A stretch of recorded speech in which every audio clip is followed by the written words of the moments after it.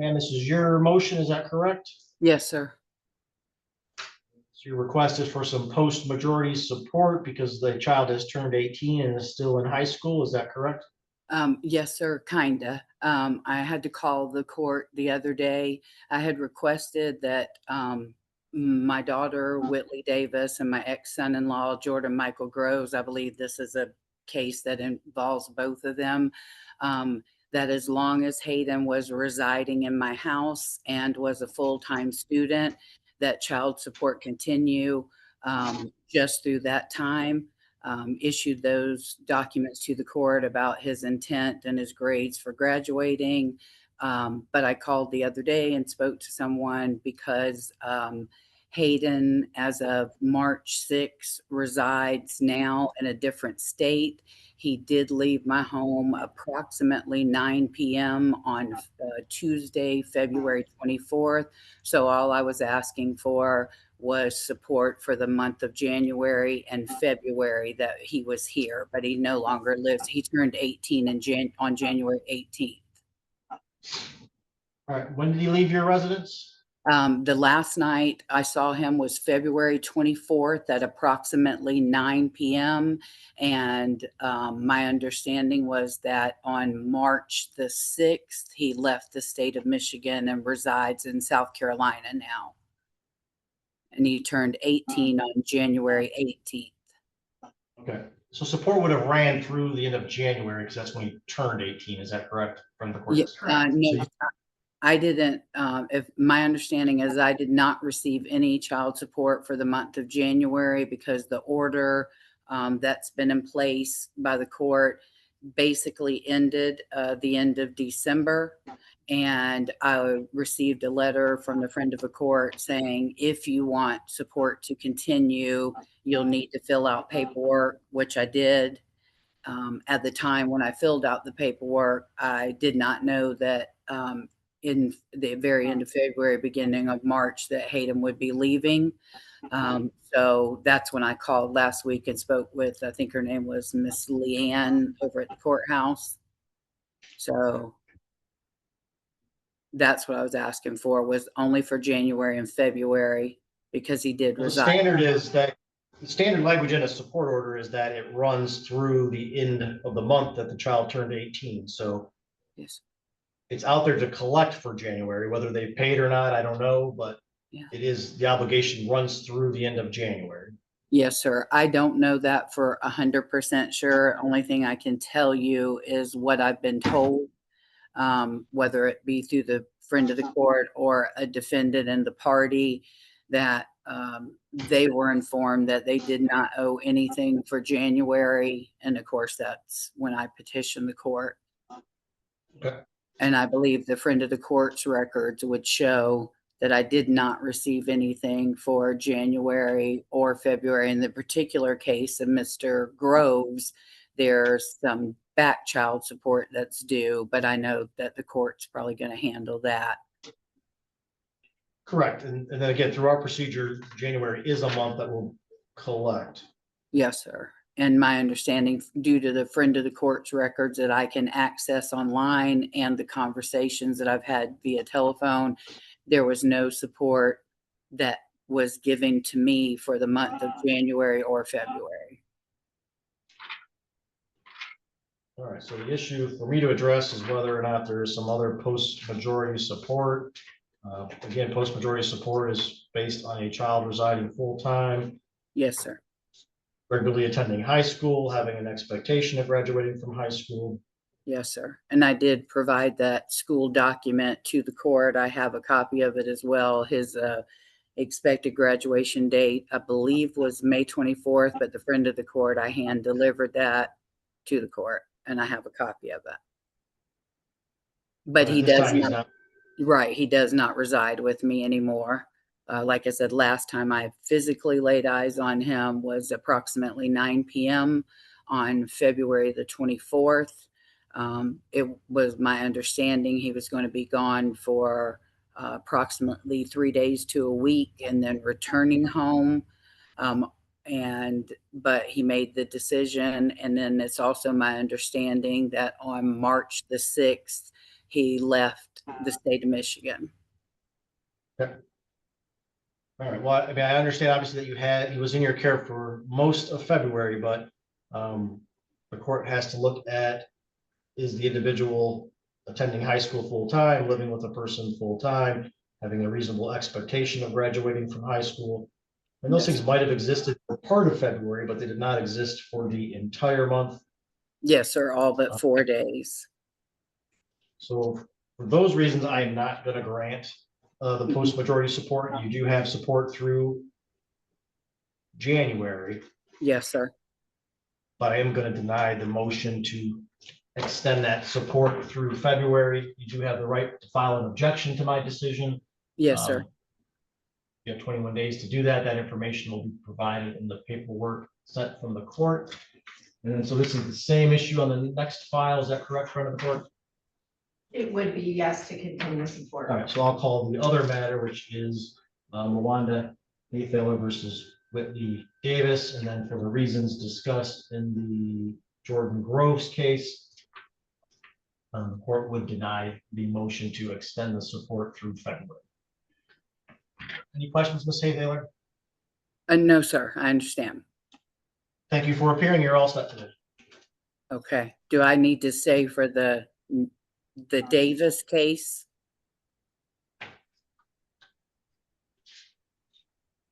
Nope, we're all set. I put that one on the record May- too. It's the same decision, okay? Am I allowed to ask a question in regards to my Oh. case, sir?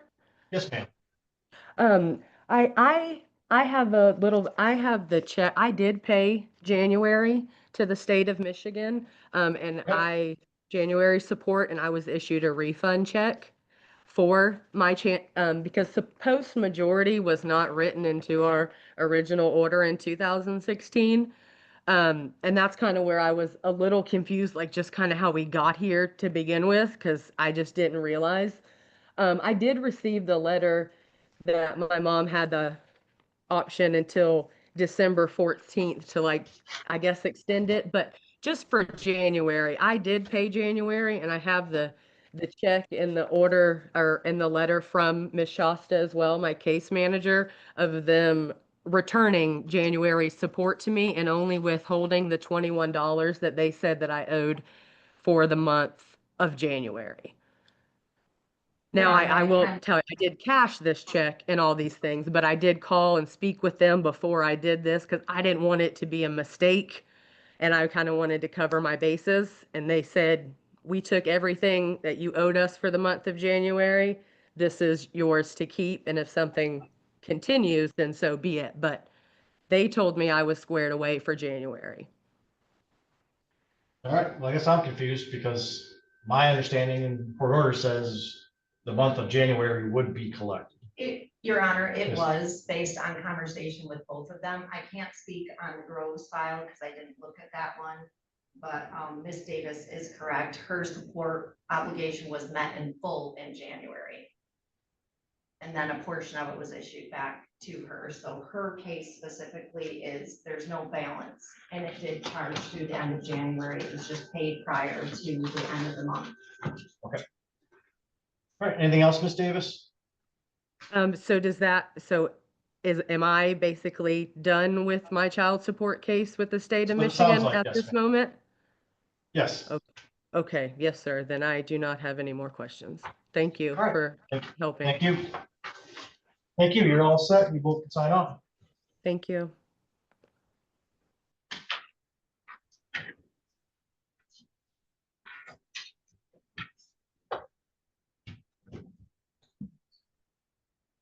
Ashley Bagby versus David Losavitsky, file number 14-15600 DP. Do we have parties on that matter present? I'm present for Mr. Leshevsky, Your Honor. Thank you. I'm present, Your Honor. Ashley You are Bagby. Ms. Bagby? Thank you. Yeah. My understanding is this is a friend of the court petition regarding an old overpayment. Is that correct? That's correct. Anything you want to put on the record regarding the overpayment? Looks like there was a change in support at one point. It had a retroactive date.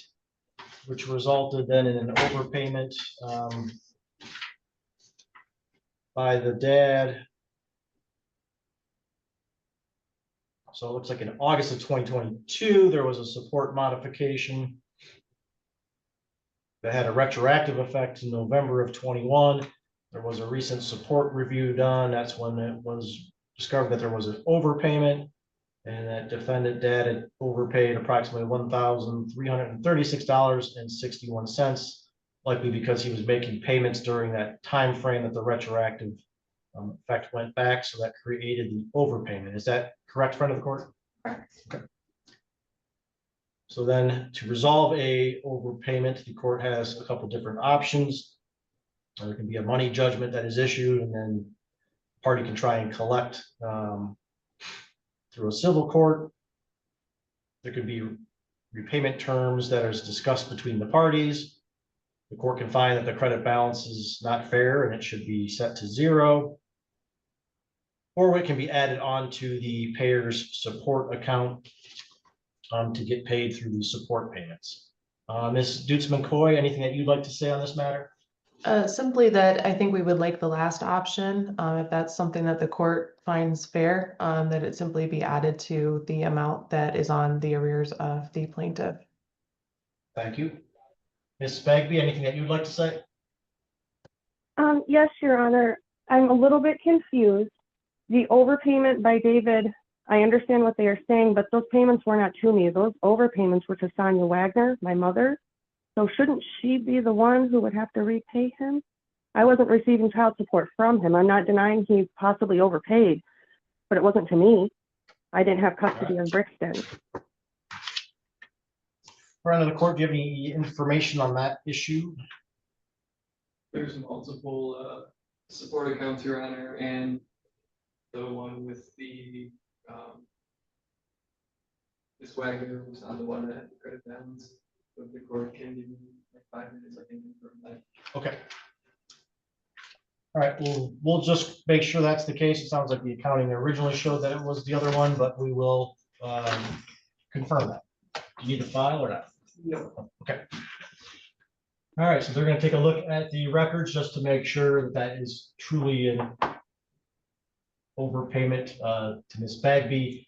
If that's the case, then I would likely add that. But we'll take a short break on this matter to allow for that to be checked on through the accounting.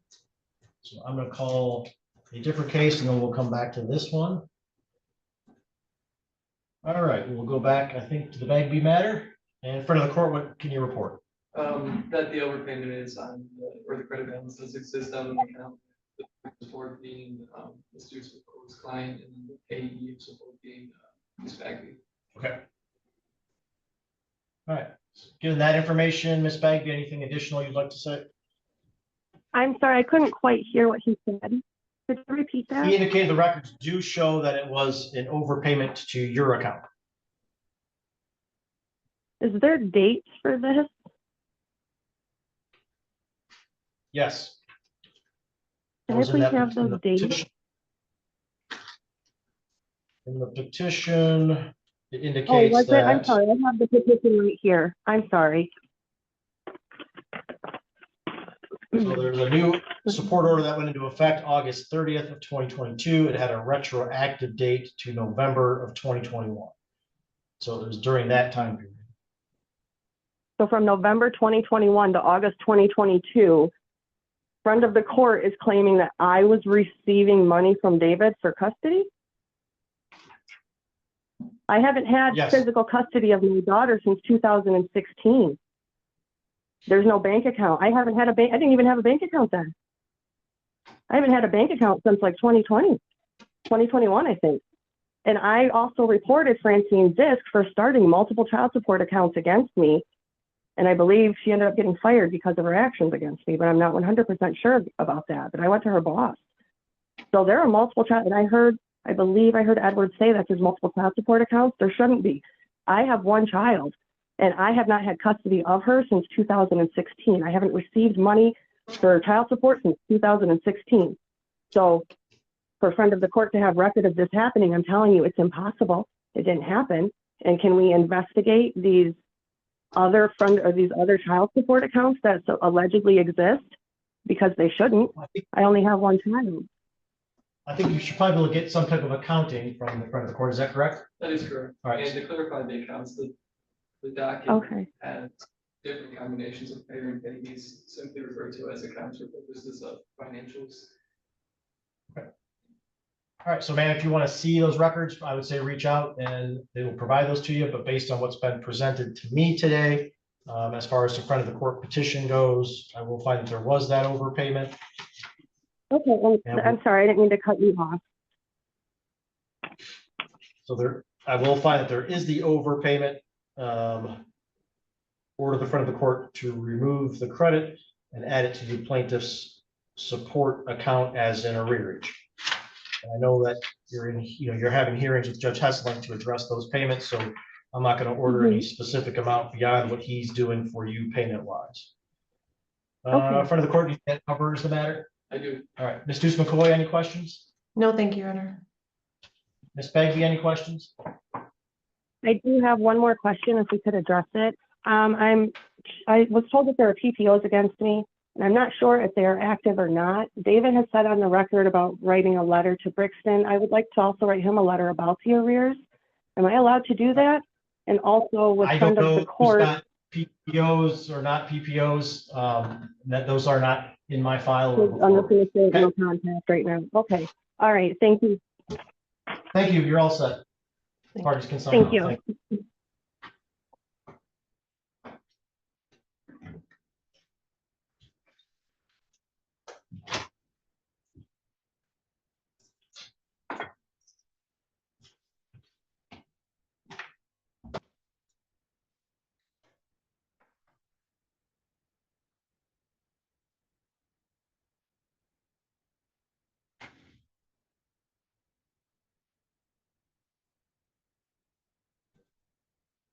Next call is the matter of Kayla Haddix versus Christopher Vandercook, file number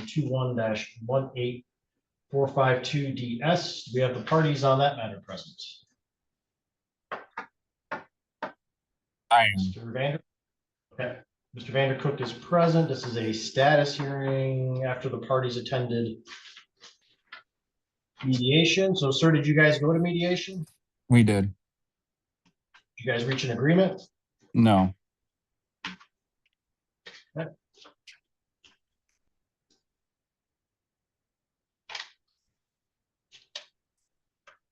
what do you believe the status to be then? Are you requesting a hearing? Do the two of you have an agreement at this time?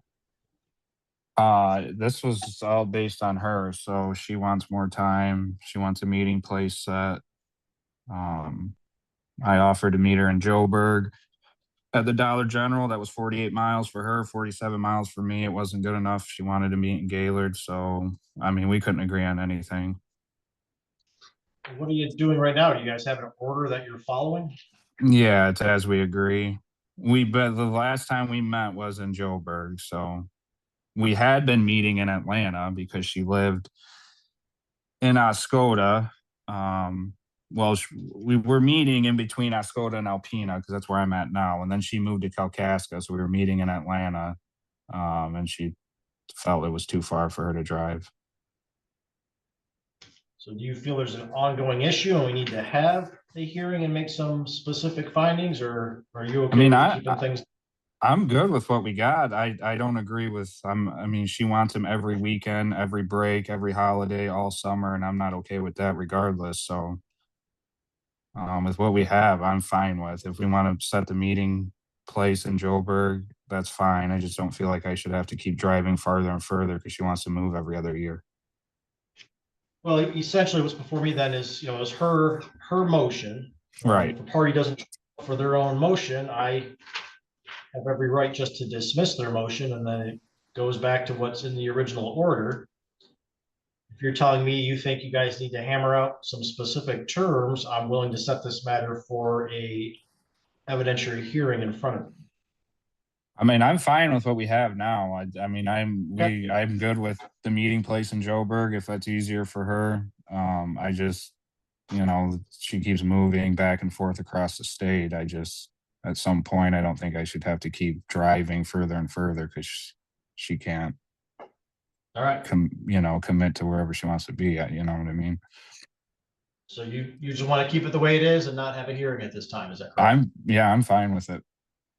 All right. All right, well, given that information, this is Ms. Haddock's filed an ex parte motion. It was denied. It was set before me. She has failed to appear for this status conference, so given her failure to appear, her motion is dismissed. All right, thank you, sir. You're all set. Thank you.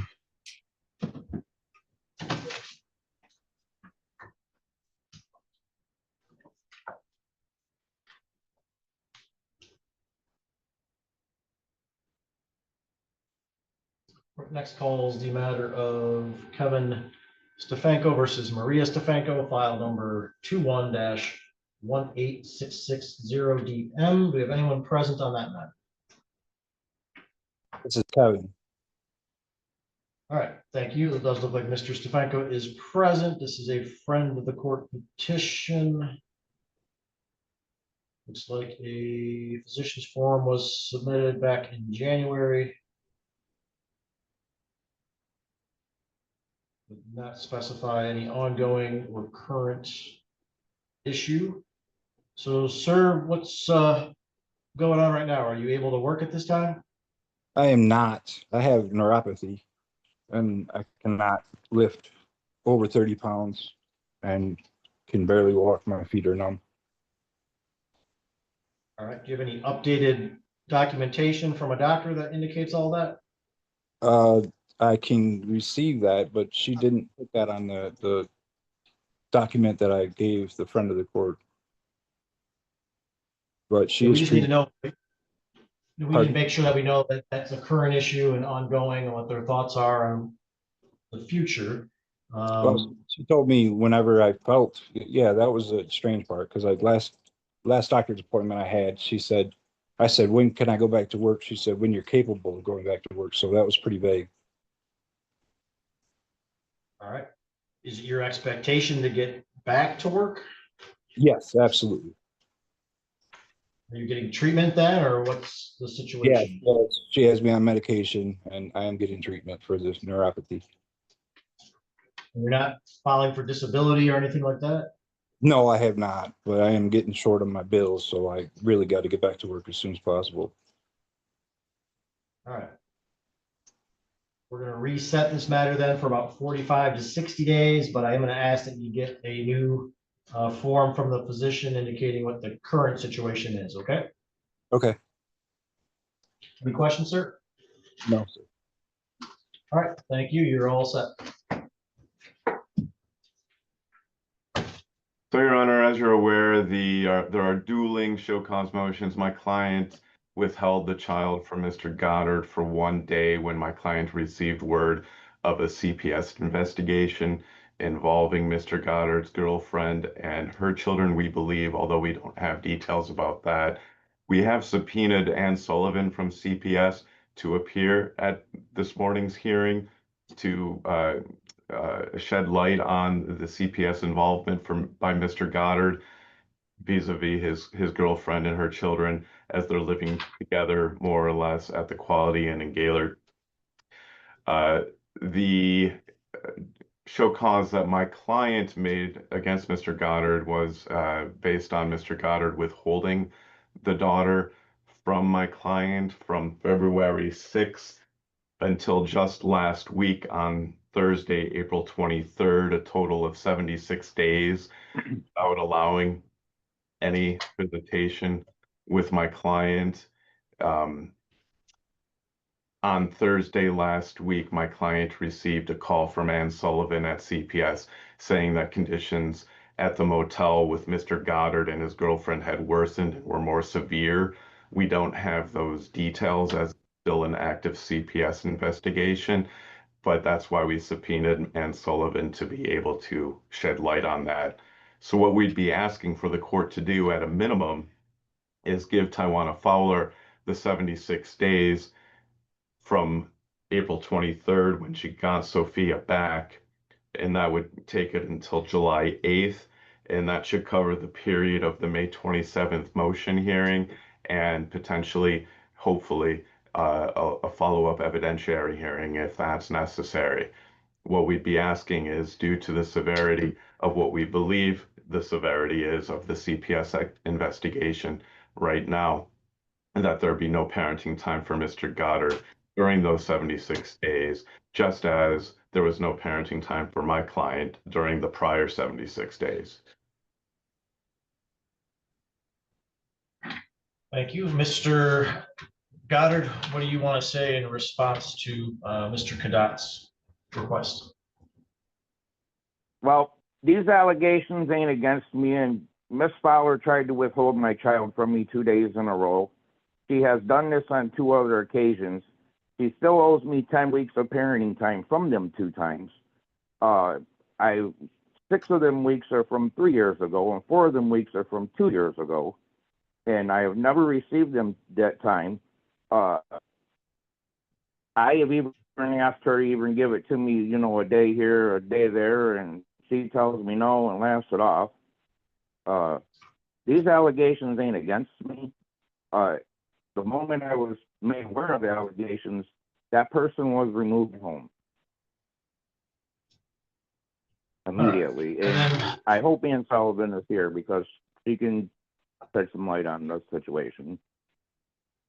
Well, today's not our evidentiary hearing day. We've got limited time, so I don't know if we'll take testimony today or simply just set this matter for a hearing, which sounds like is probably our best option. So then, Mr. Kadat, your client's got that motion to make changes to the custody and parenting time, correct? I'm sorry, Mr. Kadat, you got muted.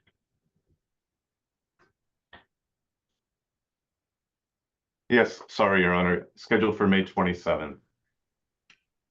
What I'm inclined to do is set everything for an evidentiary hearing, including that motion.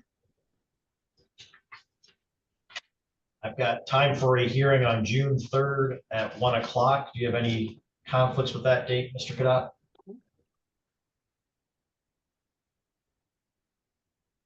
Are you talking to me? I'm asking Mr. Kadat first, but also, sir, you can check your schedule and let me know if you have any conflicts with June 3rd. I do not have a conflict. June 3rd at 1 p.m. works great. Okay. So we're going to set both show causes as well as that motion for evidentiary hearing on that date. There's no need for the parties then to appear on May 27th for that initial hearing on the motion. We'll have the evidentiary hearing on June 3rd at 1 o'clock. Parties should file witness and exhibit lists within 21 days prior to the hearing.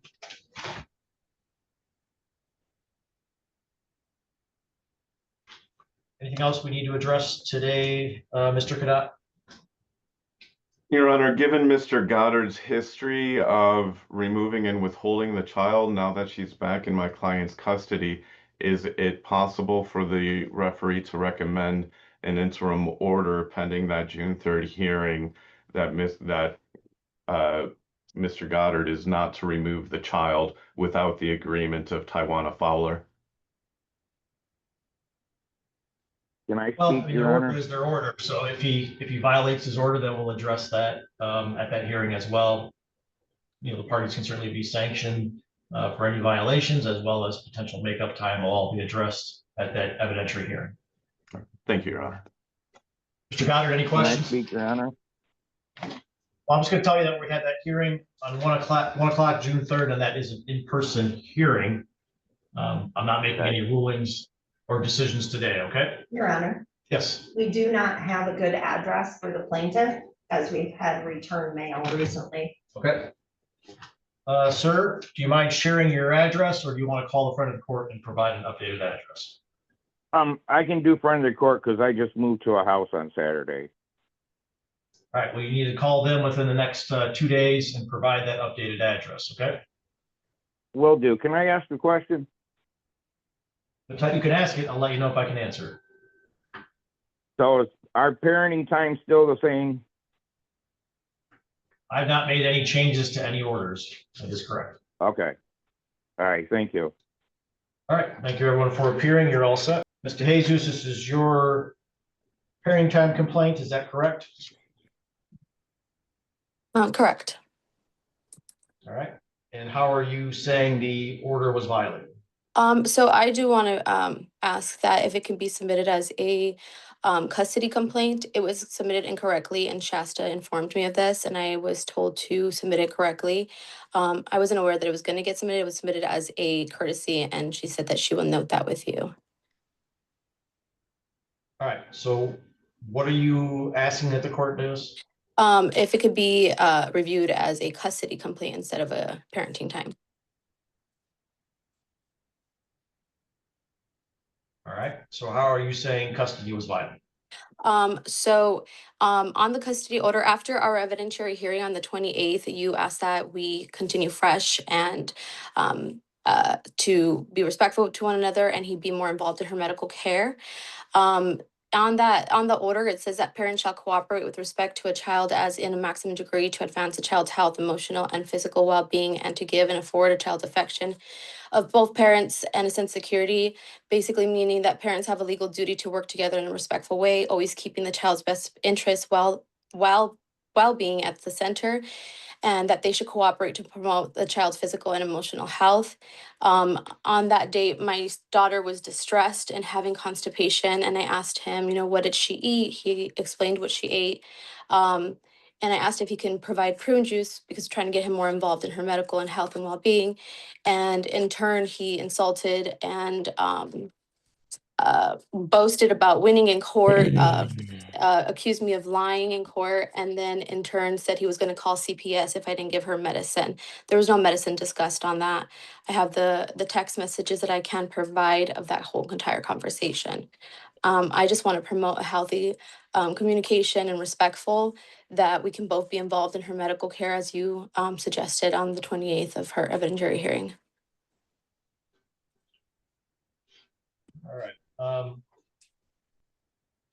Ms. Deuce McCoy, I'm not really seeing those as violations, but I'll give you a chance for anything that you would like to say. Your Honor, that was essentially the point of our response to the parenting time complaint, as it was addressed as a parenting time complaint. There aren't any provisions in the court order regarding communication or regarding the child's diet. So we felt that this was a frivolous complaint. We had actually asked for fees and costs because there's nothing here that the court can enforce. So I would agree with the court that there are no provisions here that are enforceable. All right, so I am going to dismiss the show cause. I'm not today going to order any attorney fees. But Mr. Jesus, you need to be careful moving forward in what you file. If I do find in the future that there are invalid complaints or frivolous complaints, I do have the ability to order attorney fees and would likely do so. Okay, can I ask for a stipulation that there is respectful communication between the parties? On there, it says that since there's no court order on his response, that there is not going to be any. Parties can always agree to some type of agreement and submit that to the court. But I'm not making that change today. If the parties submit a stipulation, they can. All right, anything else, Mr. Deuce McCoy? No, thank you, Your Honor. All right, thank you everyone for appearing. We are all set. Thank you. And Mr. Martin, this is your objection to a child support recommendation, is that correct? Yes, All right, and what is the basis of your objection? that the what was 7 something that was recommended is like a quarter of what I make a month, because they took in my bonus at the end of the year as part of my monthly income, so they're adding a little over $1,000 every month to what I make.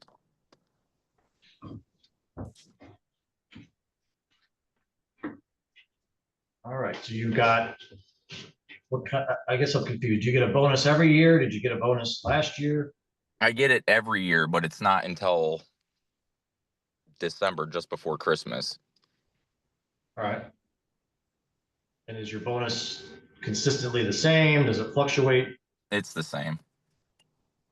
Okay.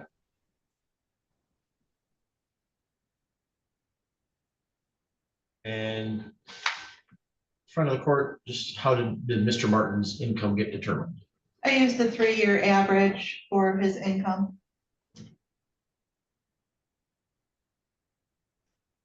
So when you look at what your gross income was calculated at, sir, is that, I understand you might not get the bonus until the end of the year, but is that typically what you make in a year, what your calculation was? Yeah, with the bonus, but it says that I make a little over 5,000 a month when I make after taxes just over 3,000 a month. All right, well, there is some, that's your gross, so then there are some deductions for taxes. So when the court calculates someone's average income, they look at what they make in a year and divide that by 12. So that may not be what your actual amount you make each month, but if you spread that over a year, it appears that is an accurate figure. Is that correct? Yes. Okay. Ms. Miller, anything you wish to say? Yes, in the childcare is not active for Coda and Harper, the 7830. I am not paying that right now as they're not in childcare. So that can get changed.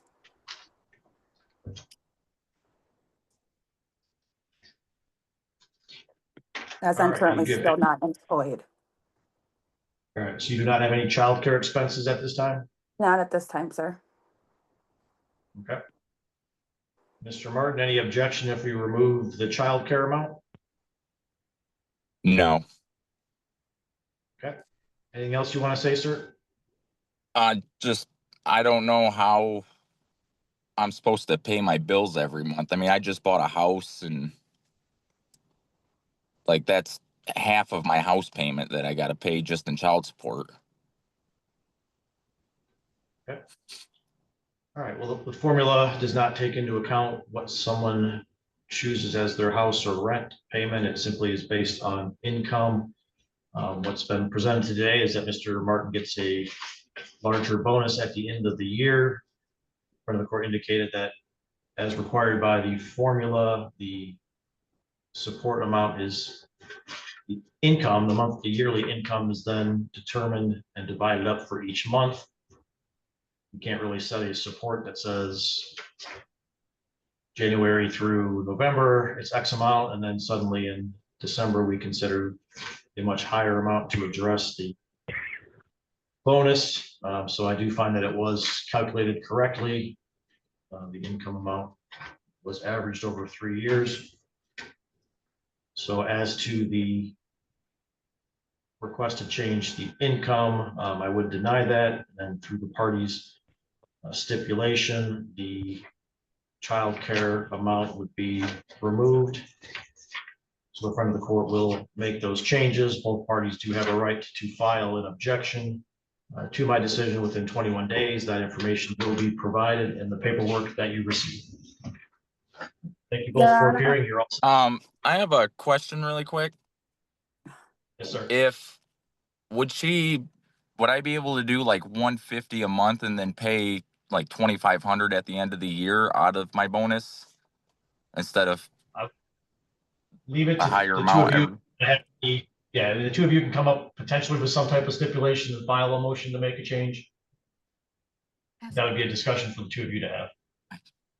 Your Honor, I do have a quick question, and I know this has to do with the child support, but I don't know if you can answer that question for me or not. Regarding the medical, I know that I'm the primary holder for the medical cost, but anything outside of what CODA is already established with, if there's other, what's the word, I'm trying to get to it, I'm trying to think, any other sources of outside of what I'm already getting for him, like regarding his therapy. James wants to start therapy outside of what I already have for him. Will I have to be obligated to cover that? Outside, So because my insurance is going to pay for more than one therapist. Support order addresses how uninsured medical expenses are dealt with. You are the receiver of support, so there is the ordinary medical. If the ordinary medical amount is exceeded, then a party has a right then to seek reimbursement for those additional medical expenses. Okay. And then there is a percentage on how those get paid for anything above and beyond that ordinary medical amount. If you have Okay. further questions, your case, I'll explain that to you also, okay? I appreciate that. Sorry, Thank go you. that way. No. All right, thank you both for appearing. Thorold versus David Thorold, file number 13-15149 DM. Do we have the parties on that matter present?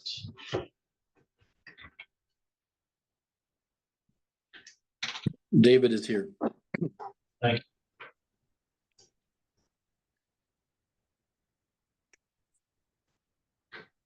All right, I see the other party present, but you are muted, ma'am. If you could please unmute.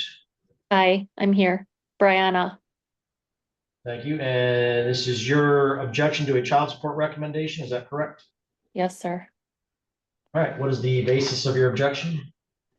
Georgiana has not gone to her dad's for the allotted nights. I think it's 100 and I don't have it right here in front of me, but she has not gone there regularly anymore for a little over a year now. She just kind of goes whenever it works out for them, which is a night here and a night there. So I have her almost all the time. Just asking for a little more help, that's all. All right, so you're asking for the overnights to be adjusted based on what is actually happening? Yes, please. All right, sir, what is your response to that? Is this, the way I looked at this, this was a financial, not a parenting time objection. Well, the objection is to the child support recommendation. Part of that recommendation includes, it states that you have 148 overnights with the child. If that number is not correct, then the court would adjust that number.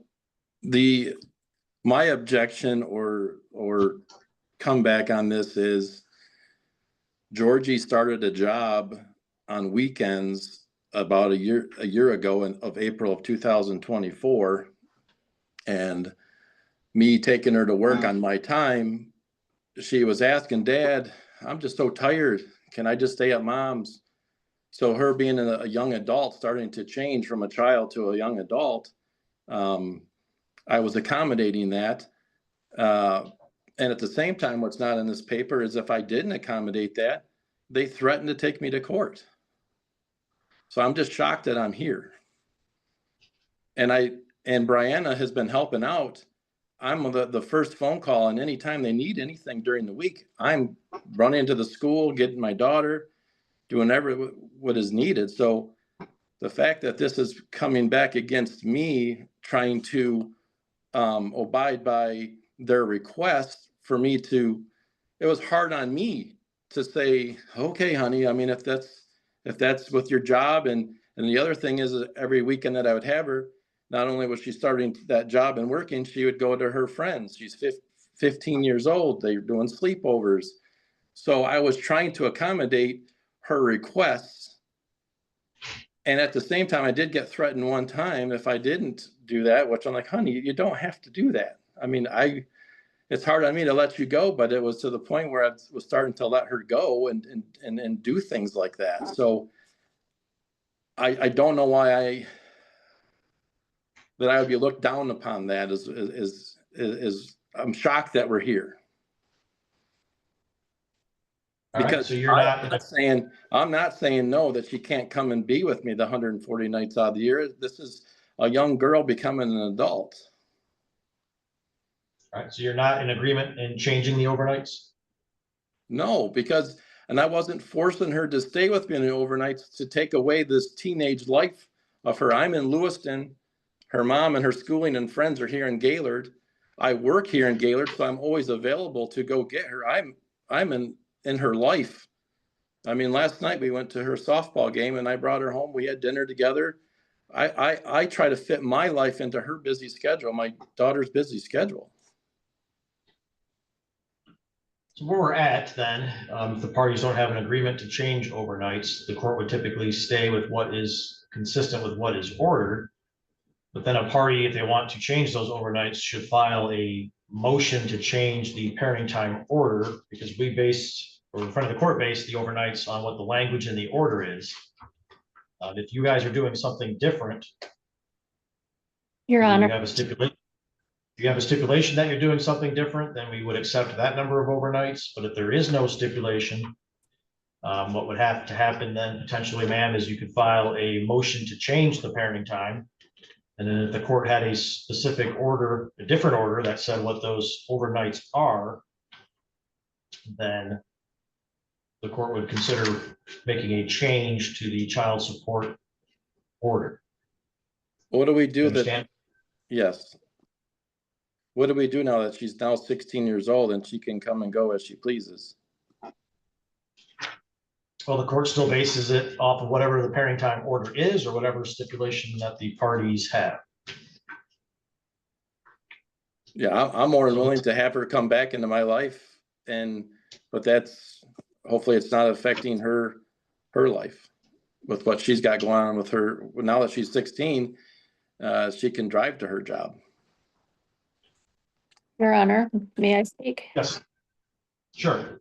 Thank you so much. So the truth is, I would like for maybe you to speak with Georgiana. She's of age. The truth is that Georgiana had a discussion with her father over a year ago that she did not want to come there anymore. And it has everything to do with her father's significant. What I'll say is then the correct way to take it then is if you want to change the parenting time order and then ultimately the overnights, you could file a motion to change parenting time and or custody. As part of those motions, I do interview a child to get their preference on how they spend time between the two homes. Doesn't automatically mean what a child tells me is what happens, but it's certainly a very important factor. It's one of the best interest factors for the court to consider. With what's before me as far as a support matter, given that the overnights are consistent with what the order is, and Mr. Derailed is not in agreement to change the overnights, that would have to be the procedure taken, ma'am, if you wanted different custody and parenting time terms, and if you wanted a change in the number of overnights. Does that make sense, ma'am? Yes, I'm just looking for a little more financial help. This is the first time in, 13 years that I've asked for more financial help. All right. So maybe the two of you can work it out on your own. I don't know, but as far as your objection, I will deny the objection because it is consistent with the order, and Mr. Derailed does not stipulate to change the overnights. So the step would be, if you want to file a motion to change parenting time, and then if there's a change in the court ordered overnights, the court would then at that time issue a new support order. All right, thank you both for appearing. You are all set for today. Okay, thank you, bye. Thank you. All right, and Ms. Dutz-McCoy, you have a objection to a child support recommendation, is that correct? That is correct, Your Honor. And what would you like to say regarding the objection? Well, related to the objection, Your Honor, our primary objections were to both parties' income. We feel that the plaintiff's income was not all included. She had indicated that she does have some social media earnings, that she's had some book sales. I don't know how much those amount to, but she's got additional earnings than I think what were disclosed via her employer. So we would like to see those added in. We also had objected to my client's income because he works for a union, but the union assigns him jobs and he goes to various different subcontractors. So from job to job that he does for that same union, he will have variable income. And it's our understanding that the front of the court used his income from his most recent subcontractor and then sort of extrapolated that to be an annual income, when that's not accurate because he has different jobs throughout the year. So because he has that variable income, we were asking that under the child support formula, the court take an average of his income over 3 years. And I think he would be willing to, if he hasn't already, provide those tax returns, so the court would have that financial information. So we were asking for a recalculation based on that because we were really surprised at the amount of his income when he received the recommendation. And then we were also surprised at the amount of the daycare cost that was included. We didn't receive any verification, so I don't know what that would have been for To my recollection and to my client's recollection, at our hearing that we had back in October, Ms. Turner testified and her stepmother, who is a daycare provider, also testified that the minor child was not in daycare and that she was not, Ms. Turner was not paying for care. But that was included in the child support recommendation, which nearly doubled the child support that my client would pay from what it was before. So we do not understand where that came from, and the child is 7. She attends school on a regular basis, and the amount of money, $805 a month, is full-time daycare cost.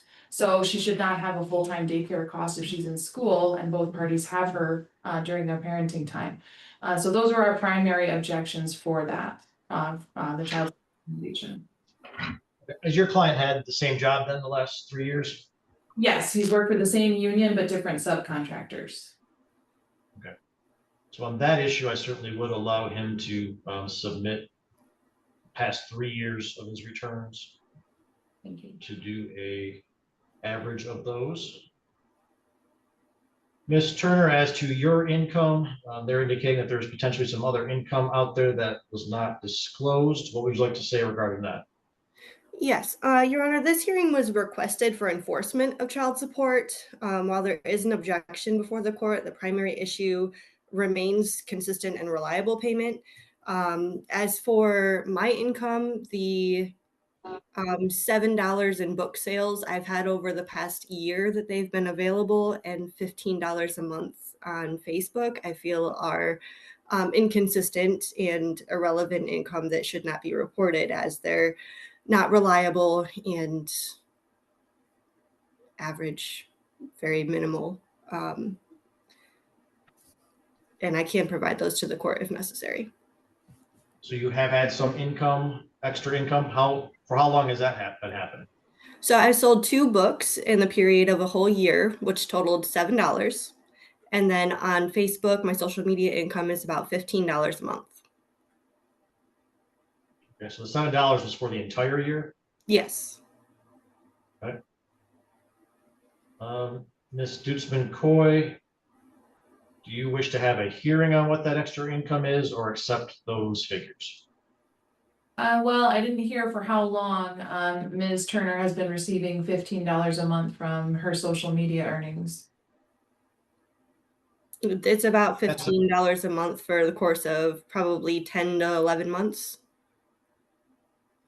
I think I would like to request proof of that, Your Honor. So on that issue, I think I would be interested in having an evidentiary hearing. Okay. And then Ms. Turner, as to childcare, what would you like to say regarding that? My daughter does attend childcare after school. She was doing before school for a little bit. And in regards to verification to Matthew, I was not required to give that to him, as it is not included in his parenting time. I do have a full-time job, and I do need childcare to maintain my job. All right. What does your monthly childcare expense look like? She has a program for the school days, so Monday through Friday, and then we have a babysitter for the weekends. So after school, she's there for probably about an hour and 45 minutes. And then during the weekends, my normal work day. All right. So you work every Saturday and Sunday? Not every Saturday and Sunday, but the ones that I do, because usually it just depends on works and trainings and stuff. It's variable. All right. Looks like I see a $566 monthly expense for childcare. Is that correct? Yes, we imputed it at $185 per week over the course of the year.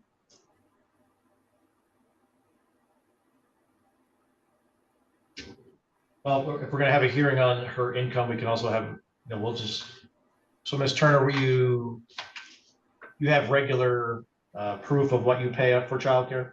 Yes. Okay. So we'll set it for a hearing on those issues. So ma'am, for that hearing, you should bring proof of your childcare expenses, as well as any extra income. Ms. Dutzman-Coy, I think a 1-hour hearing would be sufficient for these issues. Do you agree? I agree. So I've got June 3rd at 11th. Is that open for everybody? It is not for me, Your Honor. Okay, how about June 10th at 11? I will still be out of state on that date, Your Honor. June 17th at 11. June 17th at 11 would work for me. Okay.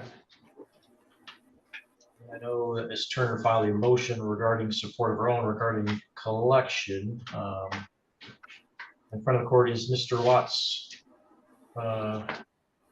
monitored regarding his support payments. He is. Last month, he met and exceeded his obligation. This month, he's about $9 short. But overall, his balance is down to $366.45.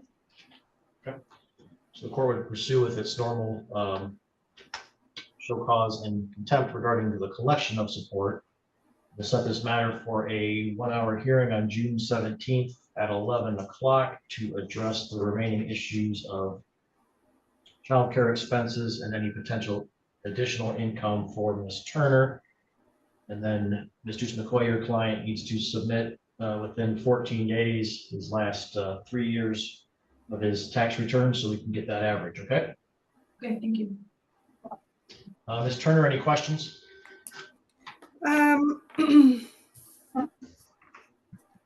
I do have one question. In regards of Matt working for the union, his income does kind of switch. So child support, when they send the verifications, it's just to the one location. But when he switches jobs, that's what's, I feel, making this a little bit more difficult because the child support office has to file every single time he switches jobs. And then this is causing inconsistent payments and then him having to get his taxes taken from his tax return. Okay, well, I mean, if he's got different people paying him at different times of the year, we have to deal with that. And front of the court certainly can do that and will do that, but he's got the right to have different people paying him. Absolutely. So I don't see an issue with that. So we'll see everybody back here June 17th at 11. Thank you. Thank you. We're here today on a ex parte motion that was filed but denied, and then the matter was set to be heard before the referee at an initial short hearing to see if we're pursuing forward with any types of motions to change custody or parenting time. Mrs. Levinsky, it was your ex parte motion that was filed. So are you looking to make changes to the custody and parenting time order? I am, yes. Mr. Slavinsky and I made an agreement on March 18th. He since then has not respected that. So that's why I'm bringing it to court to be heard. So I would like to request an evidentiary hearing, as it is a time sensitive matter, hopefully sooner rather than later. As there's been a couple of school disruptions and the children have not talked to their dad in 20 days. So I would like to kind of resolve this before it goes on for too much longer. Mr. Pasner, what would you like to say regarding this situation? Well, Judge, this, again, I find myself in a similar situation that I was before you a couple of years ago with the same issue. Ms. Slavinsky has not served me nor served my client with a copy of the underlying motion. So I don't even know that there is a proper cause or a change in circumstance that justifies a review by this court, number one. Number two, my client did request a copy from her directly. I think her response was, it's not my responsibility, it's the front of the court's responsibility to serve you. And so I'm stuck in a position where I don't know what the allegations are. I know that the ex parte order was denied. I received notice of that from the court, which was an order regarding custody and parenting time and the referral, and your notice of hearing today. What I can tell the court is that we are in the process of filing an emergency motion to go before the court because Ms. Slavinsky continues to deny, or continues to not adhere to the order of the court regarding the current custody and parenting time arrangement. All parenting time for my client has been denied. He's been denied April 6th to the 10th, April 20th to the 24th. The kids are not in school during the week that he's supposed to have parenting time with the children. And I'm assuming there's an effort to make sure that he doesn't have access to the kids. I know there's been police involvement at the school. So I just don't know from her perspective what her allegations are, having not seen them. So I would ask the court that that she effectuates service of that motion on myself, so I can file a response with this court in order to determine if there is a proper cause or a change in circumstance, and that we have an additional brief hearing before the court in order to address that petition once I've been able to file an answer to it. Your Honor, I can clarify part of that as well. if I may. Sure. So Well, let's just talk about why you think a change is appropriate. I know from your motion, it looks like you're claiming that you guys had a agreement to make a change. Is that correct? yes, we did. And I was under reason to believe that we were going to be able to operate under that, as we've been operating under changes of parenting time since November of 2025. So when we made this agreement, it was based off of changes of circumstances with Mr. Slavinsky and his marriage on February 12th. So I have had the kids actually primarily since February 12th due to outside of court ordered, like in our court agreement, outside of that parenting time schedule, which is why Mr. Slavinsky has not had his active parenting time, is because we've been operating and consistently operating under changes outside of court since November. So when this was entered, when this agreement was made officially on a recorded phone call on March 18th, we've been practicing this. And then on his disagreement began on April 5th.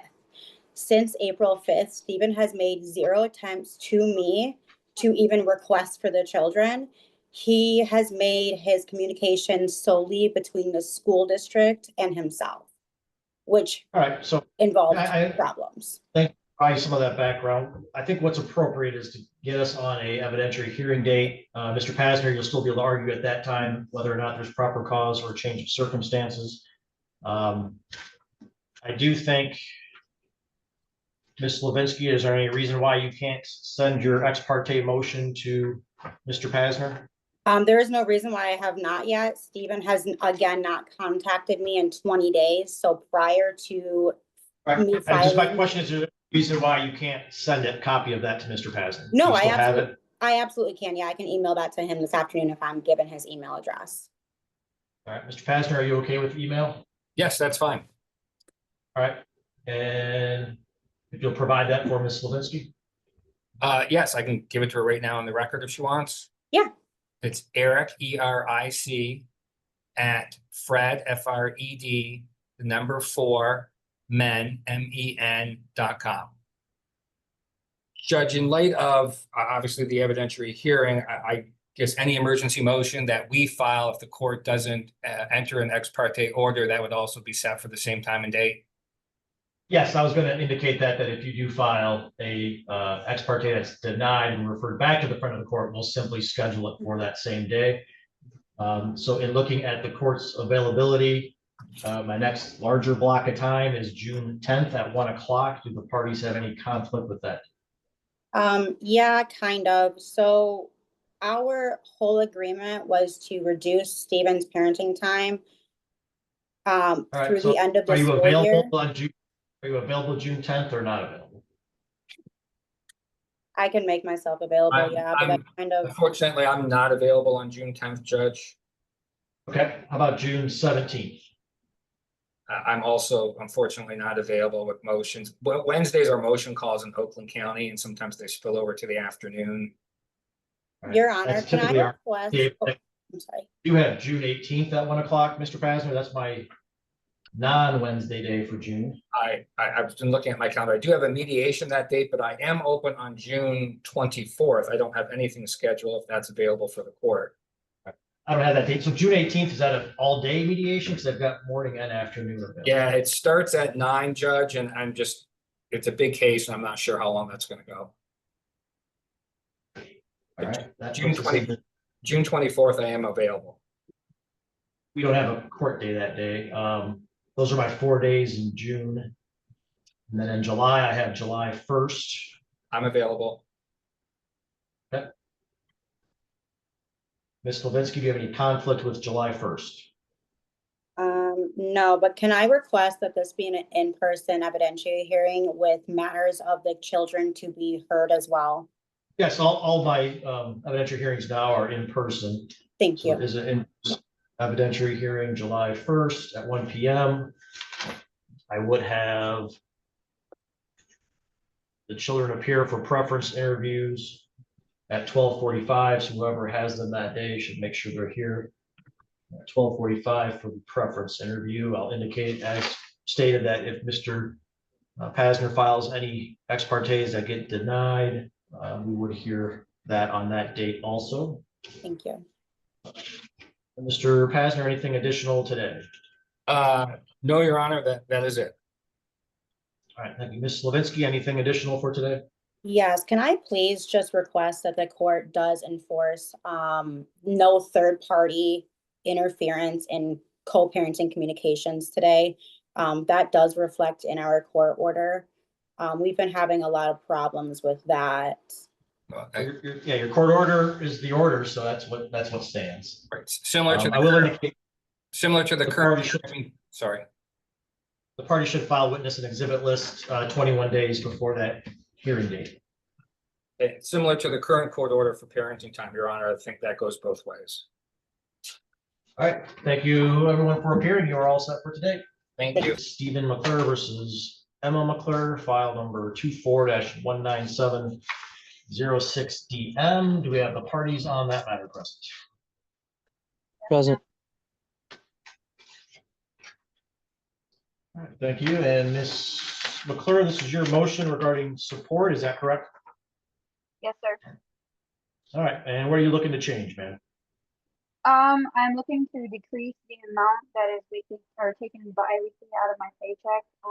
Since the support was ordered, my job has changed and I make around $1,400 less each month. As I am like currently already negative 19 in my account, and I get the kids this weekend. So I'm looking to see if All right, we have very poor reception of when you're speaking, so I don't know if you need to be closer to the microphone or not, but I understand you said you had a job change. Can you then explain what you said after that? Yes, Your Honor. In August 19th of last year, 2025, I had a job change from Porcelain Patrol to Munson Healthcare, which is the hospital in Traverse City. I make around $1,400 less each month. And even just based off of looking my last pay stubs, after deductions have been taken out, my last net pay was like $334, and then my paycheck before that, I only received $50 from it. So I'm just looking to decrease the amount to possibly $200 per paycheck, so around $400 each month. And then possibly if we could during the summer months, being that I will have them a majority of the summer, to around $200 per month, being that he'll only have them 1 to 2 weeks for those 2 months. All right, I'm looking at the last support order. Looks like it went signed by the court in October of 25. So your job has changed since that time, or your job changed before that time? My job changed on August 19th. Okay. The court, do you know if you had that job? Looks like it probably, the rec probably came out earlier than that change. I believe so, and I think it's one of those situations where maybe we didn't receive all the information we needed prior to doing the calculation. Okay. So maybe talk about kind of a significant decrease as have your hours changed, or just your? Yes, I only work about 60 hours per the 2 weeks. I work from 5 in the morning until about 12:40 in the afternoon, due to the kids' schedule being that I have 5 kids in 3 different schools, which include Wesley and Holly, Stephen and my son and daughter, which are in Boyne City. And due to that being a 2-hour total drive, or 2 hour and 20-minute total drive for me. So you work about 30 hours a week on average? Roughly, yes. I will allow you to submit new income information. There may be some level of imputation of income if it's not full-time employment, but front of the court will review all that and make that decision. We don't alternate the amount throughout the year. I mean, we calculate everything in as far as overnights and pay and those type of things, making the recommendation, and the amount just stays consistent throughout the year. but I certainly will allow you to submit submit your current income information. So you've been at this job since August of last year? Yep. All right. So if you could provide your W-2 for last year as well as then your most recent pay stubs, I will allow that. Mr. McClure, anything that you would like to say?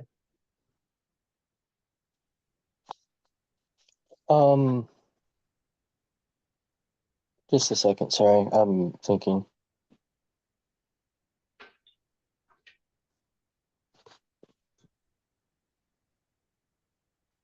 No. All right, so I will grant the motion, allow Ms. McClure to submit her updated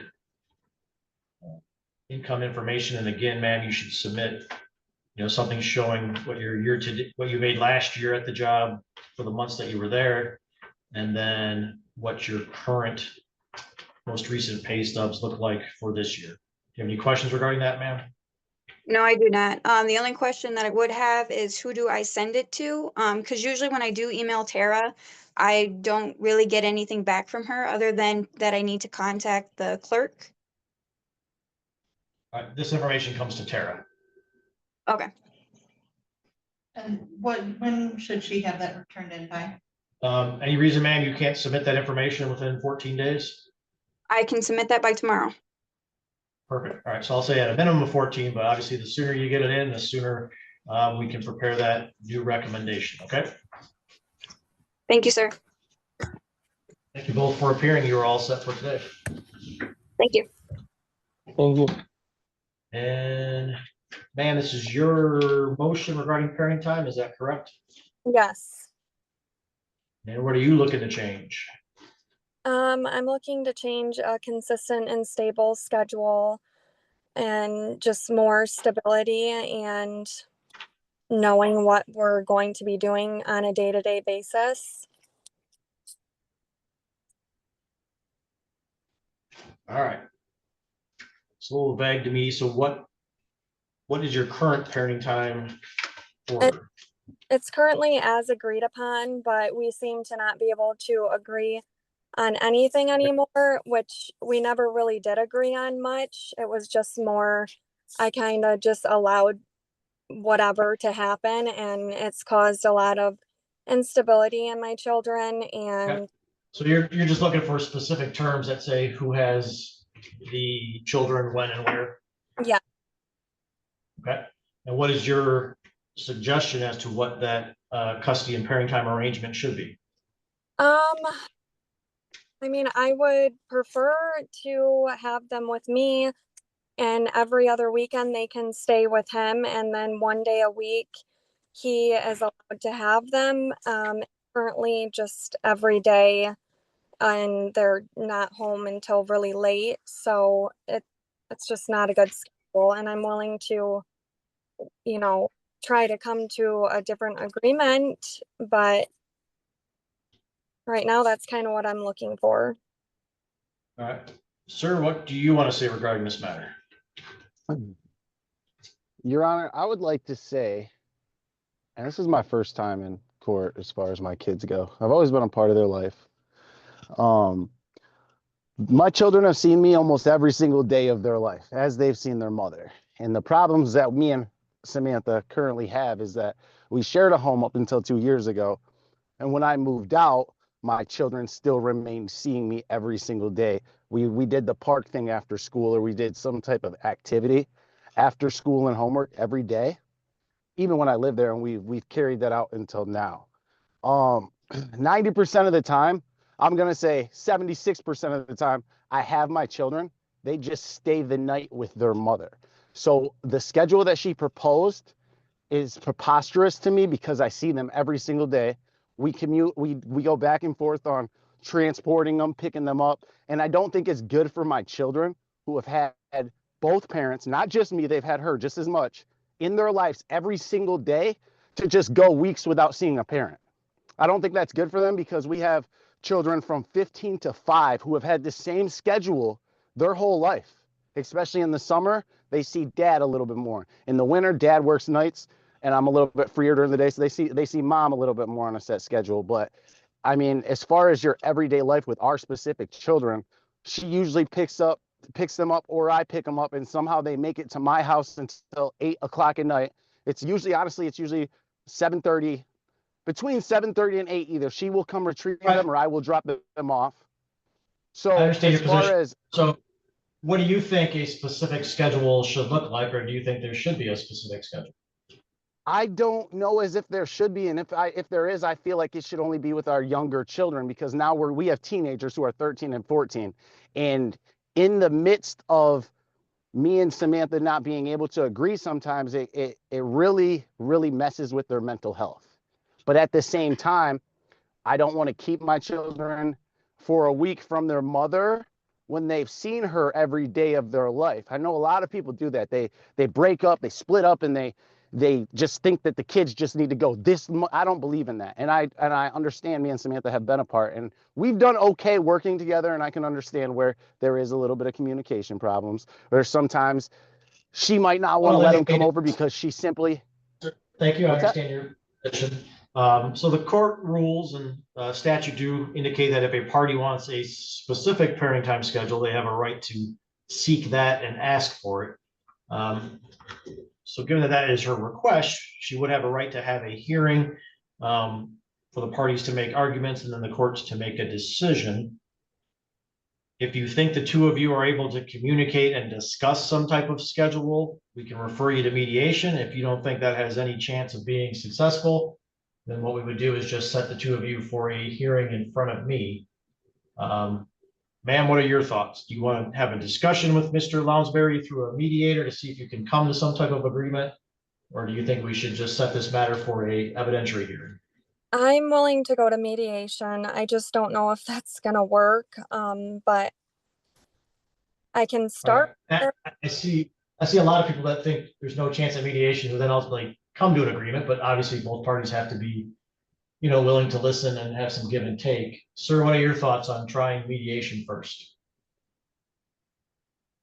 Your Honor, I can't agree to anything other than less than 50% custody of my kids. I just can't. So no matter what, this whole not seeing them all of a sudden, except for one day a week and every other weekend when I see them every single day, I'm never going to agree to that. And it's never been that. The only reason that we're even here now is because I have addressed to her that I pay $1,200 a month in child support, but actually have my kids more than her. That's the only reason we're here. That's the only reason that schedule was proposed. So I cannot.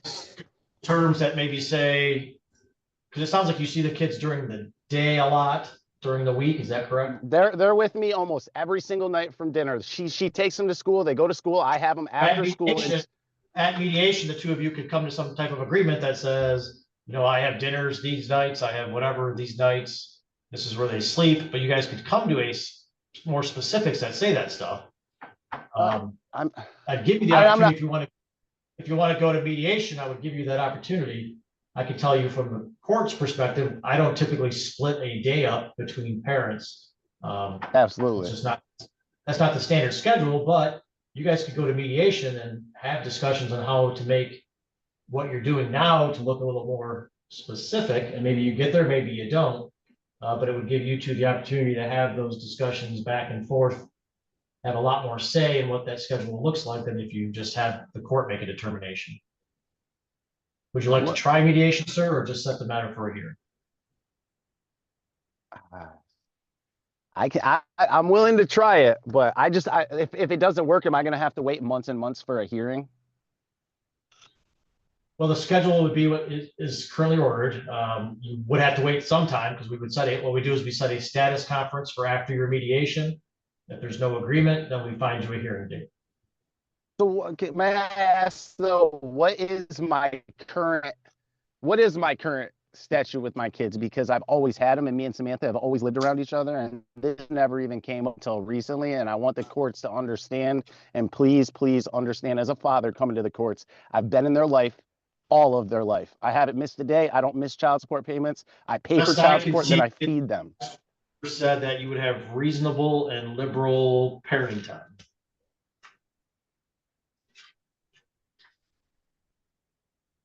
So I didn't see a specific schedule unless that's changed. Let me flip through. Maybe it didn't get marked. Your Honor, I do want to say He's thinking that I'm trying to take my kids from him, but that's not what I'm trying to do. I'm trying to create stability in their life because there's been a lot of inconsistencies and a lot of times I don't get a say so. And I think mediation is a good spot for the two of you, because then you can have that back and forth discussion, but I'm not gonna force anyone into mediation, so. She's agreed to mediation, sir, so I'm gonna leave it to you. Do you want to try mediation or not try mediation? I'm willing to give it a shot, but Okay. I'm not willing, Your Honor, at ever, All right, at any turn to go away from without my kids. So I will the court will do a referral to mediation for the two of you. If that mediation is not successful, then we will pursue a hearing if there is no agreement. But that mediation, like I said, will give you both a chance for really great input into what type of schedule might work for the two of you, given the history of what you have done. So we will do that referral and then set a status conference sometime after that mediation date to see if there's an agreement or if we need to move on to a hearing. All right, thank you both for appearing. You are all set today in front of me. Status of this matter is the defendant did submit medical needs verification, which identified the defendant did not have the ability to pay their support obligation. The defendant's support obligation has been abated to no objection being received to the notice of abatement that was mailed out on March 30th. However, enforcement to support has not been abated. The balance remaining on this specific case is $279.20. The front of the court has initiated a support review due to the information that was received. And we're just requesting some information regarding status of her Social Security application and other information. There is also a hearing set for June 10th in regards to the defense motion regarding parenting time. Thank you. Ms. Jacobs, what would you like to say? Yes, I did file for disability on April 28th. So I am in the process of getting disability. I'm not sure. Obviously, that process takes some time. As of right now, I'm not providing any of my own support. I'm relying on my spouse for all of my support. I was advised by both my primary care physician and my psychiatrist that I can't work at this time. Back in December, I was working full time. I had a psychiatric breakdown. I was hospitalized and I was informed at that time that I was no longer able to work. Okay. I think what I would do then is, given that information, is we could dismiss the show cause, adjourn the matter out basically for a status conference to just continue to monitor the disability case to address whether or not support should begin again or be recalculated. Are you an attorney for your disability case, ma'am, or are you handling that on your own? I'm handling that on my own as of right now. I have not hired an attorney yet. My psychiatrist told me that she can handle it at this point, but if I need to hire an attorney at some point, I will. Okay. I think what I'll do is set it out a few months, just because then we can get the update on where we're at with the disability application. So maybe August 5th. Does that sound appropriate, front of the court? Yes, we would just ask maybe that she can submit the application showing that she has applied. All right, ma'am. So can you submit some of that documentation, the proof that you filed that application to the front of the court? Sure. Okay. So I'd ask that you do that, and then as the process runs along, if you get approved or if you have any denials, make sure you let the front of the court know that as well. Okay. Okay. And then we'll come back on August 5th to get the update. Okay. Okay. Thank you. All right. You're all set for today. Thank you. Thanks. Have a good day.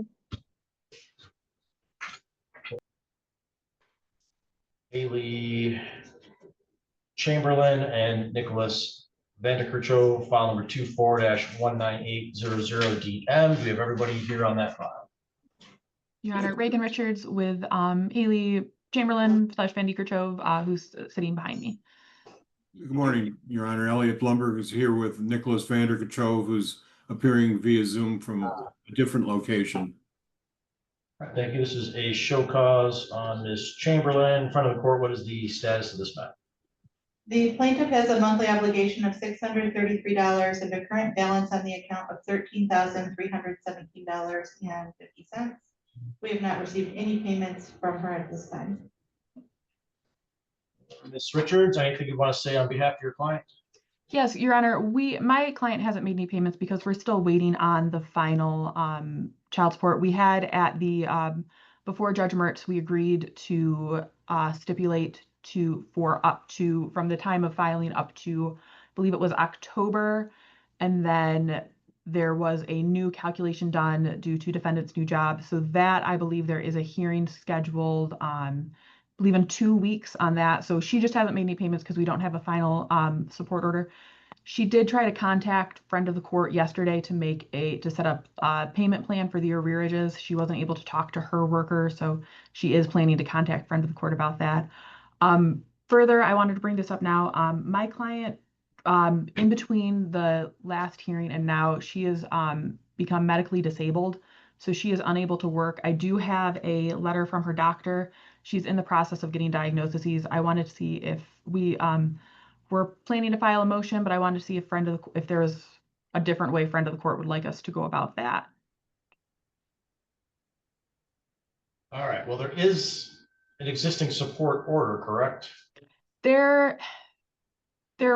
We stipulated to an order from, I believe it was August of 2024 to October of 2025, and then stipulated that friend of the child support would be recalculated.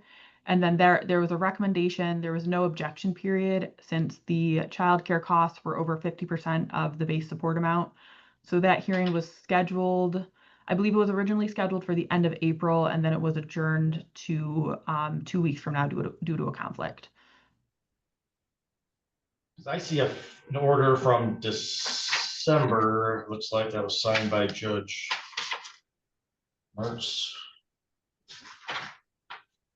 Yeah, December 16th of 25, a support order signed by Judge Mertz indicating it was going back to September of 24.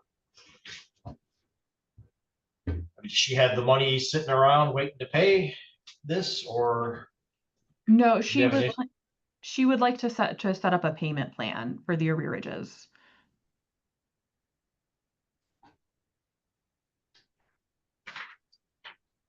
And then we have a hearing coming up to address childcare expenses, because there was a new rec done, it looks like.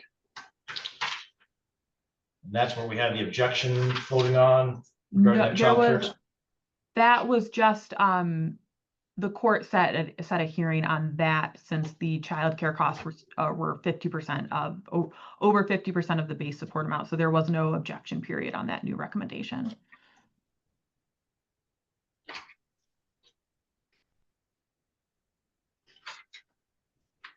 I guess I'm concerned that we've never had any payments, and now we've got a $13,000 balance. Mr. Blumberg, anything that you want to say? Judge, this has been an ongoing problem with Ms. Chamberlain. She has made no effort to help support these children. There is a court order, and again, she hasn't paid anything. So I appreciate the fact that she may be having some health issues. This is certainly new to us.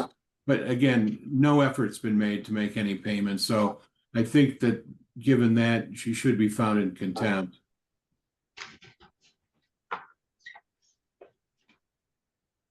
Ms. Richards, you mentioned a payment plan. What is your client able to get in as payments here moving forward?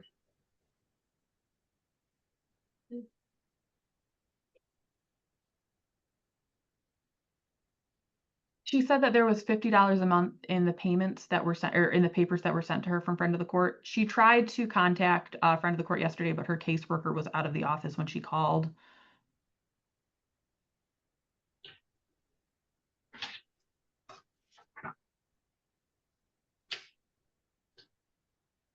$50 a month is going to take a long time to make up 13 grand. Right now, we've got an order that's charging. So if she feels that support should be abated, she's due to some sort of health issue, she's going to have to file a motion to address that. I know we have a hearing on April 29th, or no, May 27th. which may change some of the obligation.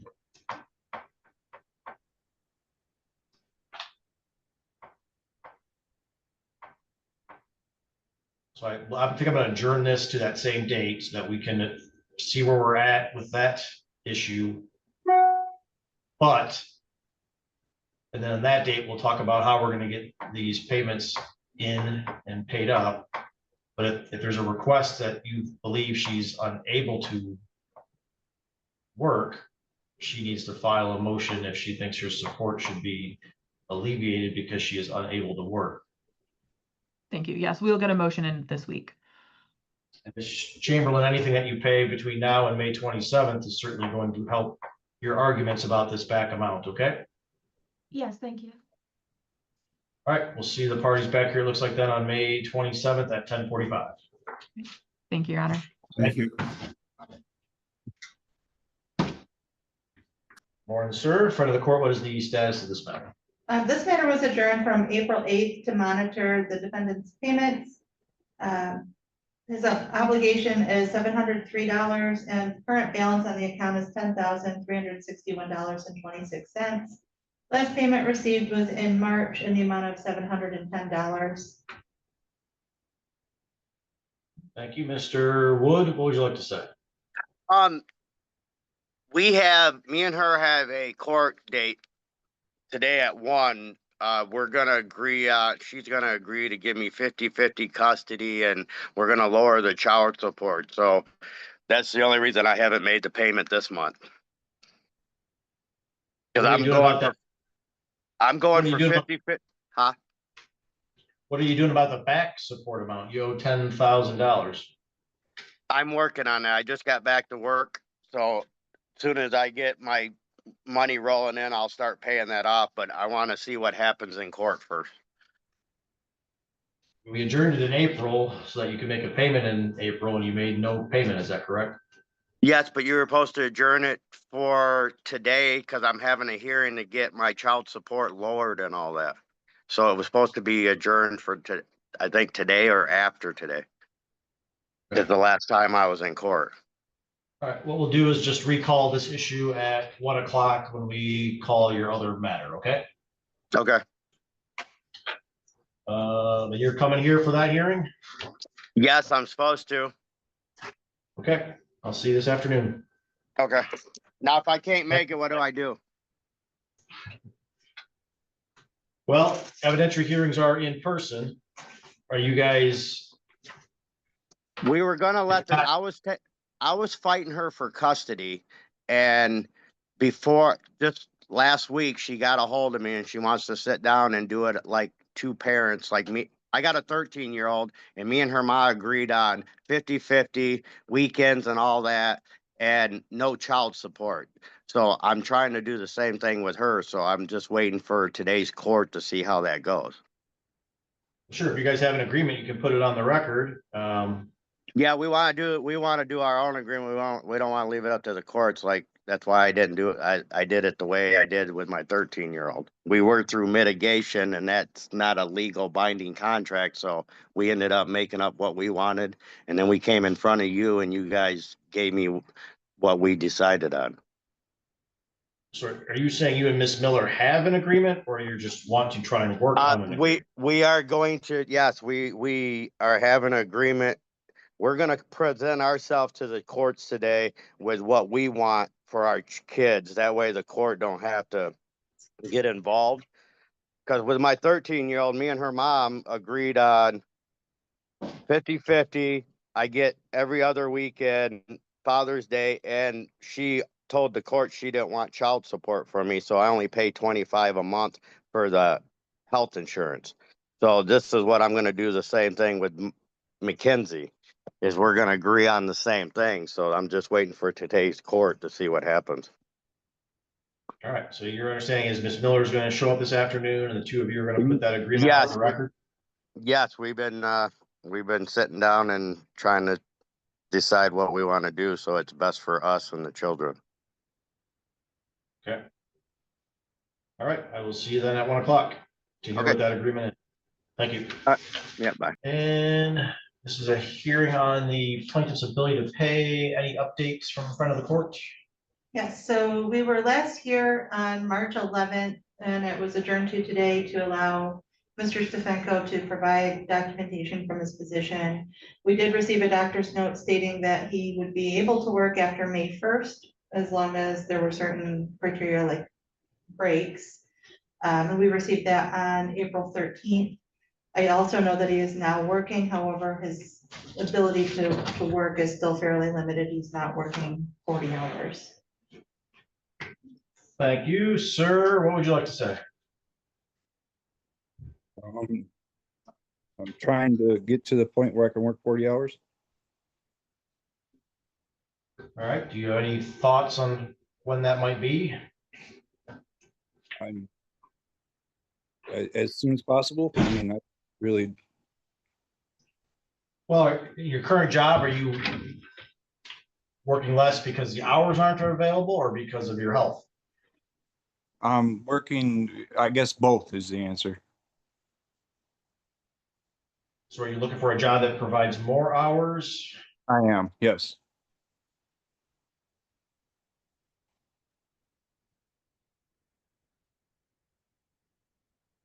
Are you there? Yeah, I'm just looking at some of your files, paperwork. So how many hours are you currently working? 25 to 30. Okay.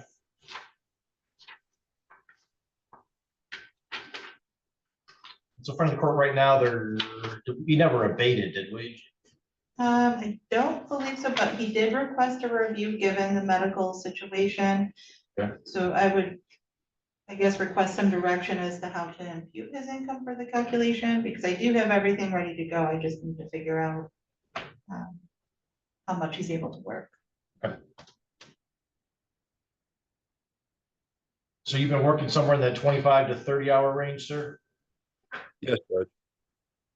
Okay. Is it anticipated here that you're going to go up to what, 35 or 40? Yes, I have an interview tomorrow. Okay. Ms. Hall, anything that you wish to say? No. Okay. So your interview tomorrow is to get a job that's got more hours for you? Correct. Okay. Is the pay similar to what you're getting paid now, or is it different? I'm not sure until after the interview. Okay. How many months did you not work? 2 years. 2 years. Yeah. Okay.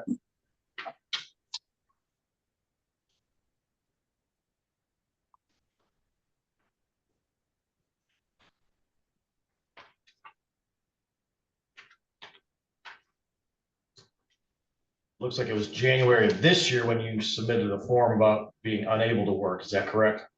Yes, I ran out of savings to pay child support. Okay.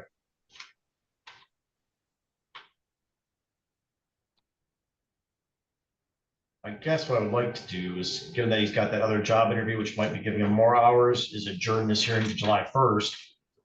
But if he gets that job and it is more hours, then you can just run a calculation based on that new job, and we wouldn't have to necessarily be here July 1st. So if you get your employment established, we'll run a new calculation based on that job. And then you wouldn't have to be here July 1st, but if not, we'll come back July 1st and see what's going on, okay? Sounds good. Thank you. All right, thank you both for appearing. You are free to go. Thank you. Next call is the matter of Caitlin Rudd versus Zachary Nealon, file number 17-16887 DP. Do we have anyone present on that file? Yes, Your Honor. Thank you. Mr. Nealon is present. This is another hearing to determine ability to pay. Friend of the court, any updates?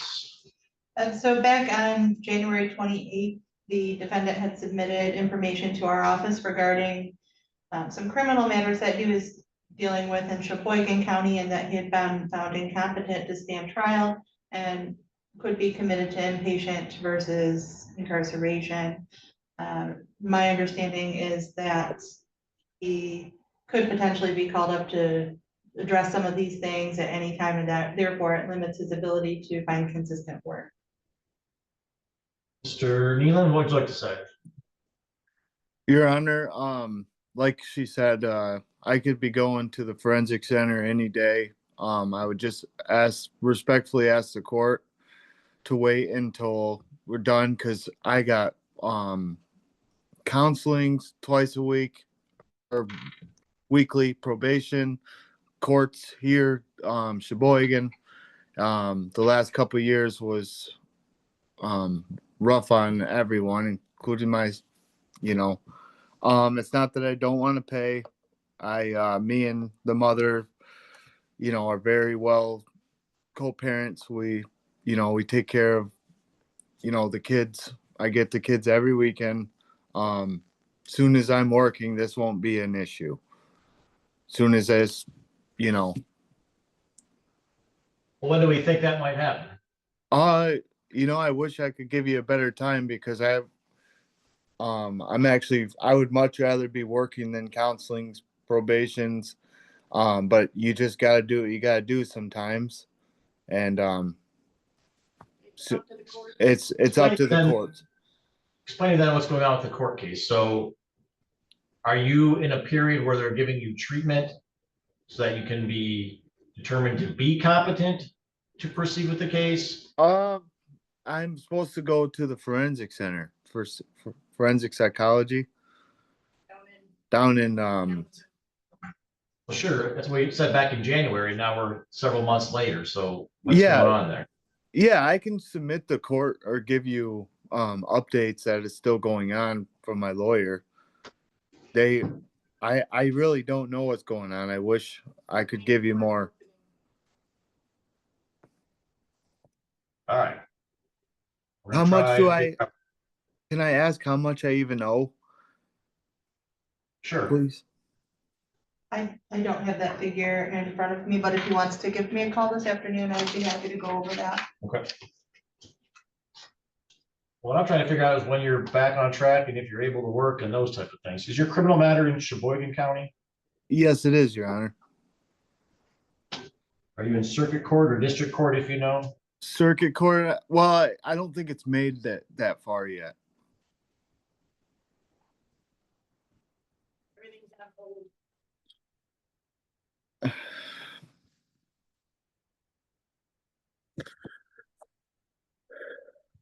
You're saying that they determined that you were not competent to stand trial, Yes. and they're trying to. You haven't been, so you've been to the forensic center or tested by somebody already, correct? What's that, Your Honor? You've already been tested by somebody. There must have been some exam that was done to determine you weren't competent, correct? Yes, multiple. I've actually had a review. Was it in February or March? When was my review? April, or it was only like a month ago. I just had another review on it. And what did they say at that review? They actually don't. They say that they will hear from my lawyer. They send 3 copies of their reports. They actually don't tell you right then and there what their results are, actually. Do you have another court date coming up? When's my next court? Hang on. There was one of the last one, they said you weren't competent right there. When's my next court in Sheboygan? I'm looking.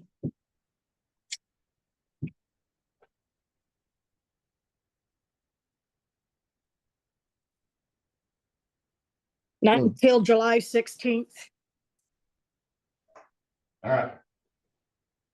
Well, given that it's the next court date, we're going to adjourn to August 5th on this case.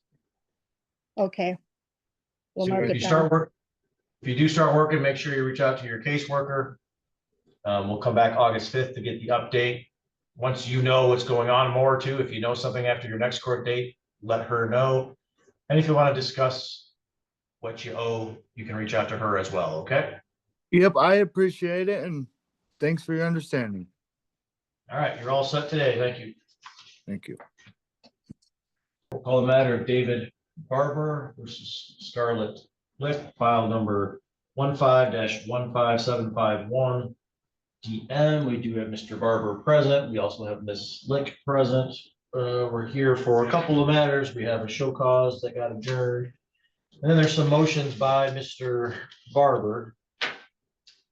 So Mr. Barber, I'll start with your motions first.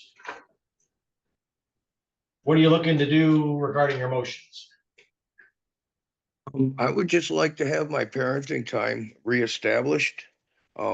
It was somehow it was taken away from me by the court system and not at my discretion. And I would love to be able to talk to my son, and I would love to be able to just have the original parenting time reestablished so I can have my 50-50 custody with our son. All right, there is a current order that looks like it went into effect in August of this year. Make preparing time as the parties agree. That happened after there was a hearing in August. Looks like you did not attend that hearing. I wasn't able to, Your Honor. All right. Well, and that's why you're in the spot you're in. So that's what the order is. It does not have, it says parenting time is as the parties agree. You have a right to seek a specific parenting time schedule. So you do have the right to have that done. So that's what your request is, sir? Yes. You're requesting a parenting time schedule, correct, sir? Excuse me? You're requesting a specific parenting time schedule, correct? Yes, that way I can have phone calls with my son. I'm not currently able to get phone calls with my son. Are you asking for in-person parenting time or just phone calls? Yes, All right. Are you asking for in-person parenting time or just phone calls? both. Okay. And then, did you have a motion regarding support also? Or not? Yes. So what's your request regarding child support, sir? My request for what was that? You filed a motion regarding support also. What is your request regarding that? I'm requesting to have my child support lowered to its a more manageable original status. Okay, why is that? I filed disability with Social Security, and I had to take in order, and then when also that I had to get a loan out on my car, take a loan out on my car in order to keep up with the current payments that are going on with me. And that wasn't through any fault of my own that it was raised. It was All right, what is the status of your disability case? I have sarcoidosis of the lungs. Okay. And I have breathing disorders at times. And how old are you, sir? 53. Okay. It's been ongoing, and I was diagnosed in 2012 or 2014, I believe. All right. In front of the court, has he provided any documents regarding his disability application or his doctor's information? No, his show cause portion was adjourned from last week because he didn't appear. We would have requested that he complete a medical needs verification, and if he has applied for disability, proof of that application. So we don't have enough information to potentially move forward with abatement straightly. Okay. So, sir, you're going to have to provide some proof to your caseworker that you have filed for disability. Okay. Yeah. And there's also a document called the medical needs form. Your caseworker can email that to you. Please. Or mail it to you, whatever works for you, and then you need to take that to your doctor for completion. Do you understand? Yes, sir, Your Honor. All right. Should we just mail that to you, sir? And send it today's order. All right, we'll send it out with the paperwork from today. Ms. Lick, anything you want to say regarding his request for some type of specific parenting time? Are you in agreement or disagreement? I'm in a disagreement with it. All right, what's your request as to his parenting time? Possibly phone calls, but as I've stated before, our son does not feel comfortable going with him at this point in time. All right, so what I'll do is set the matter for a hearing. Pending the hearing, are you in agreement to any type of phone calls? He can call at certain times, that would be fine. All right, what are the best times to call? In the evenings would be fine, any days. All right, are you gonna make your son available for that phone call? Yes, sir. Okay.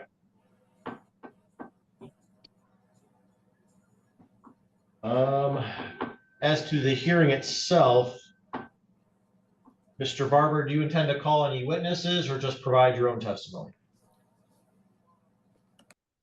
I've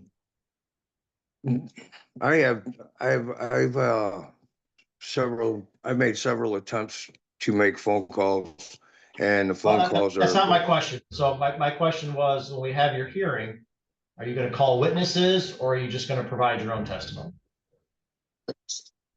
Yeah, I can provide witnesses. Well, it's not what you can or can't do. I'm asking what you're going to do because it depends on how much time I give you. So I'll either give you an hour for the hearing or I can give you 3 hours, but I don't want to give you 3 hours if you're just going to provide your own testimony. If you have witnesses that are relevant, you're free to bring in relevant witnesses. You're not required to. So I don't know if you have people that can come in and say, hey, this is why he should have this parenting time. If you don't, that's fine. If you do, that's fine. But I want to know if you've got people that can actually come in and be witnesses if I'm going to give you that extra time. Yeah, I have a couple of witnesses that say that I am qualified for a parent and I would like to have my parenting time reestablished.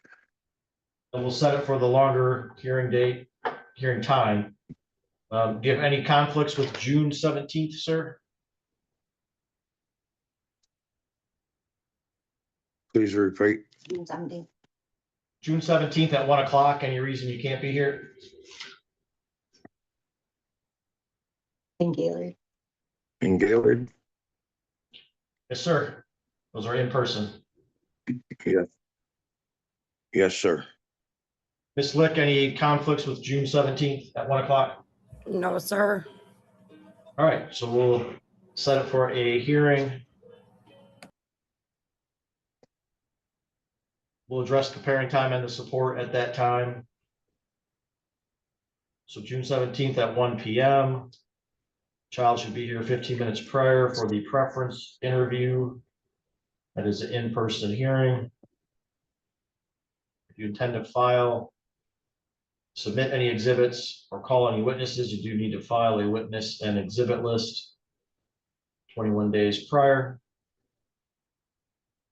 And then, sir, you're going to get a copy of that medical needs form. You should have that completed by your doctor, as well as make sure you provide some sort of proof that you applied for disability, okay? Yes, sir. All right, thank you everyone for appearing. We'll see you back here June 17th. So Ms. Perry, how are you saying he violated the custody order? Mr. Johnson constantly asked to change days. His days are Wednesdays, every other Wednesday from 5 to 7. And just about every single Wednesday, he's asking to change or cancel, or he's having someone else pick him up and he's not even spending half of his time with the child like he's supposed to. And then Mr. Johnson cut the child's hair without me being okay with it. All right, is there any sort of order that says you guys have to come to agreements regarding haircuts? I don't even know if he is supposed to alter the child's physical appearance whatsoever.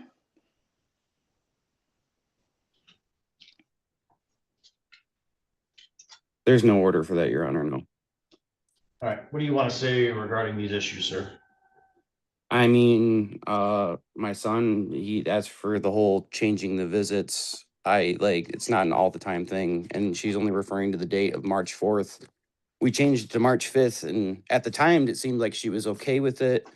And then as for the haircut, she was telling me that she just can't get him to do it. So I was going to get my haircut one day and he wanted to get his cut too. So I figured I'd take advantage of the fact that he wanted to get his cut. So I took him to a professional, picked a haircut that he's had in the past, got him that haircut. And then it wasn't an issue until after CPS was called on her when my son came to me with the bruise and said that her and her boyfriend spank her. So I don't understand why we're even here. To be honest, I don't understand what I did wrong.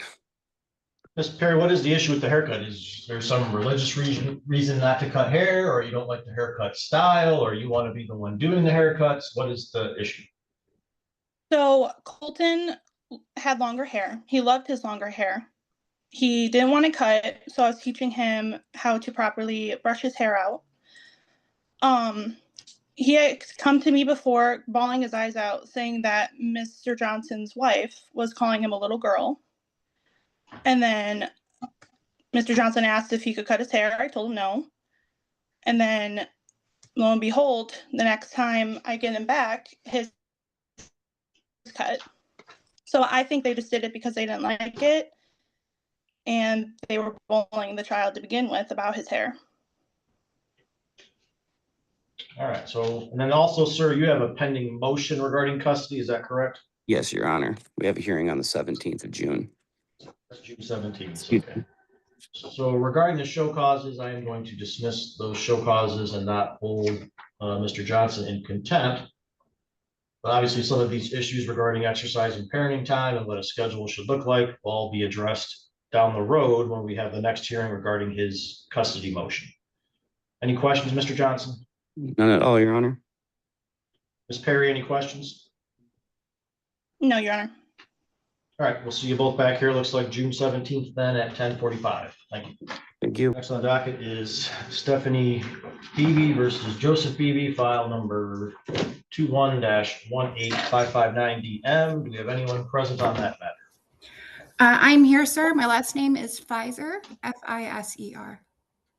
All right, thank you, ma'am. Thank you. And do we have Mr. Beebe present? I am. All right, and Ms. Fiser, this is your parenting time complaint, is that correct? Correct. And how are you saying the order was violated? We have 50-50 legal custody of our son Cameron, who is 10. I was not made aware of a psych appointment until last minute, and I had said no to the appointment because I wasn't aware what was going on. And the file is to have both parties agree on a psychologist or a counselor for Cameron to speak to.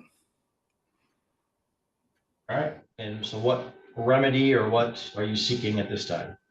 I am just seeking for both parents to agree on the counselor or psychiatrist. I currently do not agree with the psychiatric nurse practitioner that Joseph has chosen. I laid out why in my complaints. And I just moving forward would like something stated that both parties need to agree to who he sees. All right, sir, what would you like to say? The only thing I've got to put to it is that we had an hour-long meeting discussing who we were going to have the boys see.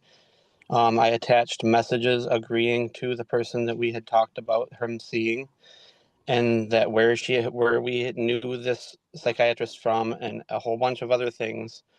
And then when it came time and we finally got the meeting set up, which took more time than expected, but when we finally got a meeting set up to establish care with him with this provider, we messaged her to let her know, which it was short notice. Yes, it was the next day that she was able to squeeze him in just for a consultation to see if her services were proper for him. We let Stephanie know that she could be there with him for that meeting the next day. And instead of that, she decided to go in herself immediately, filed the complaint at the same time, and then decided that because we did that through the person she agreed with us with, that she was going to be biased because we chose him. When she made the complaint, we did stop. We let Miss Alicia know that we could not have Cameron go there because Stephanie decided to not allow it. We backed Cameron out of the meetings, and he has not been there at all. But I just want to say that she made this complaint immediately after telling her about the appointment, after we had agreed on it. All right, I'm not going to find Mr. Beebe in contempt. I will dismiss. Hold on, man. Hold on, ma'am. Hold on, ma'am. I'll dismiss the show cause. Obviously, the parties do share joint legal custody, so you do have to come to decision on those matters together. So in the future, if you're discussing a counselor or treatment, you know, and you guys come to an agreement, I would suggest that you put that in writing in case there is an issue down the road with somebody else backing out. So have documentation of that. And then if the two of you can't come to an agreement, then, you know, either one of you is free then to file a motion. So for example, if you want the child to be in some type of counseling, the other party doesn't agree, you can file a motion and then the court would have to intervene. But if you guys do have discussions and come to an agreement, probably best to make sure that you have that in writing and some sort of proof of that agreement moving forward. All right, so I will dismiss the show cause. You guys are all set and can sign off. Next call the matter of Ajiana Day versus Michael Brown, file number 25-19986DM. We have either party present on the Day versus Brown matter. Does not appear that either party is present. This is a show cause against Mr. Brown regarding his failure to complete the SMILE program.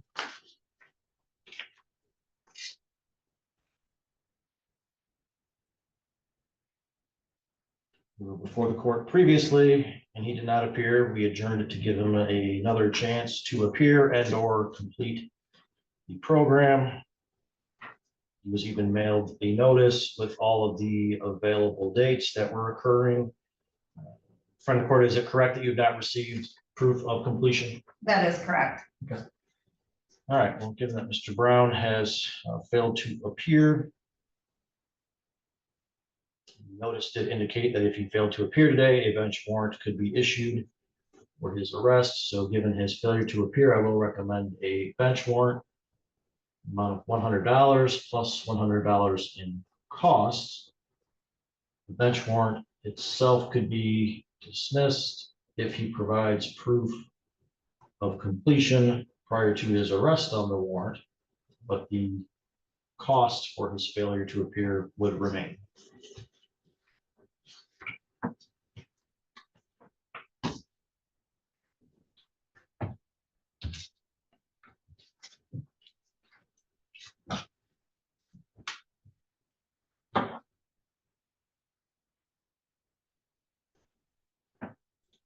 Next on the court's docket is Jessica Schultz versus Richard Schultz, file number 12-14469DM. We have the parties on that matter present.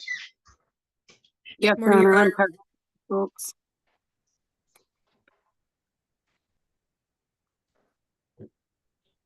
All right, so we got Jessica Schultz present and then Ms. Robinson. Good morning, Your Honor. Brooke Robinson appearing on behalf of Richard Schultz, who I believe is also in Zoom. Thank you.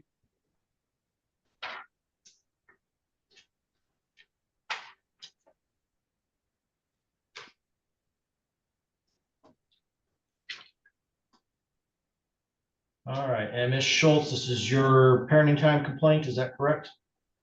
Yeah, and that is correct. Go ahead.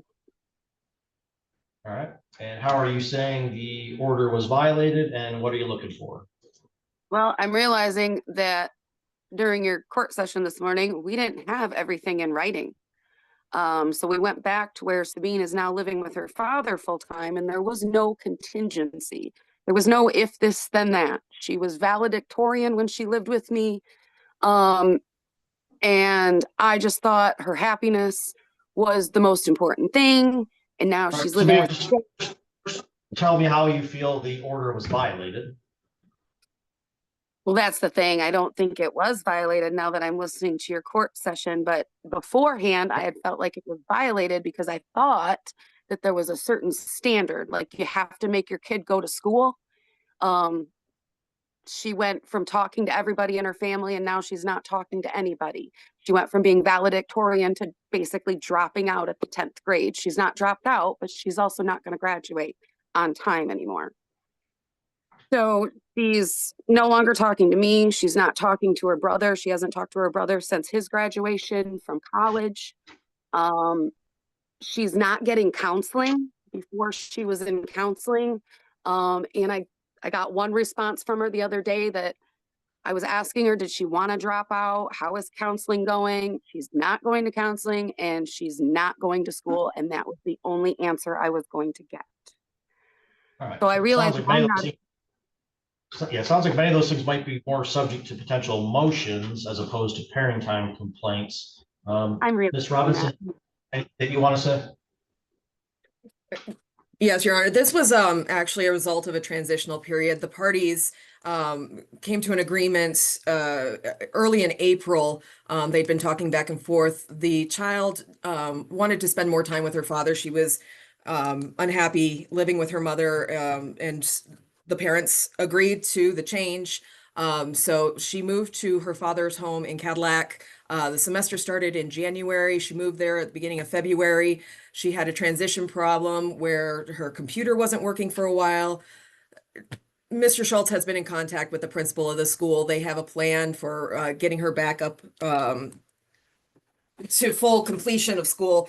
The idea that she's not going to graduate on time right now is a little bit premature, I think, but she has a plan. They have a plan for getting her back on track with schooling, and they have the support of the school to do so. I believe they are also looking at other options for 11th and 12th grade now that she is living in Cadillac. So she is going to school. She continues going to school. It was a transitional problem. Well, again, well, it appears the issues are not violations of order, but maybe subject to potential motions or changes. So as far as the show cause is concerned, I will dismiss that. It doesn't take away anyone's rights to file any future motions if there are things that need to be addressed, but the what's placed before me doesn't show any violations of the order, so I will dismiss the show cause. Okay, for the next call, a matter of Shelby Peel versus Matthew Watts, file number 20-18190 DC. Do we have the parties on that matter present? Good morning, Your Honor. Jennifer Dutzman-Coy. I am present via Zoom with Matthew Watts in my office, and I do see Ms. Turner present in the Zoom courtroom as well. Yes, I am present this morning as well. All right, and Ms. Dutzman-Coy, this is your client's parenting time complaint, is that correct? That is correct, Your Honor. This year was my client's turn to have Easter. Spring break this year, the end of spring break coincided with Easter. My client went to the exchange point at 6 o'clock on Friday before Easter, as is his right per the order. And Ms. Peel Ms. Turner did not come to that exchange point. She admitted that in her response to the parenting time complaint, and so my client is looking for makeup parenting time for Easter. Thank you. Ms. Turner, anything that you would like to say? Yes, Your Honor. It was my ordered spring break. There's a couple conflicts in our order that we have, and I would like to request that we modify the existing order so that these can be sorted out before these other concerns are going to play out as well. All right, what do you think are the issues? I'm looking at an order that indicates you guys follow the standard holiday schedule. Is that correct? Yes. So currently, spring break and Easter obviously collide. I had spring break this year, and he has Easter. There's also transportation. There's issues with the order. It states that we meet halfway in Elmira, and it also states that during the summer, when I have my scheduled 2 hours that I meet him at his house because it is under 3 hours, which would take up the entire 2 hours because we live 40 minutes apart, which completely denies me of time aside from drive time with our daughter. And there's also let's see here.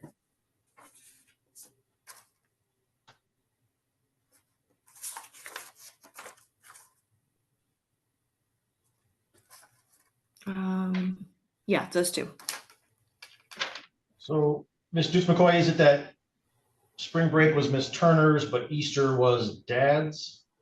Yes, Your Honor, and in the actual, the parenting time schedule, it specifically gives an example under holiday parenting time where it says, example, it is parent A's scheduled parenting time weekend, but it is parent B's Easter holiday. The allotted Easter holiday time for parent B would take place rather than the parent A's full scheduled parenting time weekend.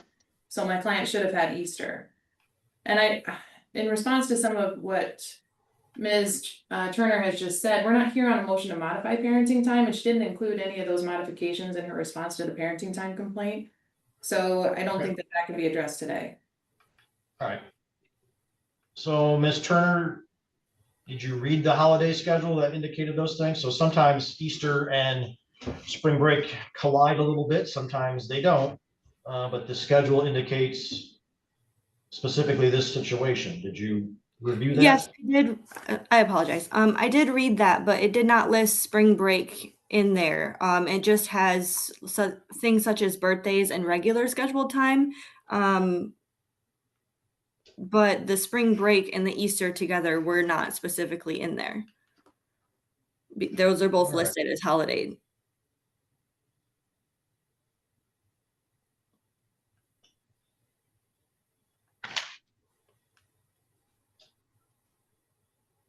Well, I'm looking specifically, I read that from the 46th Circuit Court default holiday, school break and summer parenting time schedule that was updated most recently under the holiday parenting time section. So I don't know why there would be any confusion on that. I'm reading the exact order I was given from the court. All right, well, you certainly indicate that mom would have spring break. It indicates what spring break should be, but then dad would have the Easter weekend. So he missed it, correct? Yes, he did. Okay. All right, so I'm going to recommend that dad would have, so next year Easter would be mom's, but I will indicate that for 2027, dad would have the Easter weekend. And then the parties will be back on schedule where dad would have 28 and mom would have 29. So in order to make up the missed Easter weekend for dad, he'll have Easter in 27. He'll have mom's Easter weekend in 27, and the parties will get back on the standard schedule. Any questions, Ms. Dukes McCoy? No, thank you, Your Honor. Any questions, Ms. Turner? I do have one. So for the summertime, do I just schedule another motion to have that one resolved? If you have, yes, if you have some type of issue you need resolved, you'd have to file a motion. Okay, thank you. All right, thank you both for appearing. You are all set. Thank you, Your Honor.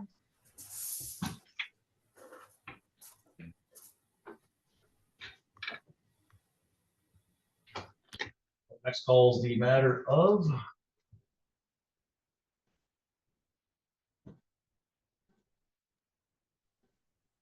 Gabrielle St. Clair versus Ryan St. Clair.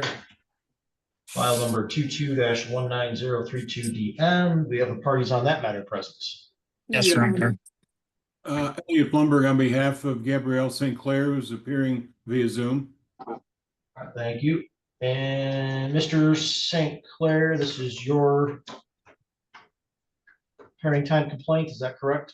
That is correct, Your Honor.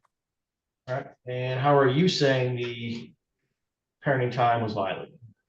I was supposed to have him for Easter weekend when on Friday, April 3rd, Ms. St. Clair messaged me stating that my kids did not want to come with me and she wasn't going to let them come to Easter, so I did not have him for Easter weekend.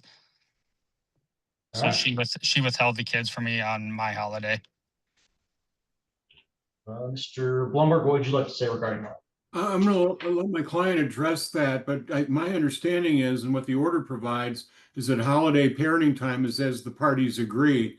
Clearly, there was not an agreement as to Easter, so I don't see how there could possibly be a violation of the court order. All right. Let me dig into that. And Mr. St. Clair, are you saying that you guys have a specific holiday schedule? I do not. I even talked to the FOC and the parenting holiday schedule. Our court states that if we don't agree upon the holiday, it falls back on the standard holiday parenting time. Your Honor, that's not what the order provides. The order simply says holiday parenting time shall be as the parties agree. There's no fallback language based on the order I saw.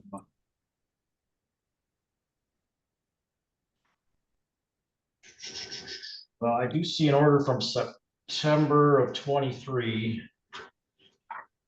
So the original order looks like it was just all as agreed. Then I see an order September of 23 where parenting time was changed.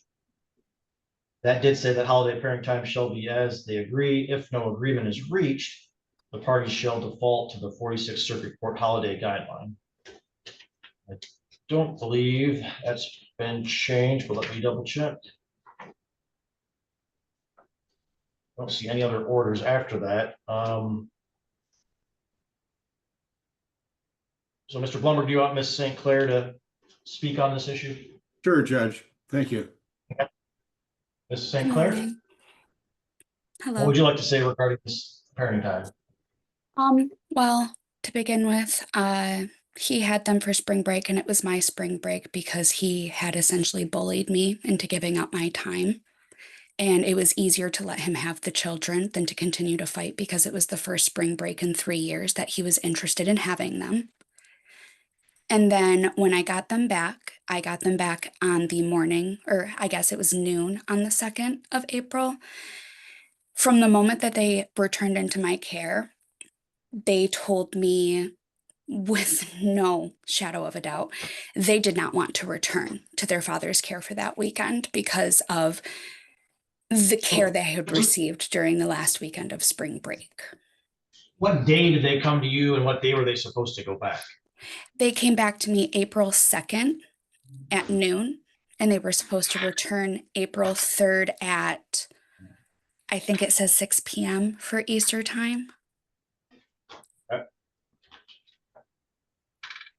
And so I had texted Mr. St. Clair and I was like, I don't know what to do. They were having emotional meltdowns. There is no other way to phrase it. It was heartbreaking to see. And I could not bring myself. All right, that's okay, man. I'll have some follow-up questions in a second. So Mr. St. Clair, is it correct that you had the kids, dropped them off to mom, and then you were going to get them back about 24 hours later? No, my understanding, I had what I got from online under the 46th Circuit. I had the wrong parenting time schedule. So my condition was I thought I had spring break and Easter. It was brought to my point that I had the wrong version of the parenting time schedule. So I thought it was right-minded to give the kids back, and then it was my Easter to try to just get them back on my parenting time. But yes, I will admit that I had the wrong version of the parenting time. You did have schedule. several days the spring break then, correct? That is correct, Your Honor. And have you had parenting time since this time, or is parenting time not happening? I had my weekends. Memorial Day weekend was scheduled for my standard parenting time, but it was Mrs. St. Clair's holiday schedule, which I ended up having the kids. My question was, since that Easter time, you've had parenting time on your normal weekends? That is correct. Okay, all right. Well, given all that information, the additional time that Mr. St. Clair had regarding the confusion on spring break, so essentially mom did lose some time there. So given those circumstances and the confusion, I am going to dismiss the show cause complaint. Any questions, Mr. Blumberg? No, Judge, thank you. Mr. St. Clair, any questions? No, Your Honor. All right, thank you everyone for appearing. You're all set. Thank you, Your Honor. Madeline Warren versus Tyler Warren. File number 25-20287DM. Do we have the parties on that matter present? Yes, Judge Elliot Blumberg on behalf of Madeline Warren, who is coming into my office as we speak. Zach Backlund, Your Honor, on behalf of Tyler Warren, who's also appearing by Zoom this morning.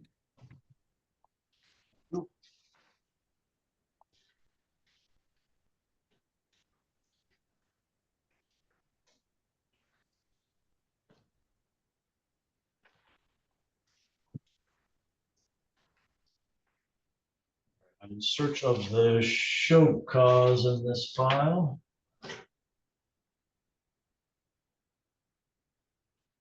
Perhaps the attorneys can help me quickly by telling me who filed the parenting time complaint. Sure. It was filed by the defendant, Mr. Warren, Your Honor. It was filed back on March 12th of this year. Okay, what is the basis? The basis was pursuant to the party's old order. So I apologize, Your Honor. I filed my appearance after there had been some litigation on this matter. But I understand there was a temporary order entered by Judge Hesselink way back in December of 25 that held the parenting time would be supervised by the minor children's maternal grandmother, or Miss Warren's mother, and it was only to occur at the grandmother's home. The complaint indicates that the children were taken to Traverse City in March when the old order was still in place for an appointment, contrary to the terms of the order, which indicated that it was only to take place at the grandmother's home and under the grandmother's supervision. I understand there has since been an evidentiary hearing and a new order entered, so this was filed pursuant to that old December order. Are you seeking some type of remedy? That's a good question, Your Honor. At this point, I'm not sure, what would make the parties whole, being that this was an old order. And from what I understand, parenting time wasn't missed. It was simply an alleged violation of the order. So if the court were to find that the order were violated, perhaps going forward, if there were violations of the new order, reasonable attorney fees could be awarded if it was required that the attorneys appear for something like this, and an alleged violation was found to have actually occurred. Are things running smoothly for the most part since that new order got put in place? I believe so. The parties, from what I understand, are following the order. Mr. Blumberg and I have had continued discussions, and I believe it is, unless I'm told to the contrary. Judge, to be clear, I understand that this was under the old order. My client and her mother took the children to a doctor's appointment that Mr. Warren was aware of. And so technically the parenting time didn't take place in the home of the maternal mother, but rather at a doctor's appointment. So, I mean, it seems a bit silly that this was even filed, given the fact that the father knew about it. So we would ask the court to dismiss this. There have been no other problems. The order is even subsequently changed. And so I don't believe there needs to be any finding of contempt at all. All right, well, given the status of the matter, what happened in the case, it wasn't, she did go to a doctor's appointment, mom was present. I am going to dismiss the show cause complaint. Thank you. Thank you for appearing. You're all set. Thank you, Your Honor. Mr. Parks, this is your objection to a child support recommendation, is that correct? Correct, Your Honor. All right, and what are the basis of your objections? Your Honor, if you remember correctly, we were in front of you for an evidentiary hearing back in January. Your Honor had, after hearing testimony and a granted directed verdict on behalf of defendant, but there was an agreement for the oldest child, Mia, to go to Yvonne with a full physical custody, but no legal custody had changed at that point, Your Honor, according to the order. Since then, Mia has been kicked out of school in Flushing. She attended no online sessions after switching to Miss Pierce's residence. And then there was a subsequent recalculation of support. Mia is no longer attending school. And it appears that when friend of the court did a calculation for Miss Pierce, they only included one of her incomes. Your Honor remembers at the evidentiary hearing, Miss Pierce had testified that she was working at a golf course as well. And my client understands that she's working a third job as well, including the one that friend of the court used for the calculation for support, Your Honor. So we would object on the basis of the income that was reported, and I would note that friend of the court on the recommendation did use the incomes from 2025, which I'm assuming did not include Miss Pierce's other employments at that point. So I would ask for the court to reconsider the support that was calculated and give the actual financial income from Miss Pierce for those other two employments that she is working. So Ms. Pierce, as to Mia's school attendance, what would you like to say? I had a laptop provided for her, so it's like leading a horse to water. You can't make them drink. I had this here for her to do, and she never got on to do anything. And when she turned 18, she dropped out. All right, so when she turned 18, she stopped attending school? Yep. Okay. All right, so that And issue is simple. I only have two jobs. It's the golf course and So hold on. Let me address, so that issue is simple. So for Mia, we will not order the post-majority support. I think she turned 18 in March. Yep. So for Mia, it would end in March. And then as to your employment, ma'am, what would you like to say? I only work at the Claire Auto Auction on the golf course. I don't know where they think I have a third job at. All right, what are your jobs? I work at the Claire Auto Auction and the Wildwood Lakes Golf Course. All right, is that the financial information that you provided to the friend of the court? Yes, they know that I'm working at the golf course also. But I did not turn any income in to be calculated. All right, friend of the court, how did you calculate Ms. Pierce's income? Ms. Pierce did not provide any updated information, so we did indeed use Michigan quarterly wages that was reported for 2025 because there was no additional information to use.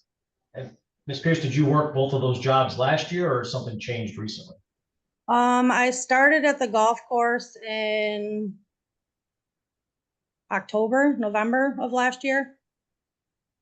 Okay. Is that job seasonal, part-time? What are you doing there? Just weekends right now. Is that all year round? In the winter I work more.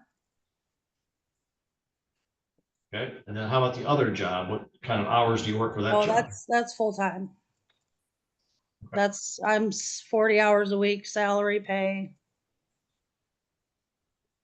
And your reason, ma'am, you can't provide your most recent pay stubs for both those jobs as well as your 2025? I can have them turned in on Friday. Okay. All right, so I will grant the objection. We're going to cancel out. Go ahead, ma'am. Request something? Potentially. Can I request that my child support monthly be taken off what he owes? And back child support to me? Well, we got to figure out first what your support is. Okay. So he owes you back support right now, and it looks like the new order, you're going to owe him support. Is that correct? So you're asking, hey, can we figure out this calculation? Yes. All right. Well, I think we'll have to cross that bridge once we figure out what that amount's going to be that you're paying. So, but I do new recommendation. I do think that is appropriate when there is that money out there. Sometimes it's a little tricky to figure that all out and how it's going to happen, but it does make sense to try to make that happen. Okay. But I will grant the objection. So we'll do a new recommendation. We'll discontinue the post-majority support for the oldest child. So that support would end in March of 26. And then Ms. Pierce, you need to provide your most recent pay stubs for each job, as well as your 2025 W-2s for each job Okay, to the front of the court within 14 days, so they can see if that makes any change to your income, and then if so, make that change. okay. Anything else, Mr. Parks? No, Your Honor, thank you. Ms. Pierce, any questions? No, All right, thank you both for appearing. You're all set. thank you. Next call, the matter of Holly Togetsky versus Scott Togetsky, file number 25-20265DM. Do we have the parties on that matter present? Yes, good morning, Your Honor. Angel Anderson on behalf of Holly Togeski, who is also present via Zoom. Your Honor. Thank you. I'm here. All right, and Mr. Togetsky, this is your objection, is that correct? Yes. All right, what is the basis of your objection? We were, me and lawyer that I had spoke to were just wanting to make sure that all the summer differences were in calculation with the child support too, because we do know that some summers she works with the school, and then other summers she had worked with a camp before, and we just wanted to make sure everything was planned out. And some summers there's nothing to do at this, being it's a seasonal job. All right, Ms. Anderson, do you have the ability to clarify that statement for me? Certainly, Your Honor. I think that may have been true when the parties still resided together. However, since separation, my client does work 40 hours a week for the Gaylord Public School System. And her income that she's provided to the front of the court reflects that. So in looking at her W-2 that's been provided to both me and the court and her pay stubs, the court is fully aware of her income, and it is year-round. For the court, was her income calculated on a year-round basis? Yes, sir. Okay. Mr. Togetsky, anything else you want to say regarding the objection? Nope. All right, I will deny the objection that, as front of the court indicated, her year-round income was considered. All right, thank you both for appearing. You are all set and can sign off. Thank you, Your Honor. We are present, Your Honor. Elliot Blumberg on behalf of Shelby Spreeman. Thank you. Brooke Robinson on behalf of Ross Spreeman. All right, and Mr. Blumberg, this is your client's motion, is that correct? Yes, Judge, it's actually a twofold motion. One, we're asking the court to extend the breathalyzer testing that Mr. Spreeman was required to undertake before his parenting time. And secondary, we have an issue regarding the summer parenting time that's upcoming. I guess before we get into the actual motions, Judge, do you have 1 hour available to you between now and the end of the school year? I do not. Okay. Not till July 15th. This case is somewhat complicated by given one of the minor children has some severe epilepsy issues that are not adequately treated by Mr. Spreeman during his parenting time. The summer parenting time would provide him extended periods of a week at a time, and my client has genuine issues concerning his ability to properly treat that condition. And so I don't know what we can do on an interim basis, but at least we can ask Your Honor to continue his stabilizer requirements. He has a long sordid history of alcohol consumption, which has led to some criminal convictions. So those are the two issues. Unfortunately, I think it probably would be necessary for you to take some testimony as it relates to the summer parenting time issue. Ms. Robinson, what would you like to say? Your Honor, we obviously oppose the motion to extend breathalyzer. That testing is unnecessary. It's been going on for months now. The idea that Mr. Spreeman can't take care of his own child who has had epilepsy for years is absolutely ludicrous. He's been taking care of his kids this entire time when he's with them. We do have mediation already set for this afternoon, so I'm not sure why we're even doing this today. We could have discussed this in mediation today as well, so. Well, because I don't anticipate, given your position, that we're going to be able to resolve these issues. There are property issues that we can talk about this afternoon. We're talking about the welfare of this young child and what we believe to be your client's inability to properly care for him. So again, I don't know what we can do today, except maybe get in that 1 hour hearing if it becomes available. So, Ms. Robinson, is your client, is he currently testing or not testing? He is currently testing. When does that stop? It's supposed to be this month. It was supposed to be this month, yeah. Okay.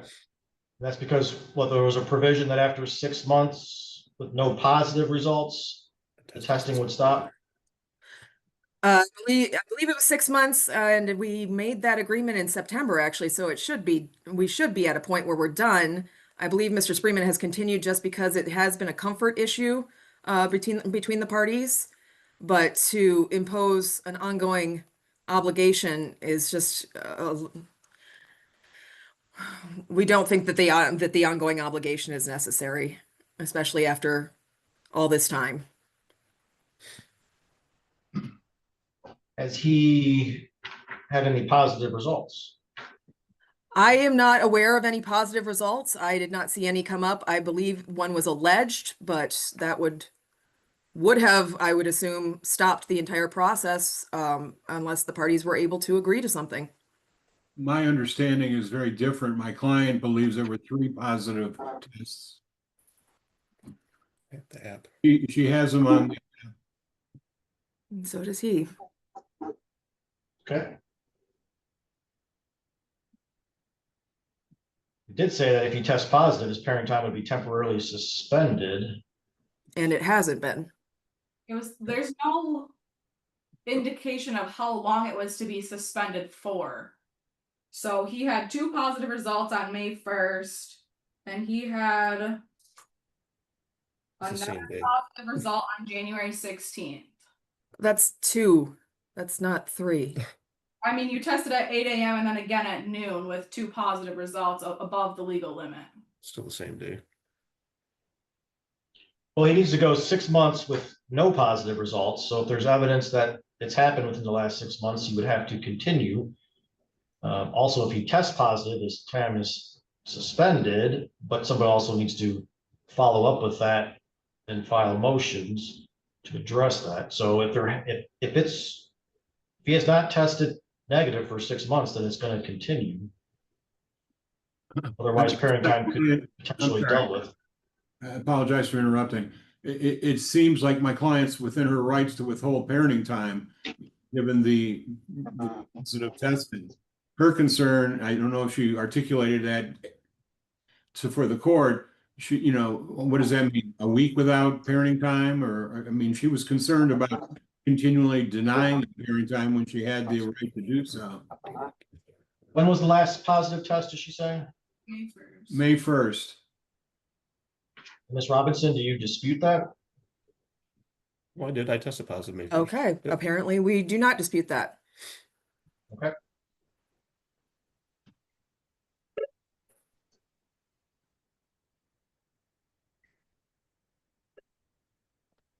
Well, I mean, I'll let the council handle how they want to handle what the order says, but that's all the language in the order. So certainly testing would have to continue, but there is the other potential issue. But now we're several weeks behind, and it sounds like parent time has happened in between.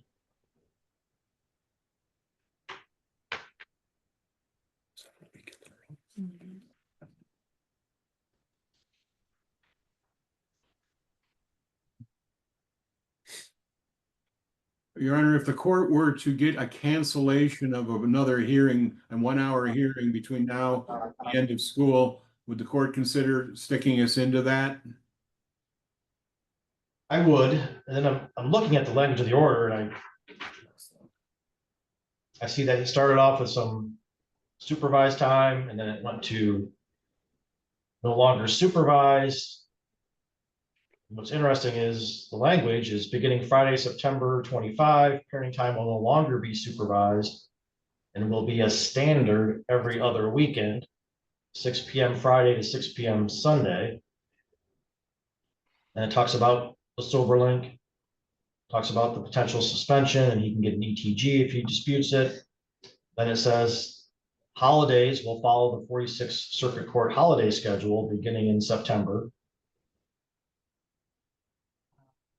The defendant must test morning and evening during holiday parenting time. After 6 months, it'll no longer be required. I'm not seeing anything about summer parenting time. I don't know if the parties see something or interpret that differently, but that's the language that I see in the order. I guess it would be our anticipation that the every other weekend would continue during the summer months. I think the Ms. Robinson has a different view than. Well, I think language wise that there is a potential question there because I don't see anything that says standard summer schedule. I see the holiday schedule, but I don't see anything that addresses summer. Maybe that was an error in the court's statement of the ruling, but that's what I see as far as the order is concerned. The parties can interpret that and do what they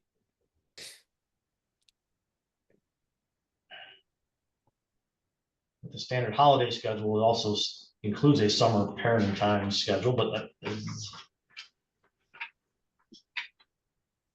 I guess, a fight to be had.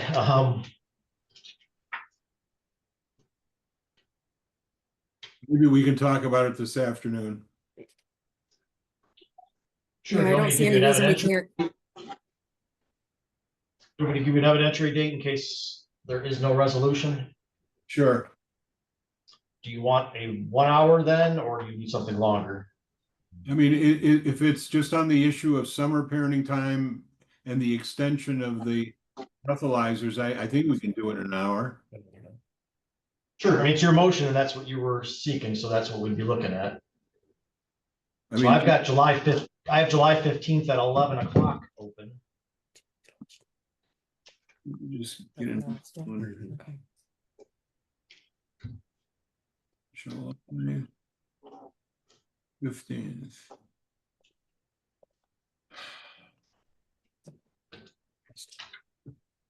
I'm sorry, what time? 11 o'clock.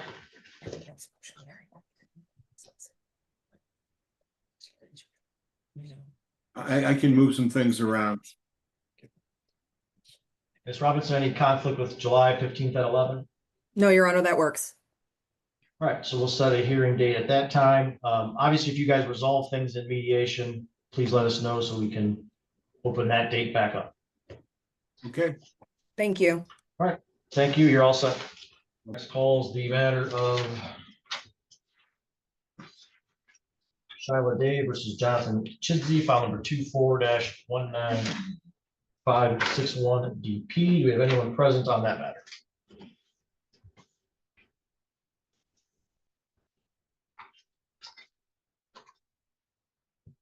All right, your case was just called, the Chidsey versus Day matter. You need to unmute and let me know that you're here. Sure I am. Okay. Sure I am, sir.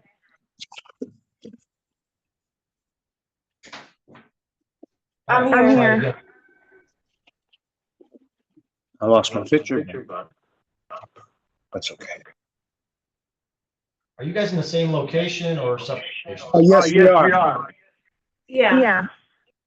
All right, because I'm getting feedback because you both are on potentially different devices, so let's just sign off on one and talk together, please.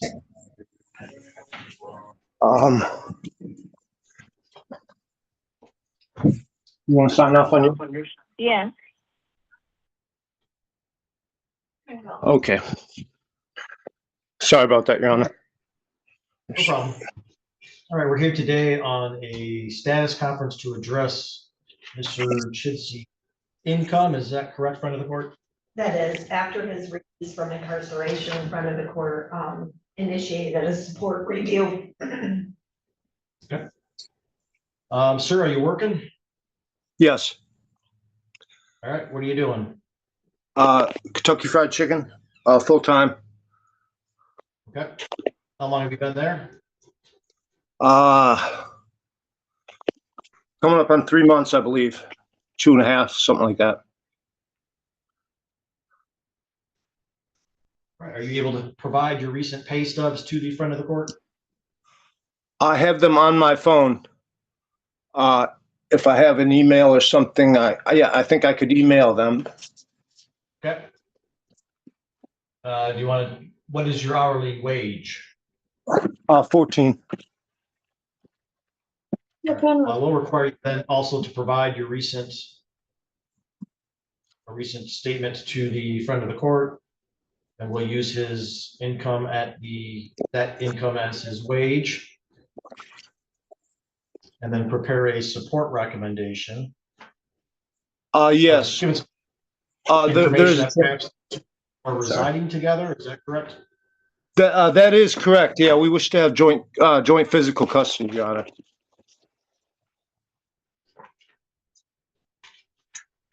Well, are you going to reside together or live apart? Reside together, sir.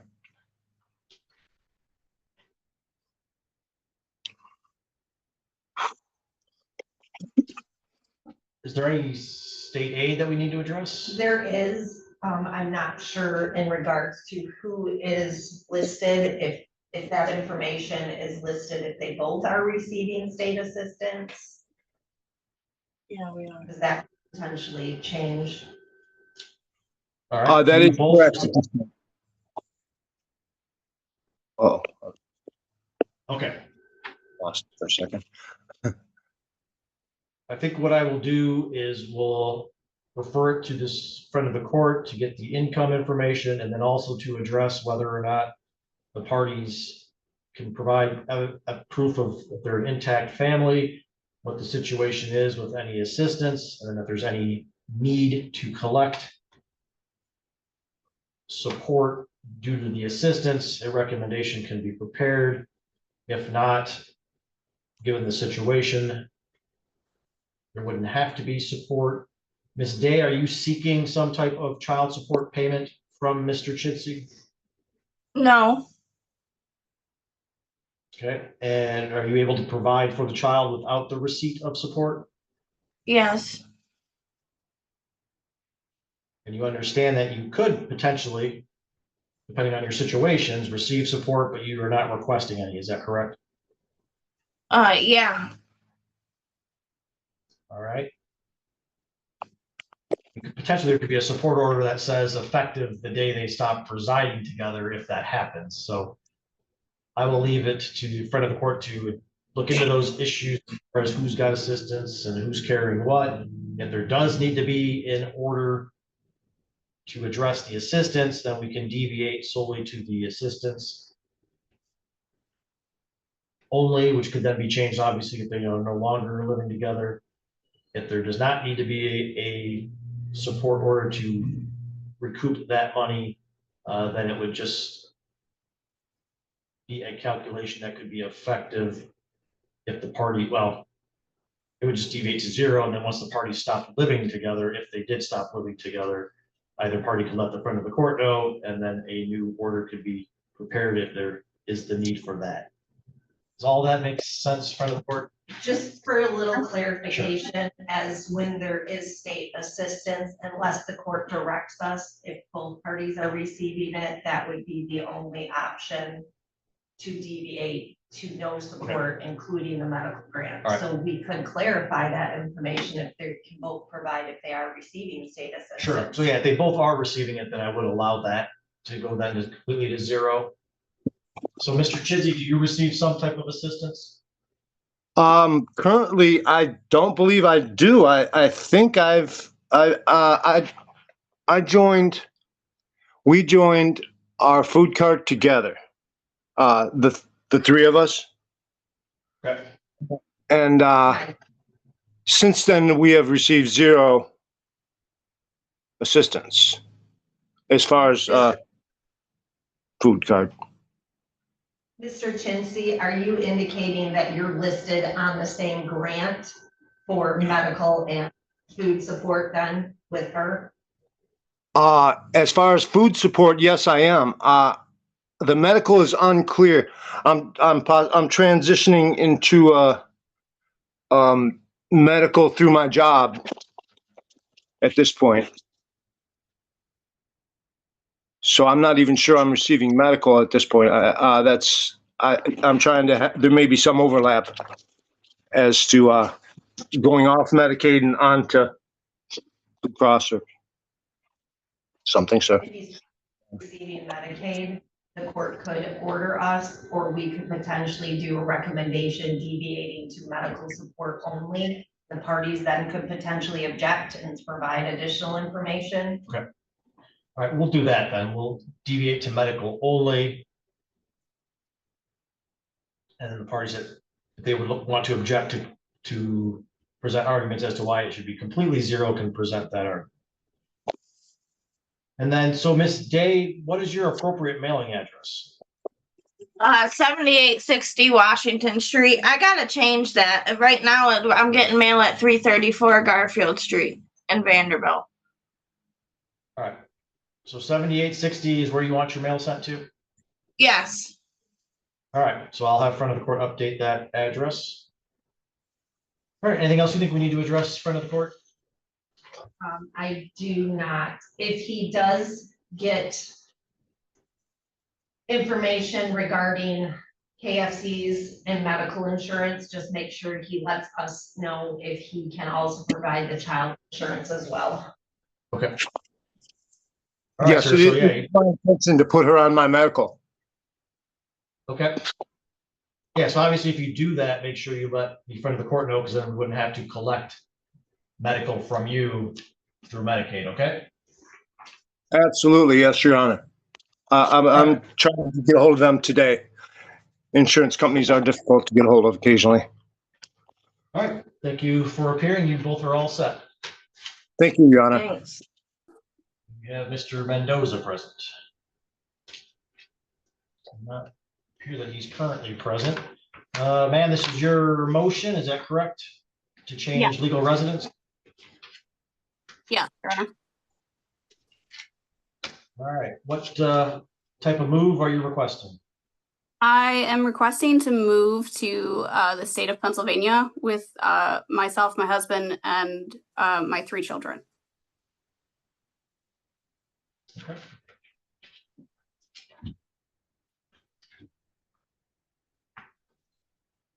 Have you had discussions with Mr. Mendoza on this matter? Yes, he's talked about moving out of the state, but he currently stated that he is not going to allow me to move out of the state until our son turns 18.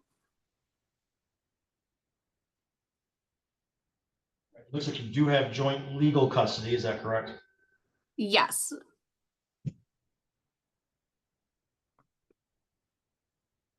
Is he exercising his parenting time?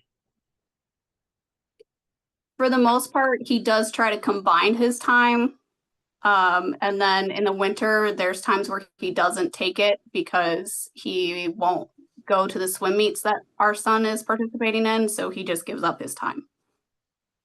Okay.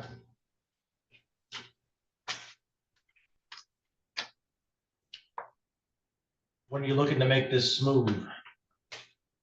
We would like to make it within the next year. Okay.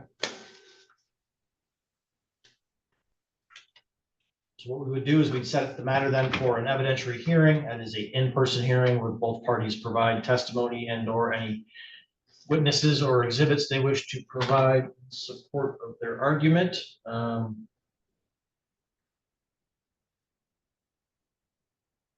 I could set you for a hearing on July 22nd at 11. Do you know if you have any conflicts with that date? I can check real fast, Your Honor.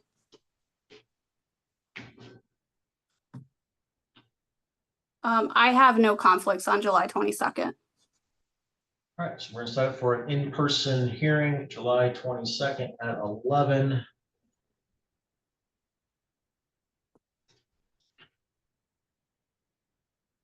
I would ask the child be present for a child interview 15 minutes prior.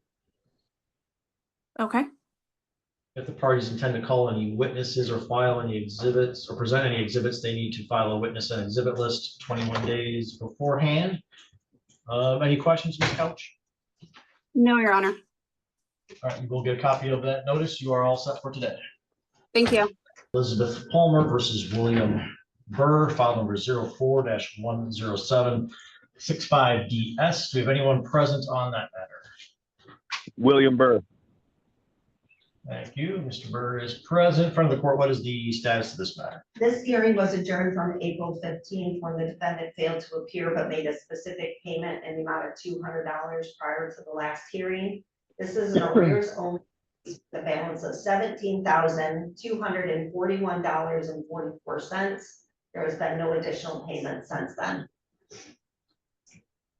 Prior to that payment, do you know what his payment history was like? December of 2025, the amount of $25, and then November, I apologize, $50 in December of 2025, $25 in November of 2025, and then prior to that, $50 in June of that year.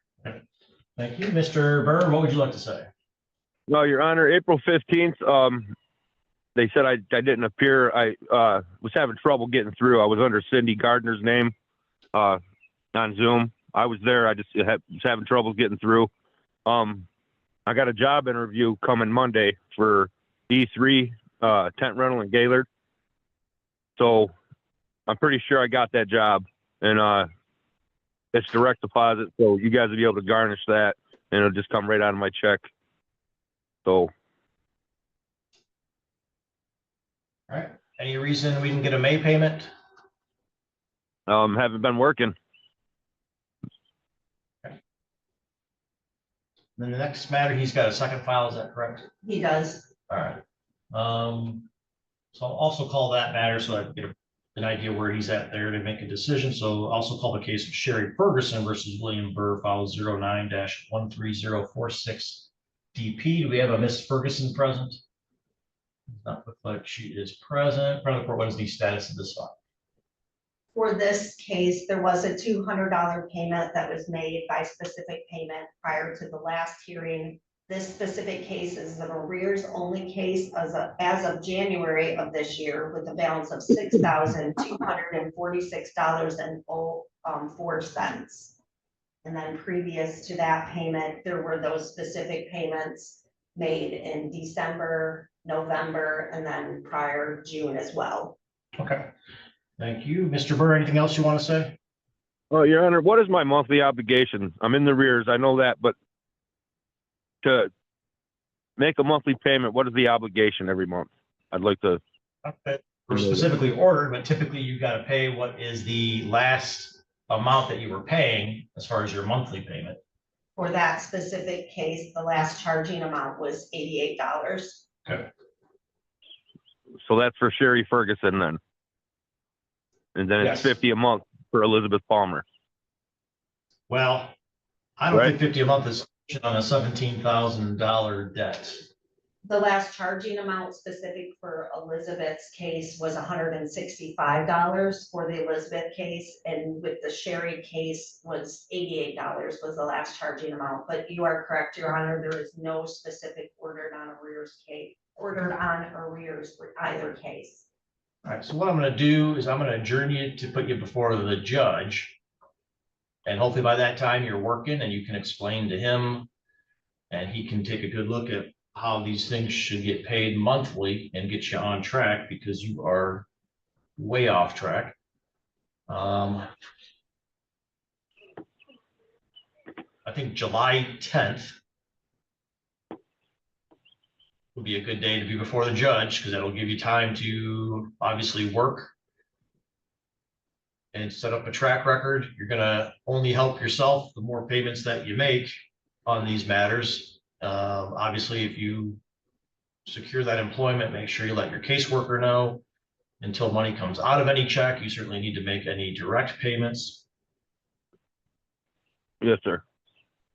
And then you'll get notice then to appear before Judge Hesselink on July 10th. Yes, Your Honor. Any questions, sir? No, sir. All right. Thank you for appearing today. You are all set.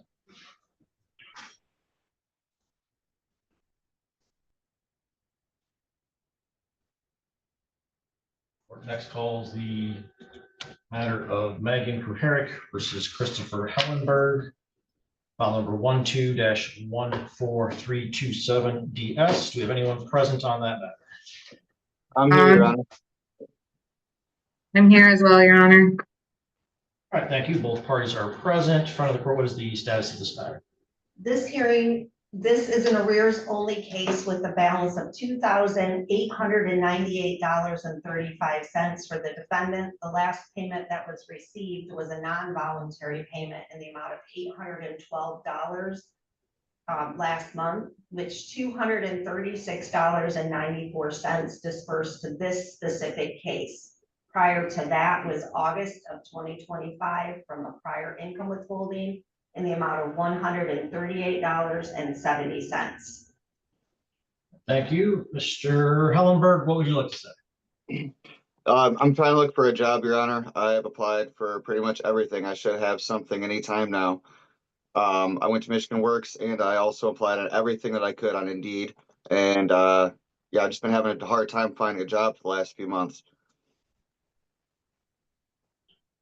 All right. How do you support yourself if you're not working? I'm actually homeless. Okay. And you last worked in August, is that right? No, I worked at the resort over the winter time at the ski lift at Antigua Resort. All right. You didn't make any payments though while you were working there? I was only there for a month and I thought I did make one payment while I was there. And I'm pretty sure my taxes went to child support as well. Well, your taxes did a small portion, $236, and you're almost 3,000 behind. Yes, Your Honor. All right. Ms. Kuharic, anything that you'd like to say? No, Your Honor, I don't have anything to say. All right, well, I think given the payment history, the appropriate thing to do is to set the matter before the judge. Obviously, if you get a job and you're making some payments, it'll go much better for you with him, but he can get you on track if payments aren't coming in and also set up a nice track record for you if they are coming in and keep an eye on you to make sure those payments keep happening. So I will adjourn you to July 10th on this matter. Your Honor, I do have one question. It stated when Logan turned 18, he would stop being paid for child support, but he's still in school for another year. Does that take into effect or does it just stop when he turned 18? You can look into if you want to file a motion for what is called post-majority support. I think front of the court has that example motion, so you can reach out to them and they can provide you that paperwork, but the court can order support if a child turns 18 and is on track to graduate and is residing with a party and not supporting themselves. So that is an option, but you'd have to file a post-majority support motion. Okay, thank you so much. All right, so July 10th will be the next date on this matter. The parties will get notice for that. I will say, if you make a payment of $1,500 prior to that court date, then that court date would be canceled.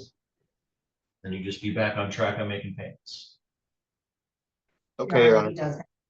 All right, I'll call your other case, sir. I'll call the case of Tasha Loshaw versus Christopher Hellenberg. That case is file number 16-16563. We do have Mr. Hellenberg present. Do we have Ms. Loshaw present? Yes, I'm here.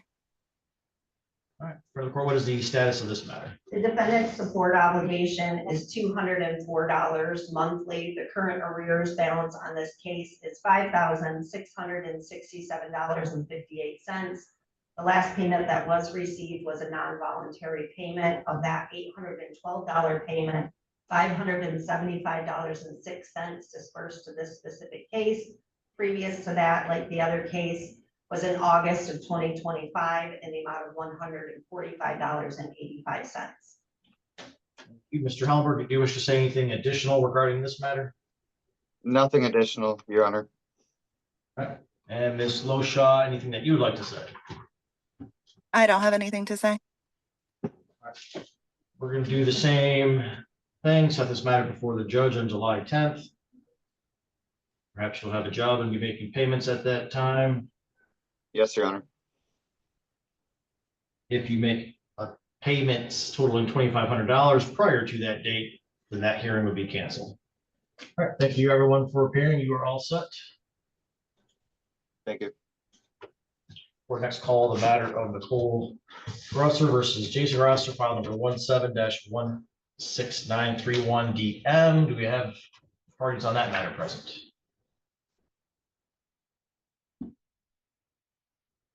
All right, looks like we have Dad here, but sir, you got to unmute.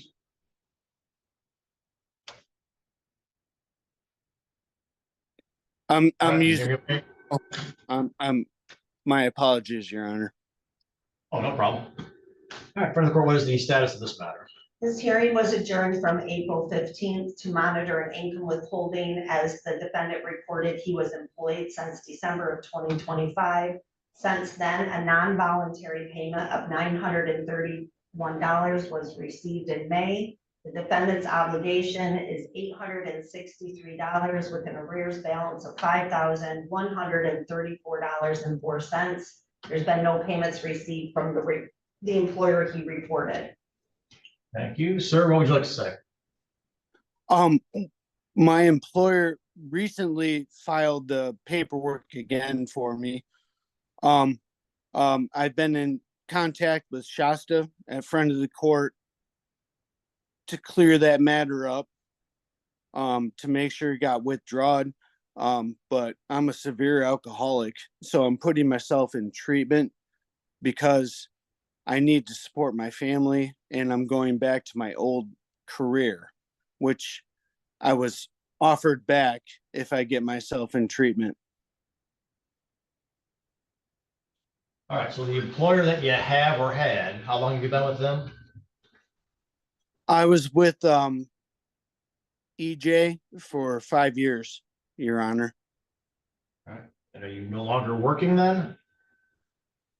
No, I'm currently working on getting and I've also contacted Medicaid. I went into the office as well to get Medicaid so that I can get myself into Bear River Health Facility, which I've contacted. And I'm going into a 30-day treatment and then sober living after that. When did you stop working? I stopped working right at the end of May. All right, so I guess I'm confused why we didn't get any payments since I saw you last in April. There was an issue. They use an application called the Toast app, and they were having complications with that. Well, what And that's complications why did it wasn't you have? coming out of So, my hold on, sir. paycheck. So, right, but I know I told you that if until money comes out of your paycheck, then you have to pay directly. So what prevented you from when you got your paychecks to making a payment to the friend of the court?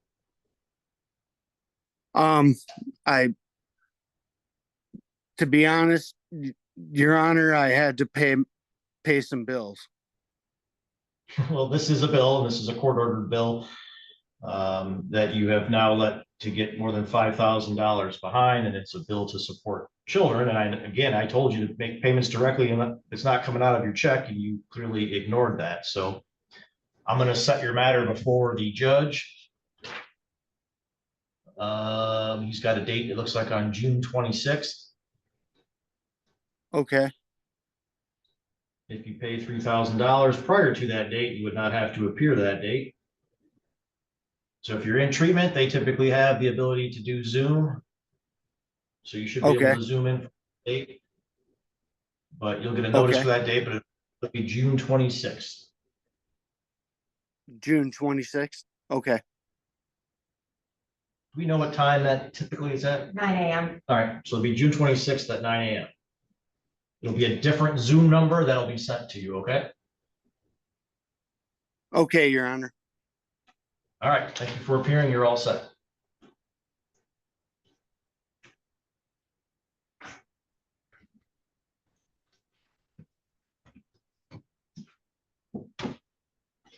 Next on the docket is Paige Bellamy versus Jeffrey Culbertson, file number 21-18441 UN. Do we have anyone present on that matter?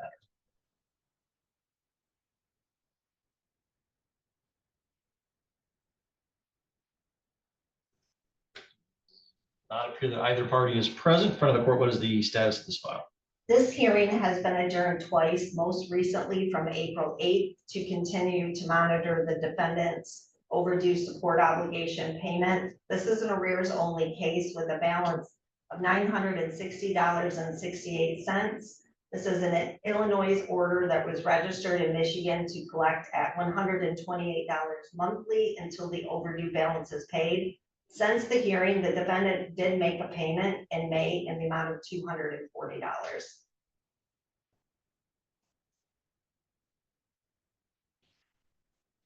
All right, given that payment, I will give a chance to avoid a bench warrant and adjourn the matter to July 1st.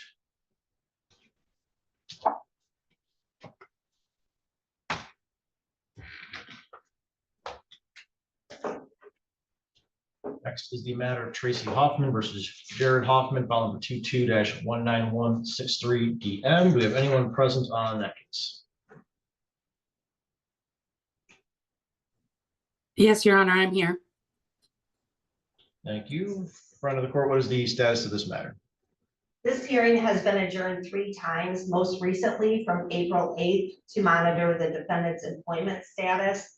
The defendant was to make payments if employed until an act of income withholding was being collected. The defendant's obligation is $434 with an arrears balance of $4,657.58. $108.18 was received in May from a prior employer, but the defendant has reported a new employer with a start date of May 18th. Did he reach out to you at all indicating why he might not appear today? I have not had any contact outside of that he would be employed. Thank you. Ms. Hoffman, anything that you would like to say? No, I'm not sure why he's not on today. I do know that he did start a new job, but that is all I know. All right, so you trust that he is working? I believe so, yes. All right. I've got 2 different options. I could set it for a new date to see if we start getting money from that, or because he's not here, I can also consider a bench warrant. That could then put a damper on whatever employment he has, but Right. I do need input on either one of those options. I mean, I guess I would ask that you give him, I do believe that he's working. I have had, Okay. Several conversations. He seems like in a good place right now. So if at all, maybe postpone it just a little bit to help him keep on the right track. All right. All right. Thank you for your input. I will adjourn this matter to July 1st so we can confirm that employment and make sure we're getting payments. Thank you for appearing, ma'am. All right, thank you.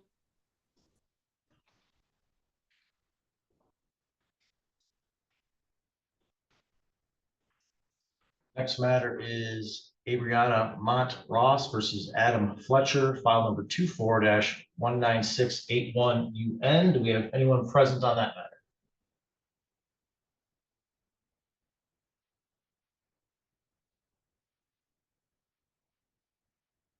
I see Mr. Fletcher looking for the mute button.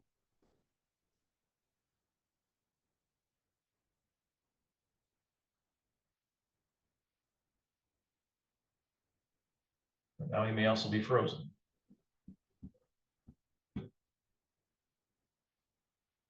Here, Your Honor, sorry.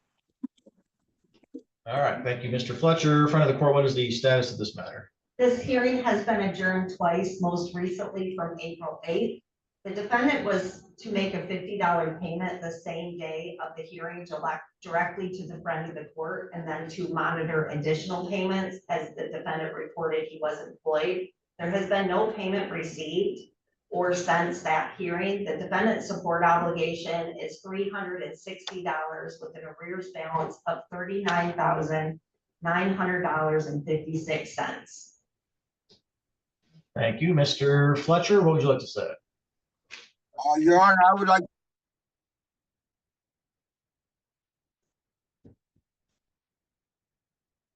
All right, it didn't freeze up. So once you're unfrozen, we'll have you start again.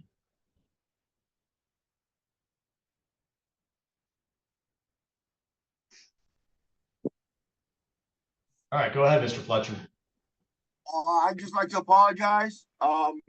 I'm trying to take these steps to go forward, and I've made a few steps back actually the last 2 months, and that's why I didn't make the $50 payment. And I'm sorry.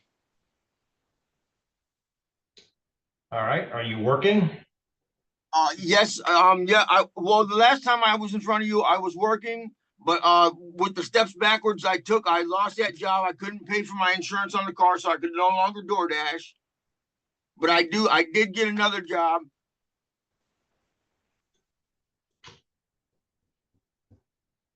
All right, have you made any payments since you've had that other job? No, I have not. I haven't been paid yet from the other job. I've just started working at this other job. I've been there about a week. And also excuse me? Is that a full-time job? Yes, sir.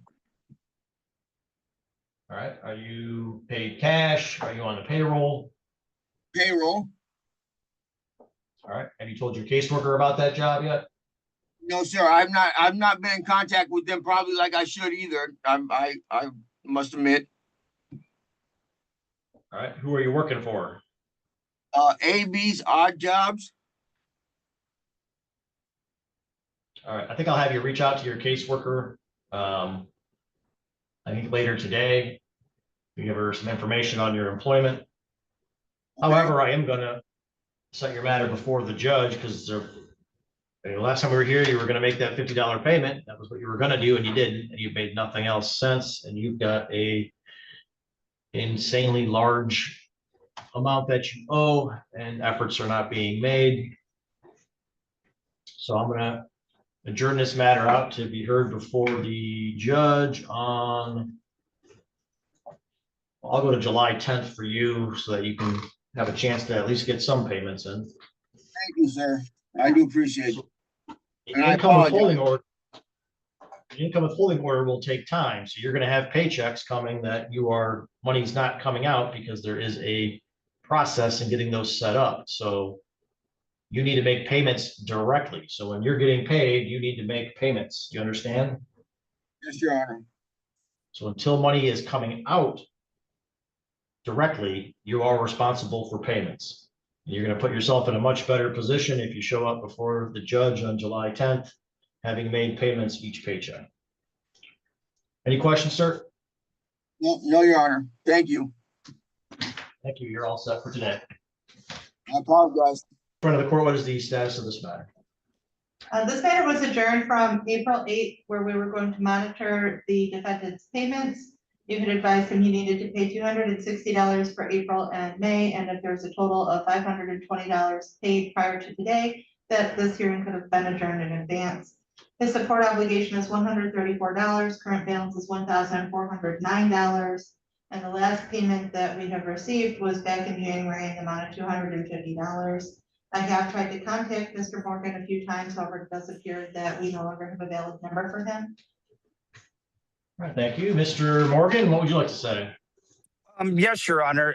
Me and Miss Guinea, for the past 2 months, have had an inability to come to an understanding about me seeing my children on a regular basis. I had previously said in court back in January, I was willing to pay her more money. In fact, and then the matter isn't about me not being able to pay it or not, I want to, but I also had one overnight with my kids since we went to court back in April. Every weekend when it comes time, she gets them 26 days out of the month. I get them 4. This last weekend, I wasn't able to see my kids because she had conveniently planned to take the kids to the go-kart.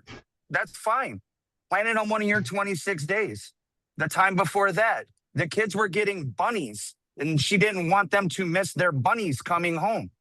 So that was the only 24-hour visit that I got with my kids in the last 2 months.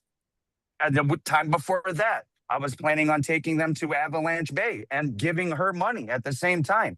Instead, she fell asleep after work and didn't contact me until later on in the afternoon when everything would have already been done.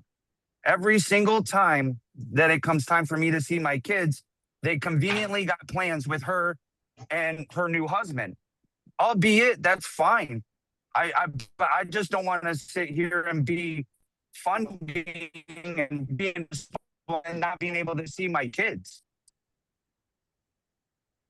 And I Right, have so it what I've all in got is- messaging and everything, the bunnies, all of it. All right, so what you're saying to me is you're not paying because you're not getting to be able to see the kids. I'm not is that seeing my correct? kids. Yes, sir. Okay. I can make a what is your payment parenting- tomorrow. Well, you told me last time you could make a payment too, and you didn't. So what does your parenting time order say as far as your parenting time? We have an agreement between her and I that I get my kids every other weekend. Is that a custody order or is that just what you two have talked about? That's just what we have talked about because there is no in place visitation. And she uses that to her advantage. Is there any reason you haven't filed to get a specific parenting time plan? Because she has told me that she continually tells me that she's going to do it, and then she'll do it for a weekend, and then the 3-4 weekends in a row, it's not. And then she knows Well, then it that would seem to me that I don't take have some the sort of proactive license. action rather than just complain, sir, because you have the right to have a specific parenting time schedule. You can file a motion. The court can order a specific You're right, Your parenting Honor. time. I can't order one unless parties come before the court to request one. And when you have parenting time as the parties agree, if you guys don't have an agreement, then parenting time is not happening. So it's on you at that point, if she's not being compliant, to file a motion to seek specific parenting time. The recourse isn't to then just not pay your support, because your support does give you credit for some overnights, which reduces your amount of support. So the answer clearly is not to just say, well, I'm not paying support, because you're also not taking any action to seek a specific parenting time schedule. Okay, I understand All right, that, Your Miss- Honor, but Is Go ahead, anything sorry. that you would like to say? There's a lot I could say, but I'd rather just say nothing. All right. All right, when we were here in April, we talked about getting payments in. That did not happen. The reasoning apparently is because he's not having parenting time, but he's also not seeking a specific parenting time schedule. And again, that's not what support is about. You don't get to, it's not that she's violating any specific court order. So clearly, and he does have credit for overnights in his parenting time support calculation. So not paying it, again, is certainly not a reason for non-payment. So I will set the matter before the judge. I gave a payment schedule that could have avoided today's hearing, or at least, you know, if the monthly payments had been made, we wouldn't be referring the matter to the judge. But given the lack of payment, when there is money and resources available, then the only recourse is to set the matter before the judge. I will set it for June 26th.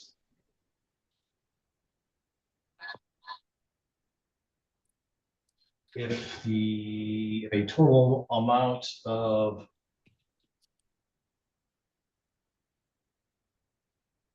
$1,000 is paid prior to that date before the judge, then that hearing would be canceled. Any questions, Mr. Morgan? Nope. Ms. Guinea, any questions? No. All right, thank you both for appearing. You are all set. All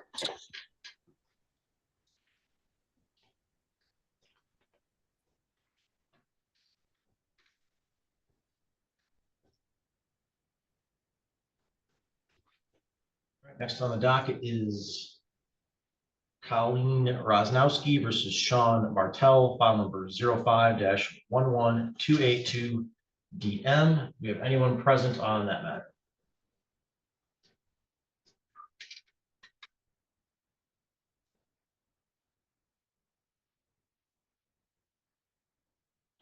Not appear that either party is present. In front of the court, what is the status of this file? This matter was adjourned from March 4th to give the defendant time to pay his balance in full. And if there were no payments, then he would likely face a contempt screening before the judge. This is a fees only obligation and a current balance of $253.86, with the last payment being back in February of 24. I have not had any contact with Mr. Martell since the hearing.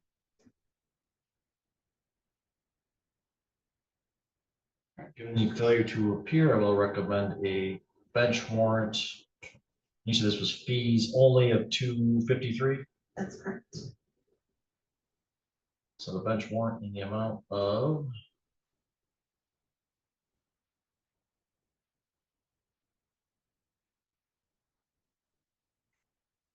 $254. So that'll ultimately take care of the amount plus $100 in costs.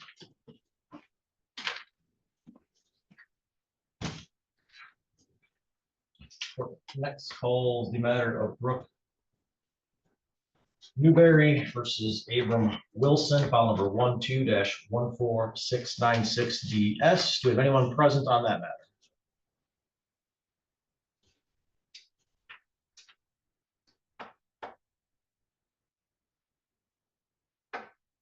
Having heard no response, it does not appear that either party is present. In front of the court, what is the status of this matter? The defendant has a monthly support obligation of $269 and a current balance of $10,942.78. Last payment received was in April in the amount of $50. I have had some contact with Mr. Wilson. However, he has not been able to pay. Thank you. All right, given the failure to appear, I will recommend a bench warrant amount of $2,600 plus $100 in costs. Next call is the matter of Melissa Carranza versus Matthew Leland. File number 15-15891DS. Do we have anyone present on that matter? Got Mr. Leland looking to unmute himself. Thank you, sir. Yes, sir. In front of the court. What is the status of this matter? This matter was adjourned from February 21st to continue to monitor Mr. Leland's payments.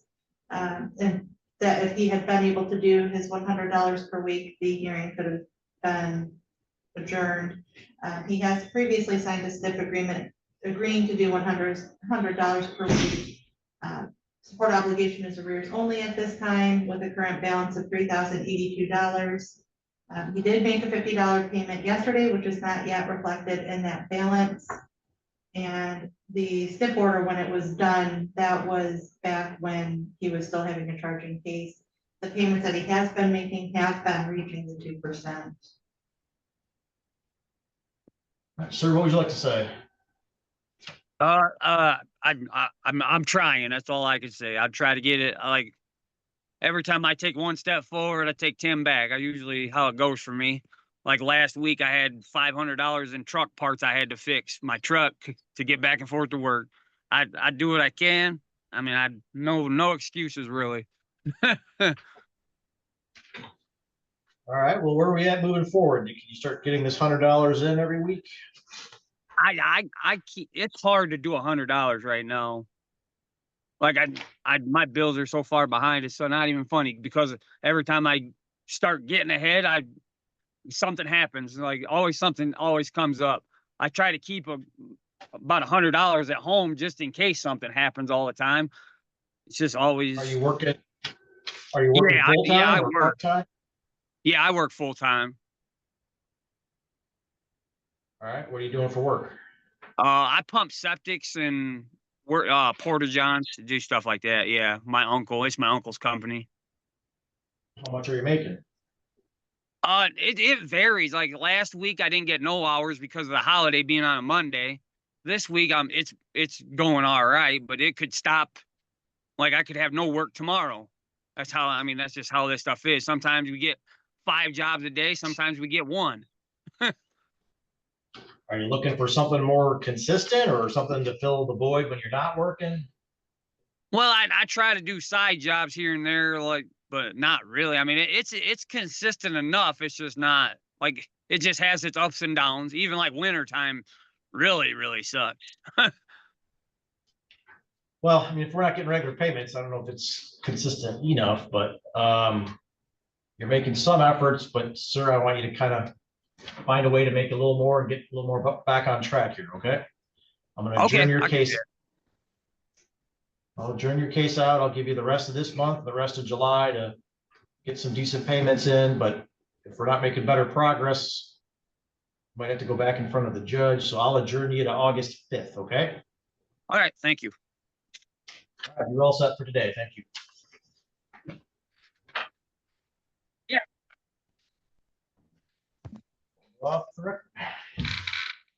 The next matter on the court's docket is Jeremy Azwara versus Christina Connor, file number 17-17018 DC. Do we have the parties on that matter present? Your Honor, this is Joel Shaw on behalf of Christina Sewell. Perhaps the last name has changed since. Yes, thank you. Okay. And I see that Ms. Sewell's on Zoom with us. Yes, Your Honor. Good morning. Jeremy Azwara, plaintiff, father, and per pro. All right, we're here today on a status conference. There was a prior order that addressed some reunification counseling. Mr. Shaw, anything to report on this matter? Unfortunately, I don't have a lot to report, Your Honor. Ms. Sewell or Ms. Connor did work diligently to find a reunification counselor. She had found 2. Information was provided to Mr. Azwara in regards to those counselors. He promptly, in some way, shape, or form, alienated himself from those counselors.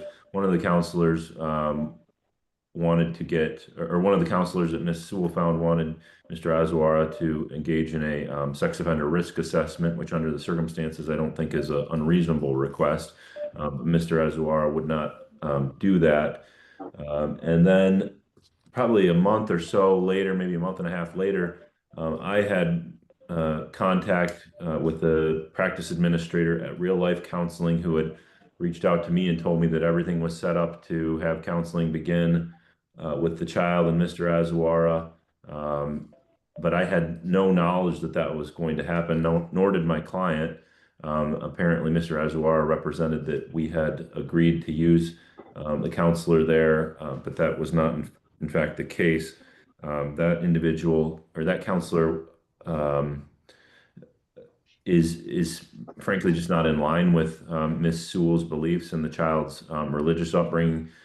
Best I can tell, that counselor identifies as non-binary, and that's somewhat concerning for the reasons I just stated, but also under the circumstances of this case. You know, the neurodivergence, gender issues, I think are maybe a problematic personality or issue for the counselor to have. So unfortunately, we are still searching for a counselor that everybody can live with. Thank you, Mr. Azwara. What would you like to say? Yeah, I have a different perspective on what happened. The counselor that I had set up, I actually got the name and number from Mr. Shaw himself. He sent that over. I did set up an appointment, and there was email communication that went without any response back. This was at the end of March. I went ahead and proceeded with it. I had my initial intake April 1st. I asked them, when can we get Liliana in? With the assumption that everything was okay, considering that, you know, they provided the number themselves. They reached out on April 3rd and said they had spoke with Christina and that Liliana was scheduled for an appointment for her initial intake on April 16th. Come April 15th, all of a sudden, we're rejecting the counselor. We're canceling appointments. That's obviously a whole 12 days went by of no communication, no contact. So I think it's a little misleading to say that I've alienated myself. So that's where we're at. The counselor, I mean, she was excited, she was empathetic, she was concerned, she was confident, and she was ready to take us on. It's been a very daunting task to find counselors up here that were willing to work with a high conflict situation, court orders, potential alienating situations. And so it's been very difficult. So the two people that I got were from Mr. Shaw, were Lauren, and then Stephanie. So I did reach out and I spoke with both of them and we did talk. However, Lauren was available quickest and I wanted to get in, you know, as fast as possible. It's already been going on almost 2 months. So that never happened. I reached out to ask why. I was up until today. Now I was not informed of any reasons why they canceled and the reasons why they canceled. So I'm just very confused. There's a PPO in place that says I'm sorry. Okay. So it sounds like you might have had an issue with one of their proposed counselors as well. Is that true? Well, I had only an issue because one of the counselors stated that they wanted me and Liliana to cut all ties with our current counselors and just be solely devoted to them. And that's the issue that I had because I'm working independently, personally with my own personal counselor for the past year. And I thought that was kind of, and I did hear from other counselors that's kind of unethical to make you kick out your own counselor that's helped you. So that's kind of the reason why I didn't go with Stephanie in the first place, but I did solidify everything with Lauren at the real life. So that's why I'm confused because, I mean, I got the number from them. All right. Well, I don't think a counselor can stop a different counselor. And oftentimes, as like you said, reunification counseling is a separate counselor than the party's personal counselors, and you're certainly always allowed to have any personal counselor that you want. Agreed. And kind of each side vetoing one counselor. Have there been any additional efforts made, sir, since that time to find somebody else to do it?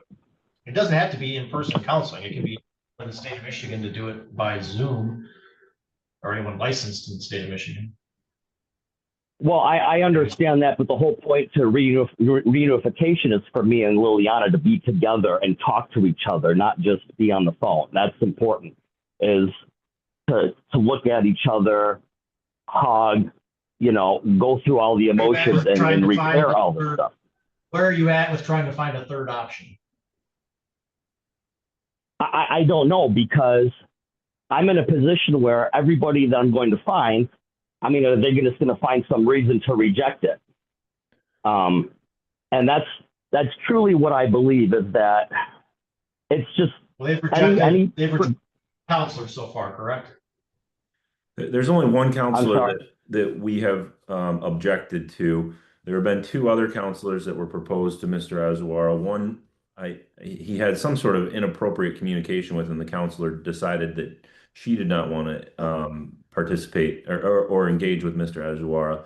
And I believe the other one wanted the sex offender risk assessment, which Mr. Azuara would not do. I don't know why Mr. Azuara thinks I gave him this Lauren's number. I didn't. I have all of my emails pulled up in front of me. I haven't had any phone communication with Mr. Azuara, so I don't know why he thinks that. I also I question kind of whether or not he's remembering things accurately or perceiving things accurately, because as you noted, Your Honor, it would be highly irregular for a counselor to say, stop seeing your individual counselor, you must only see me. That's I've never heard of that. I think it's nonsense. So, I mean, I'm very suspect of most of what Mr. Azuara says. We can continue to, on our end, try to find somebody, but, you know, I'm kind of at a loss here. Okay. So, Mr. Azuara, are you able to make some efforts to seek out some additional potential counselors? Well, I've been hitting the pavement. I ran through like 20 of them. And like I said, the only ones we made progress with I'm looking towards the future, not the past at this moment. So are you telling me you have zero opportunity to get a counselor involved? No. I'm not saying that. I've had plenty of opportunity and I've been trying. And the only ones that were successful where we were able to work with insurance, get dates and sessions were, in fact, from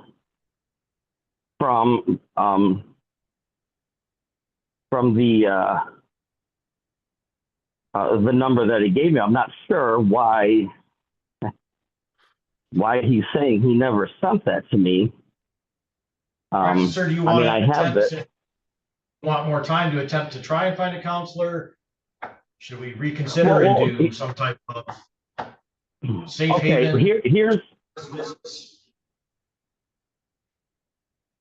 Here's where I'm at. I've been trying, and the only time we've been successful, we shut down counseling for, I guess, at this point, religious reasons. I mean, I'm not sure what that means or why that's important. I've heard what everyone said has happened. Now I'm asking what you want to do moving forward. Well, if you can, just 1 second. We had a motion. Christina filed a motion to modify the PPO so we could communicate outside of Mr. Strahl on matters about Liliana.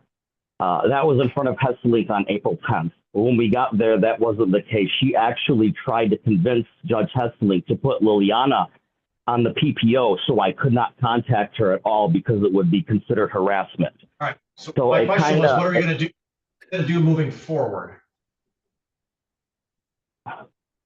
Well, I mean, I'm willing to do whatever. I've been trying. It's a very frustrating situation. I mean, I'm not the one that's having objections to counselors. What do you think is a reasonable course moving forward?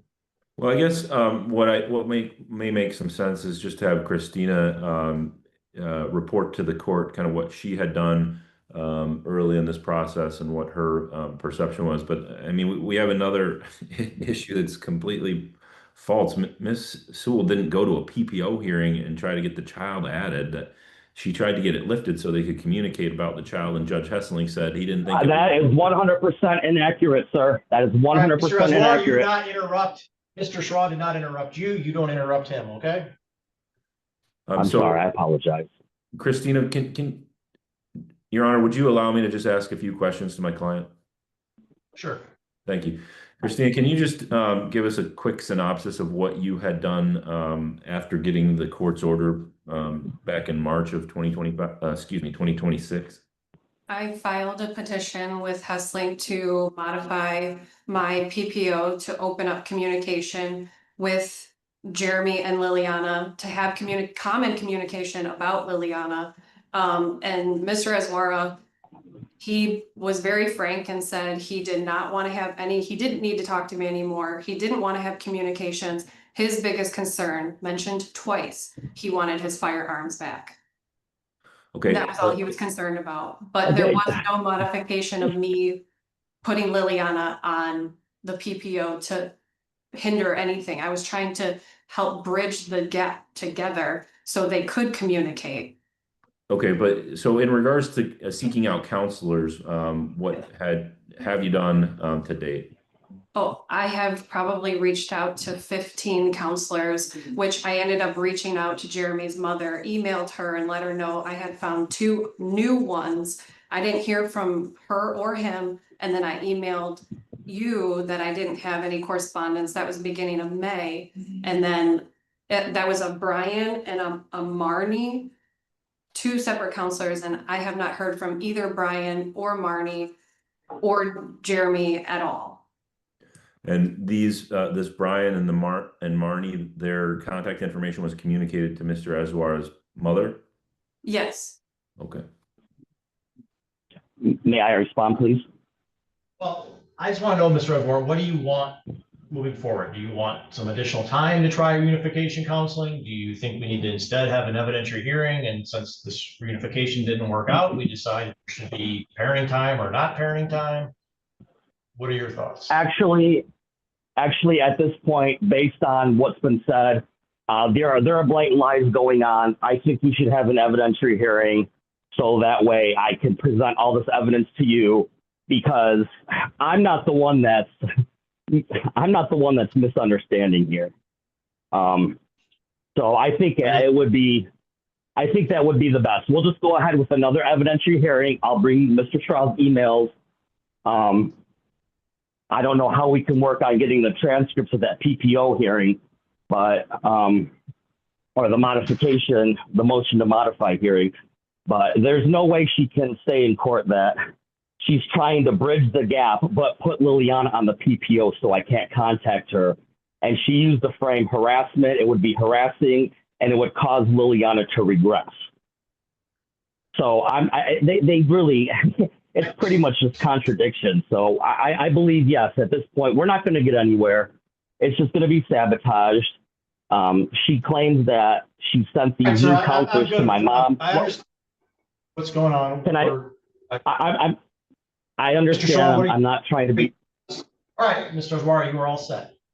Mr. Schrawler, your thoughts about the next procedural step? Do I adjourn for a status conference to see if this can happen? Do I set for an evidentiary hearing to see if we make some other changes? I guess it's difficult because the court made a specific order and those things aren't happening. Right. But I don't know if it can happen in communication. Not by me. Well, I guess I would inquire with Mr. Azuara whether or not he received my email on May 11th with Marnie's contact information and Brian's contact information, and whether or not he ever reached out to those people. But I mean, that's the last communication I've had with Mr. Azuara was on May 11th when I forwarded along the contact information for two additional. Mr. Azuara, did you follow up with those counselors that Mr. Straw suggested?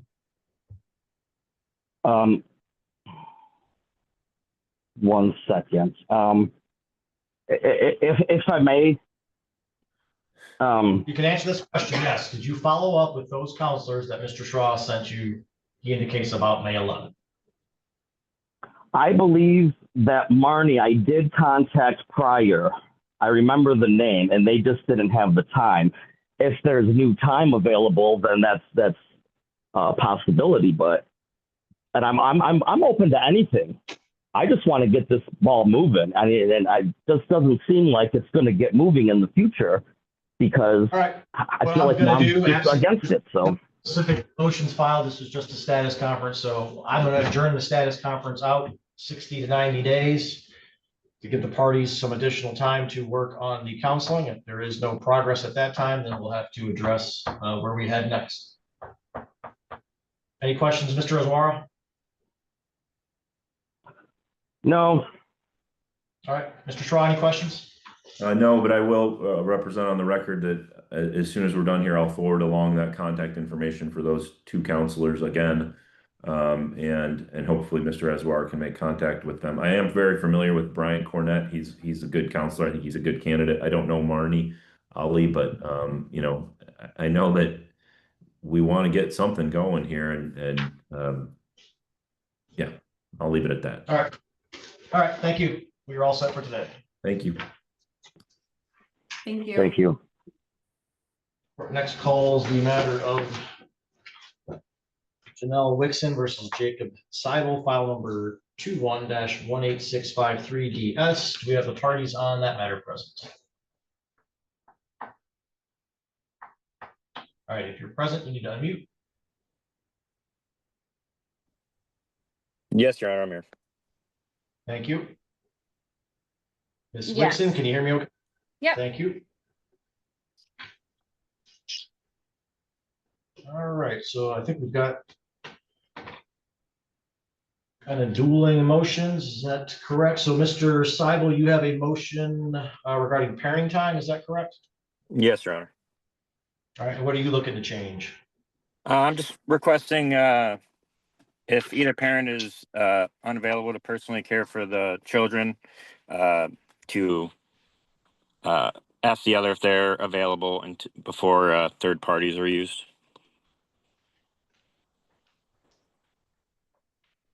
What is your current pairing time schedule? We have week on, week off. Ms. Wixon, as to his request of essentially a first right of refusal for babysitting needs, what would you like to say? So the thing is, my mom has every other weekend off, which falls on my weekends with the kids. And that is her, she gets to see them those 2 Saturdays a month. And she doesn't really get to see them during the week. This is what it has been previously. And she goes to the grocery store. She buys like $300 worth of groceries for the kids. Is very excited to have them for the night. And so we've been kind of doing that often, but the thing now is, now that school is over, my parents are who I use as babysitters for the day so I can go work. So I just don't think that it's appropriate that I have to call Jake every single day and ask if he would like the kids first before I take them to my parents so I can go work. All right, so you're not in agreement then with that request? No, and the other thing is that his mother currently is living in his house, so it's like if he could leave the kids with her and go do whatever and not call me, and I would never know. All right, so a right of first refusal is not a standard language in custody orders.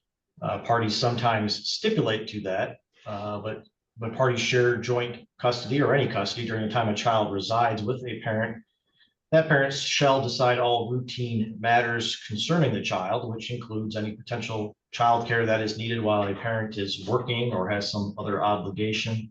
So it is not standard or required that there be a right of first refusal. Again, the parties can stipulate to that, but absent a stipulation, the court does not order that.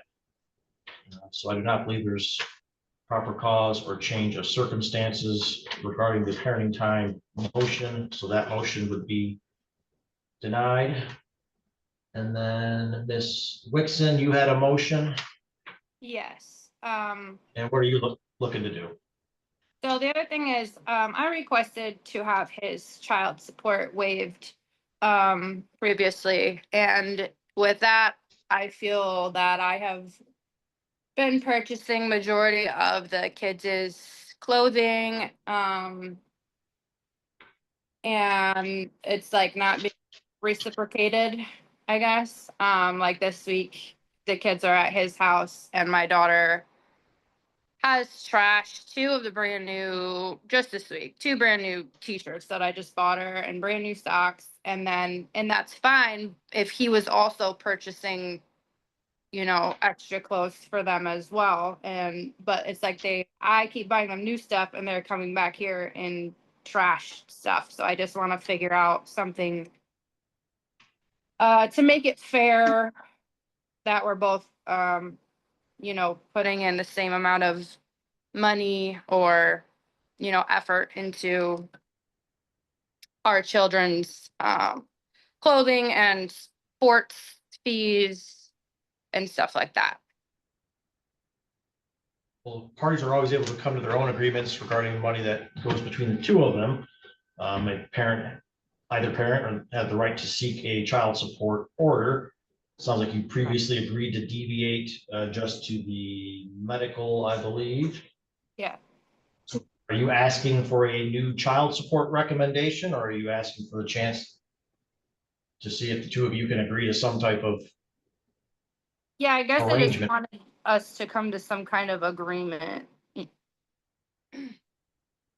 Mr. Seibel, what do you want to say regarding the support issue? I provide their clothes when they're at my house for the week. We actually stayed with Janelle this week, which is why when she woke up for school, she put on the clothes that we had at her mom's house. And they did happen to get dirty from school or whatever. But they do have clothes from my house as well as at their mother's. He was at your house. And I already Like I said, the court's not going to get into a fight over who's paying what for clothes. What the court can do is either order support or not order support. So I guess Ms. Wixon, are you asking that the court order that a child support recommendation be prepared?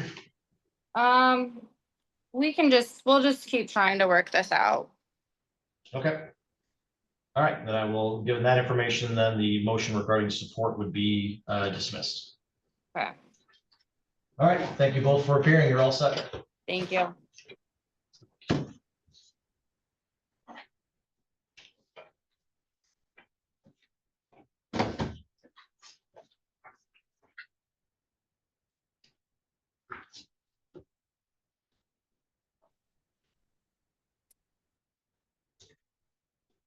Next call is the matter of Brianna Gillespie versus Devin Kukaba, file number 21-18663DS. Do we have the parties on that matter present?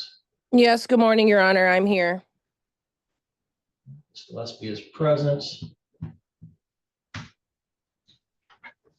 We have Mr. Kukaba present. Does not appear that he is present.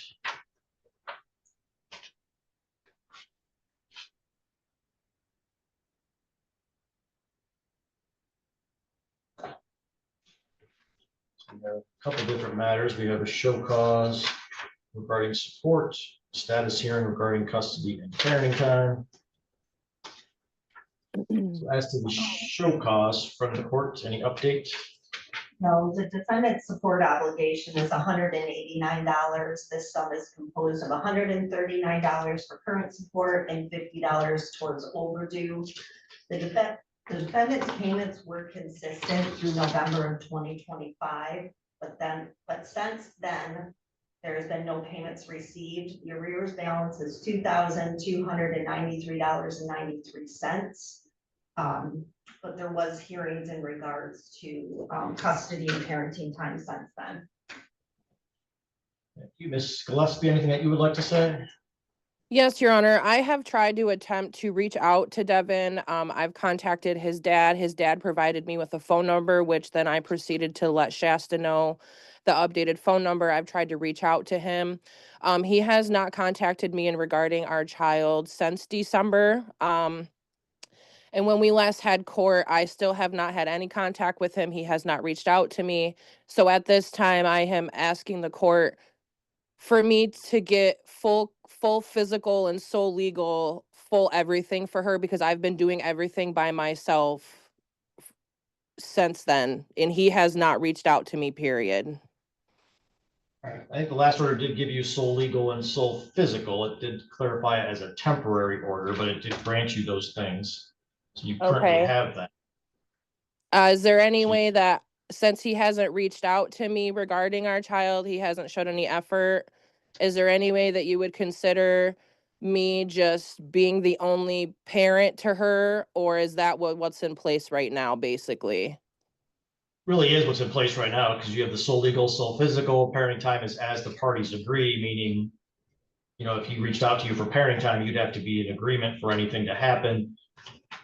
It'd be on him to file. It'd be on him to file anything that would change those terms. I mean, I don't want him to have any rights to her, period. Is that something that I could do with him not being in her life or reaching out to her at all? Me, I'm not a court that can terminate parental rights. That's a separate matter through a probate court or a neglect case. There are other methods, but yeah, that's not for me. Okay. Anything you want to say regarding the support matter, ma'am? Yes, I haven't received any single child support payments, I believe, since November, December. And I would like to raise the child support because, like I said, I am raising her on my own. I'm not working right now. I'm being supported by my boyfriend right now. I'm a stay-at-home mom and things are hard and I need to know if I could raise the child support. I'm not going to look forward to even getting anything because he hasn't made a payment. But as I know, as far as I know, he's still in a mental hospital, supposedly. But then again, he's on social media posting that he's got new iPhones, he's got a new car. Yeah. So I would like to raise the child support if possible. There might be an issue of whether or not, if he is in a mental hospital, whether or not it should be, whether he has the ability to earn at this time. We haven't done a new calculation or have Your we? Honor, you did refer support after that temporary order to friend of the court for the support review using 0 overnights, but in regards to collecting information, we have not had that, so would actually need the help through the court to input what his income should be, if anything. And he does not respond or participate? I have attempted to reach out to him at a contact number that an intake specialist provided from Harbor Hall with an anticipated release date of May 27th. That number that they provided, a voicemail box was not set up, and I've not had additional contact with Harbor Hall, even though I've left a message, but it was earlier this week. I think we should get a rec prepared, and then that would give him a chance to potentially object if he thinks that we're not using appropriate income. A prior recommendation was done based on a factory job that he had that then had stopped. So I'm unsure if it should be based on minimum wage. I think we'd base it on his last employment then. So whatever was inputted at the lab Yep. during the last recommendation, but no overnights. Yes. So Ms. Gillespie, we will prepare a new support recommendation with him at 0 overnights using his last known employment. There'll be a recommendation, so it'll give either one of you the right to object to the terms.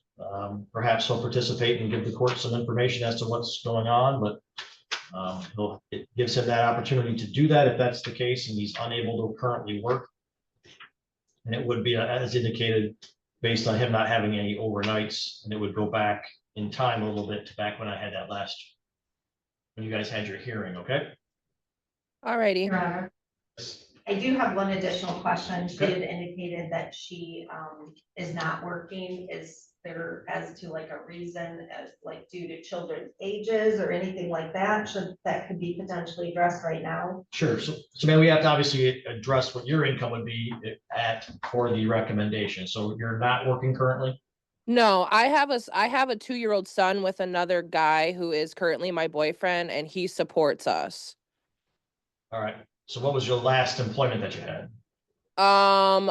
It was over 3 years ago. It was a comfort care here in Gaylord. Okay. I believe the last recommendation, which was just prior to the March one, we inputted her for 35 hours at minimum wage. I don't know if that would be appropriate if she has a child that is not in school with the cost of childcare and things like that. We can do the recommendation and then if there's an objection, but that's what we would input her then. Okay, potentially. yeah. Let's do that for hers, and then she can object if she feels that's unfair, and then also do him. Is it okay if, but do him at 35 hours, make sure they're the same hours. Yes, ma'am? Okay. the other reason I'm not working is because my daughter has a mental disability, which is keeping me from getting a full-time job. She was diagnosed through the state of Michigan that she is severely autistic. That paperwork was provided to the court. She is going to counseling, on medication, seeing a psychiatrist. So it is very difficult for me to keep a full-time job at this time. That recommendation, and if either one of you doesn't agree with the way it calculates out, then you'll have the automatic right to come in front of me and make those arguments, okay? Alrighty. All right. Thank you for appearing, ma'am. You are all set. All right. Thank you. Bye-bye.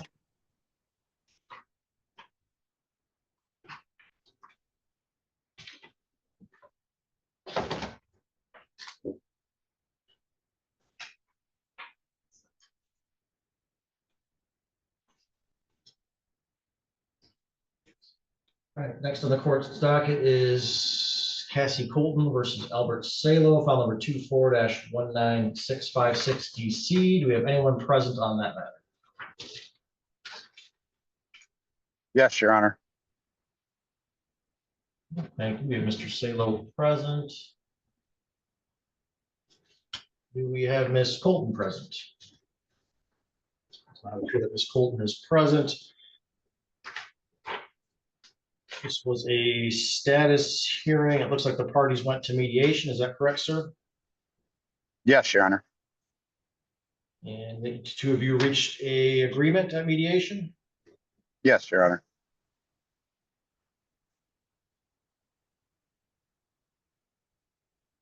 All right, so it looks like you went May 7th, 2026. The mediation indicates that you would have the primary physical, you would share legal custody, sets forth parenting time. Every other weekend for mom during the school year.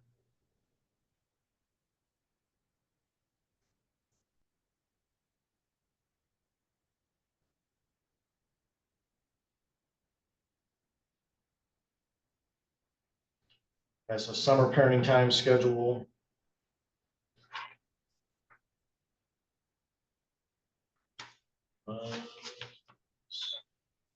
Sir, would you please raise your right hand? Solemnly swear or affirm the testimony you're about to give will be the truth, the whole truth, and nothing but the truth. Yes, Your Honor. All right, and it's true, Mr. Salo, that you and Ms. Colton attended mediation. It looks like it was on May 7th, 2026, and came to agreements regarding custody and parenting time. Yes, Your Honor. And she was present for that mediation and did agree to those terms. Is that correct? Correct, Your Honor. And do you believe these terms are in the best interest of the children? Yes, Your Honor. I would certainly prefer that she was present, but there is an executed mediation agreement from community mediation indicating that these were the terms. Mr. Salo has under oath indicated both parties were present and agreed to those terms. So the court would adopt the mediation agreement regarding custody and parenting time. We're probably going to need a new support recommendation. So we'll also refer the matter for a new child support recommendation based on any changes in overnights. The parties need to provide any financial information from the completion of that recommendation within 14 days. Any questions, Mr. Salo? No, Your Honor.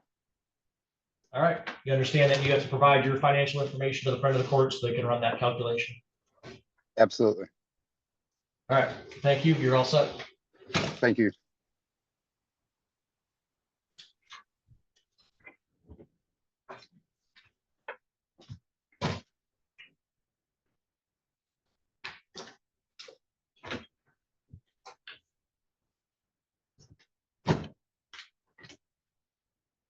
All right, next on the court's docket is the matter of Samantha Campbell versus Emmanuel Lounsbury, file number 11-14320DS. Do we have the parties on that case present? Yes, I'm here, Samantha. Thank you. Yes, Your Honor, I'm here, Emmanuel Lounsbury. All right, both parties are present. This is a status hearing following mediation. Looks like the parties did not reach an agreement. Is that correct? Well, I've been waiting on the mediation. I haven't even done it. Well, I think we were told that today is mediation day, Yeah. so I'm kind of confused All right. also. Today is definitely not mediation day. Today is the date in front of me. You guys were back in court April 29th. We referred it to mediation. I got a mediation status report dated May 7th saying it was not settled. Did you guys not participate in community mediation? Oh, no, it was determined in a.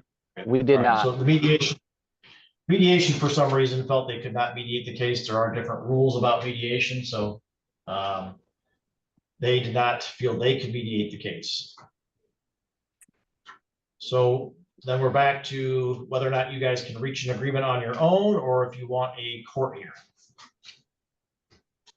At this point, I feel like we aren't able to reach an agreement on our own.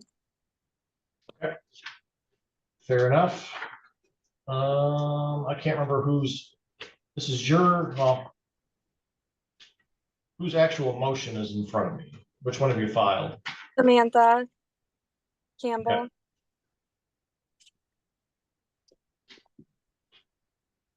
And so there is no set parenting time schedule, is that correct? Correct. Correct.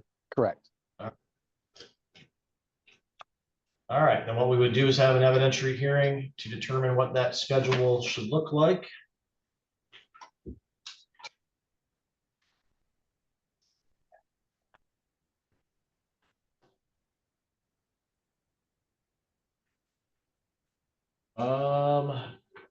Ma'am, do you intend to call witnesses, or do you just want to provide your own testimony regarding what you think should happen?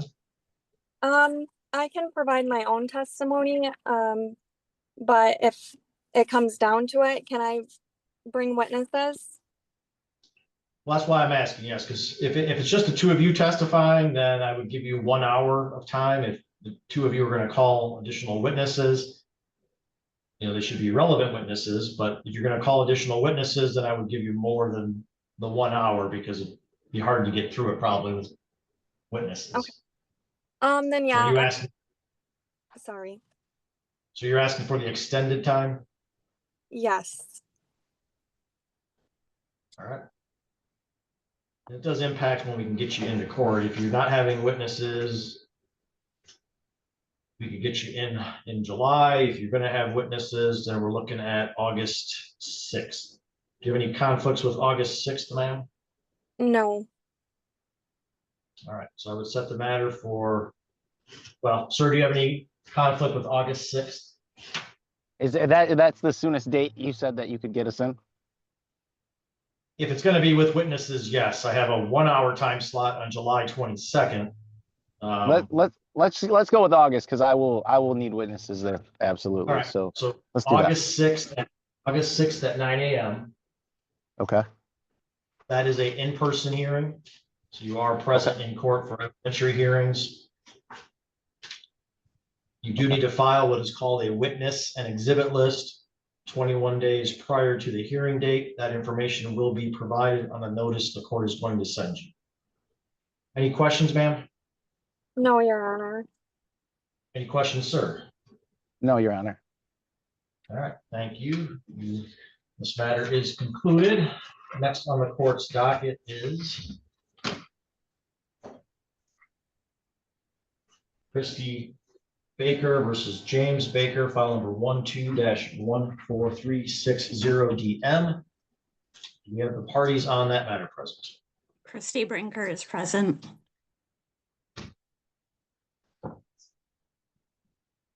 Thank you, ma'am. James Baker is here. All right, thank you. In front of the court, this is a friend of the court petition, is that correct?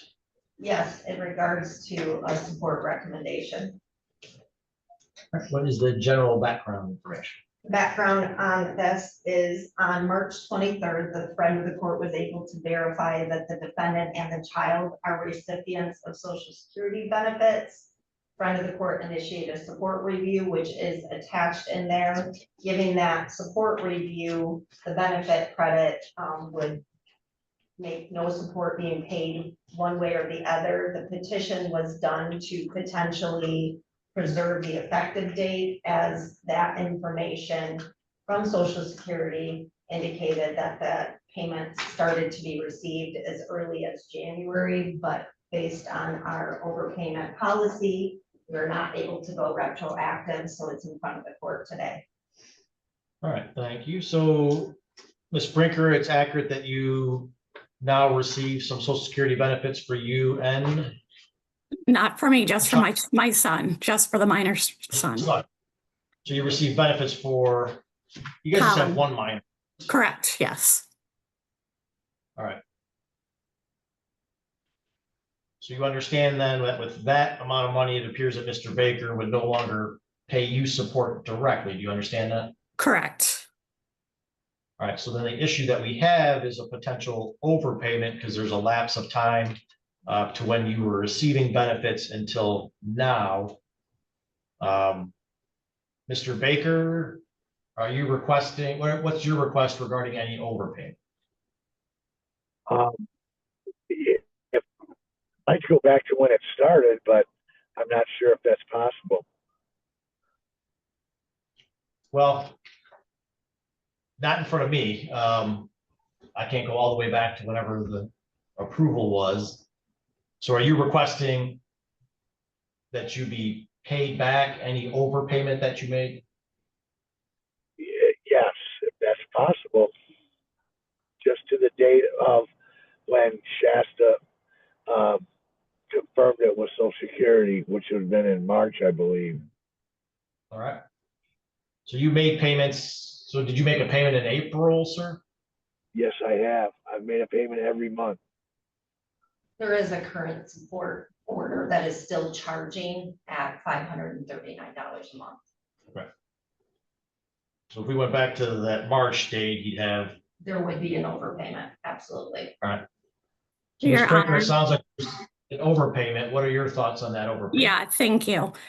So I wasn't sure how this whole thing worked. I did like research like with Social Security because our son does go to a private school, and with the cost of like our divorce decree, we're supposed to split everything, any extracurriculars, private schooling, that kind of stuff is 50-50. So it does like cover basically the private schooling and like, typical support. However, Jim has never paid for like any extracurriculars or his cell phone. And just since March alone, I do have receipts for Colin for his lacrosse, for golf, for summer class, for $1,700. And so I don't know if that can be factored in to, it's just, I think, honestly ridiculous that I would have to pay him when he's never paid extracurricular fees for either of our children. So You're saying that was a specific term in your divorce judgment? it was, yes. And I don't know if that falls under front of the court. I'm looking at the divorce decree right now, and like page 5, it said that, each parent's responsible for 50% of the costs associated with that. But I don't know like how that works into the Well, front of you the court. would potentially have the option to file a motion to seek reimbursement for costs, probably not all the way back in time, but certainly for recent Right, ones. If that's no, what- but I'm good with like, just like clearing up from March. I mean, like, obviously all that we can do is like March forward, with Right, the so it was- Social Security thing. So like just saying from here on out, like I will just, any crazy extracurriculars that, he has, that we would go forward and I would just submit that separately. All right, so if he were to, are you asking that if he were to waive the amount that the overpayment that he's made to you, Correct. that you would then to seek the back amount that's owed to you? Correct. Yes. Like clean slate going forward, and anything from here on out would just be strictly extracurricular activities that we would handle amongst ourselves. Mr. Baker, do you understand what she's saying? That there was some sort of term that you guys were going to split things, but that really wasn't happening? I had paid in the past. There was a time where I was not, but during that time, I was paying 50% for 2 children of private school in excess of $5,000 a year that was not required by child support. So so at this time, you're not agreeing to waive any overpayment? No, because we did, and I'm going to go back to September when the benefits were starting to be received. And then my question also is that I get a credit, and the credit's way more than what the calculation is. When does that come back to? Is there any chance that there's a payment back to me? Because the credit's so high. I believe that without the Social Security The monthly is $550, but the Social Security is in excess of $1,500 a month. And so I don't understand why is there any repayment for that when it could go back to September. Well, I believe when my child started receiving benefits. All right, given that Mr. Baker is not waiving any overpayment, what I'm going to do is issue a written recommendation on this matter. Ma'am, it will not address anything that's owed to you from some other terms. So if there are some other terms that are not being followed, that's a separate motion that either party, would have to make as far as if there's something that's not being paid pursuant to the judgment of divorce.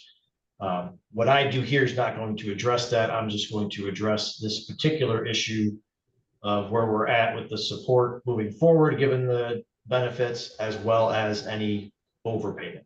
But I'm gonna not do that right now because it's going to take more time than what I have. I'm already way behind schedule here today.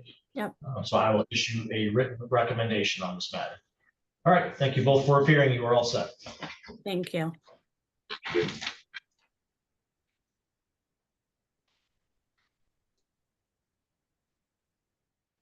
Next calls the matter of Jamie Salzano versus Joshua Salzano, file number 26-20308 DM.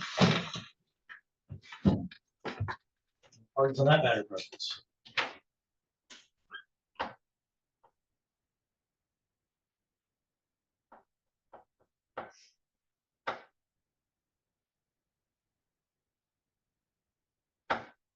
All right. Hi there, sorry. Thank you. Jamie Salzano is present. Is Joshua Salzano present? It's not appear that he's present. And this was essentially a status conference regarding custody, parenting time, and support. Have the two of you reached any agreements on those issues? We're both still in the home. I don't know if we can just determine what the custody would be once the judge determines who gets the house. We're both still there. Okay. All right, well, he's not here today, so I can't make any rulings anyways. Looks like you guys have a pretrial conference before Judge Hesselink in July. Is that correct? Yes. All right, so what we'll do is adjourn this matter to sometime after that date. We may not need it, depending on what happens with the judge in July. That may resolve issues. But we'll get a date on the books in either late July or August for this matter, if we still need it. And if we don't need it, we'll remove the date. Any questions, ma'am? No. All right, thank you for appearing. You're all set. Thank you. Next call, the matter of Cynthia Laurette versus Emmanuel Lounsbury, file number 19-17773 DP. We have the parties on that matter present. Here, Your Honor. I'm here. All right, thank you. So this matter is before the front of the courts due to a ex parte motion that was filed but denied and then set before the court. Mr. Lounsbury, that was your motion, is that correct? Yes, it was, Your Honor. And what are you looking to do? Currently, when I had put up that order, I had not been able to see my children all of a sudden for approximately 3.5 weeks. I believe so. I believe it was. Then mom and the children reached out to me. Me and her have talked since then. We have been very cordial since then. And I strongly believe that we could take this to a mediation to figure out a parenting time. At the time, my main concern was working with a Jake Hockey, a pedophile catcher, whatever you want to call him. And I felt like that was a danger to my children because of the repercussions of being a decoy. That was in my motion as well. As I've stated, I've talked to Miss Lorette, and I feel like we are on good terms. She's allowed me to see my kids just as much as I used to, so I have no problems there. And like I said, I think this could be taken to mediation if she agrees with that. Ma'am, what would you like to say?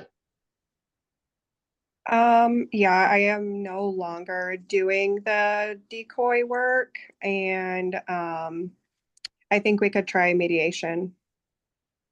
Okay. It looks like, ma'am, you also have a motion, but that's not scheduled till July. Is that correct? Yes, I was going to ask about that, if we would still have that hearing set or if we would just schedule mediation and then go from there. Sure. No, we could, if you guys are agreeing to mediation, we would refer the matter to mediation, both matters essentially. And we would remove that July 1st date and then set a status conference for a time after that. Are you okay with that, ma'am? Yeah, that's fine. Are you okay with that, sir? Absolutely, Your Honor. All right, we will do the referral to community mediation on these matters and then set a status conference for some time after that. The parties do not need to appear on that July 1st date, okay? Thank you. Okay, how long should we expect for mediation? Pardon? Well, we'll refer it to mediation. We're gonna reach out to you to schedule that, okay? Okay. All right, thank you. Thanks.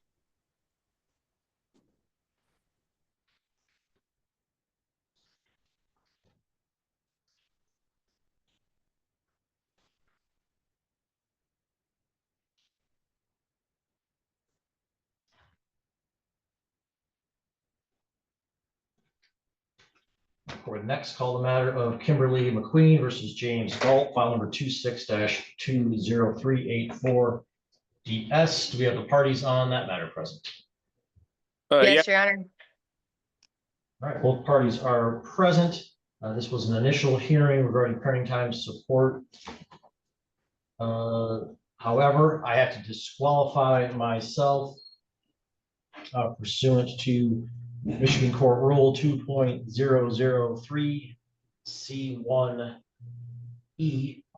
I currently represent Ms. McQueen so I must be disqualified as a attorney for a party within the preceding 2 years. So we will do a disqualification order of myself, and you will get a new hearing date before the judge. Any questions, Ms. McQueen? No, Your Honor. Mr. Galt, any questions? Is there a way we could go to mediation first? We have not sat down and done that yet. We can do a referral to mediation if the two of you would like that. I would like that. I think she's on this page too. Ms. McQueen? That's all right, Your Honor. Yes, I agree. All right, so we'll refer the matter to mediation as well as get you a date before the judge. Thank All you. right. Thank you for appearing. You're all set. Thank you.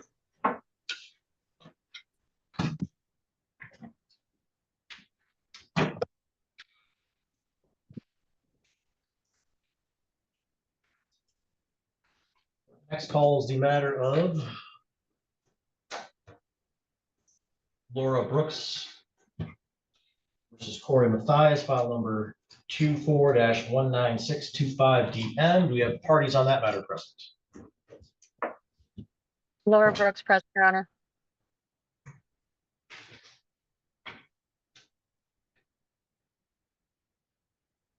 Corey Mathias, present, Your Honor.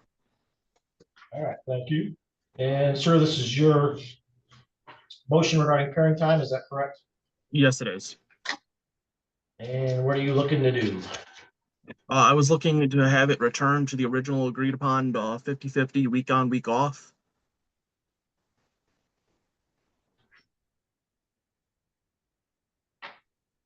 All right, Ms. Brooks, are you in agreement or disagreement? Disagreement.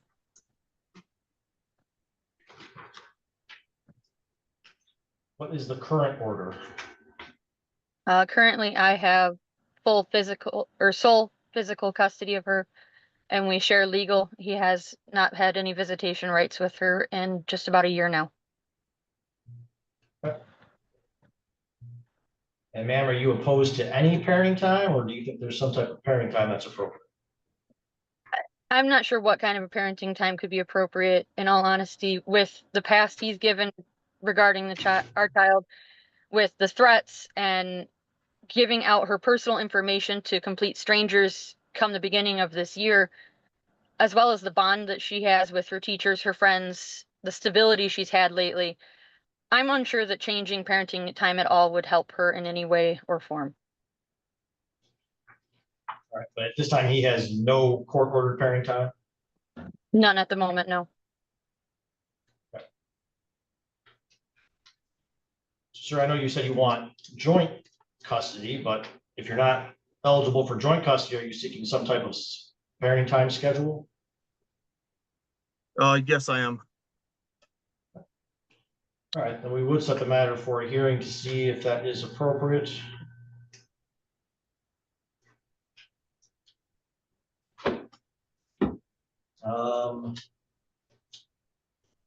How much time do you think you need for a hearing, sir? Do you need a 3-hour hearing, or do you think a 1-hour hearing is sufficient? I believe a 1 hour hearing should be sufficient. All right, Ms. Brooks, any reason why we can't do it in 1 hour? I don't see why we couldn't. Okay. All right, anyone have a conflict with July 22nd at 9 a.m.? What day None, of Your the Honor. week is that? What day of the week is that, Your Honor? That's a Wednesday. No, no issue with that. Okay.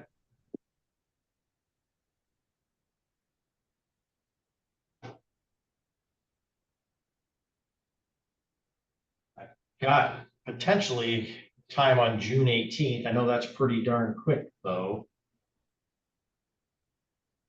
If you guys want June 18th at 1 o'clock, I could do that. That's a Thursday. I would just need 2 weeks' notice to be able to notify my work. I believe that would be enough time. That's okay. I mean, I don't want to put you at pretty quick turnaround, but if you're able to do it at that date, we can do it that date. Yes, I should be able to do it that date. Sir, do you have any issue with June 18th? None whatsoever. All right. So we'll set you for June 18th at 1 p.m.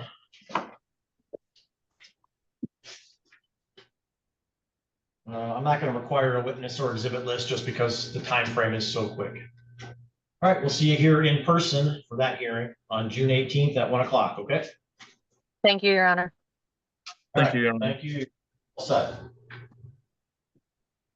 All right, this is a referral to the front of the court following a denied ex parte motion filed by the father. So Mr. Guinea, what are you looking to change?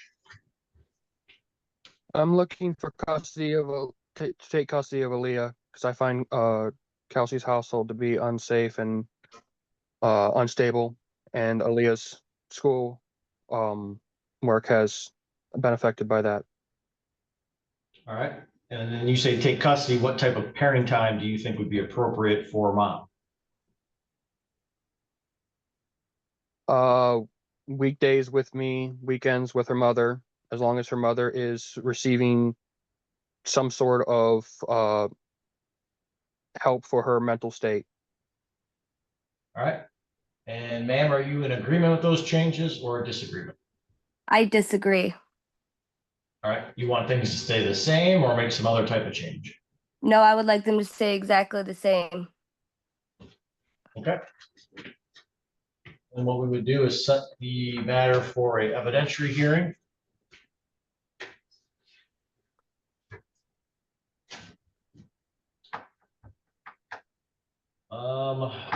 Sir, do you have any idea how much time you think you might need for a hearing on this matter? You think an hour is sufficient, or do you think we need more? Yes, sir. An hour. You could do it in an hour. Yeah, I can do it in an hour. All right, so well, this is an issue you kind of want to address before the school year, it sounds like. Yes. Okay. I think. You want a current custody.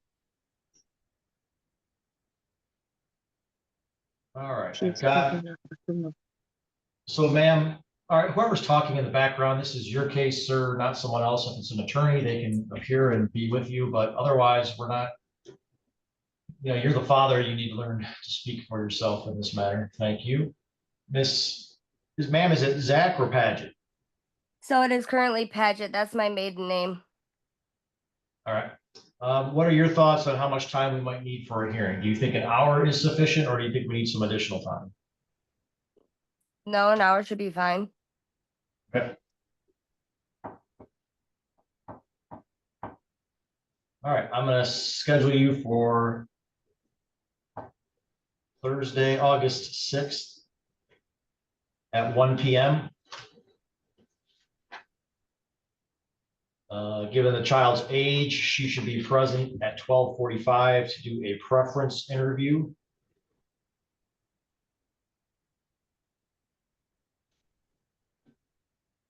You said That is a- August 6th. I'm sorry. I do apologize. Problem, August 6th at 1 o'clock. That's in person, so you'll be here in the courtroom. Correct. If you intend You to said she call needs to be there by 12:45? yes, the child needs to be here at 12:45 for a preference interview. It's just a short interview, and then she's free to go after that. Not allowed to be in the courtroom during the hearing. All right, no Parties will problem. be I can here. get her there. Parties will be here in person.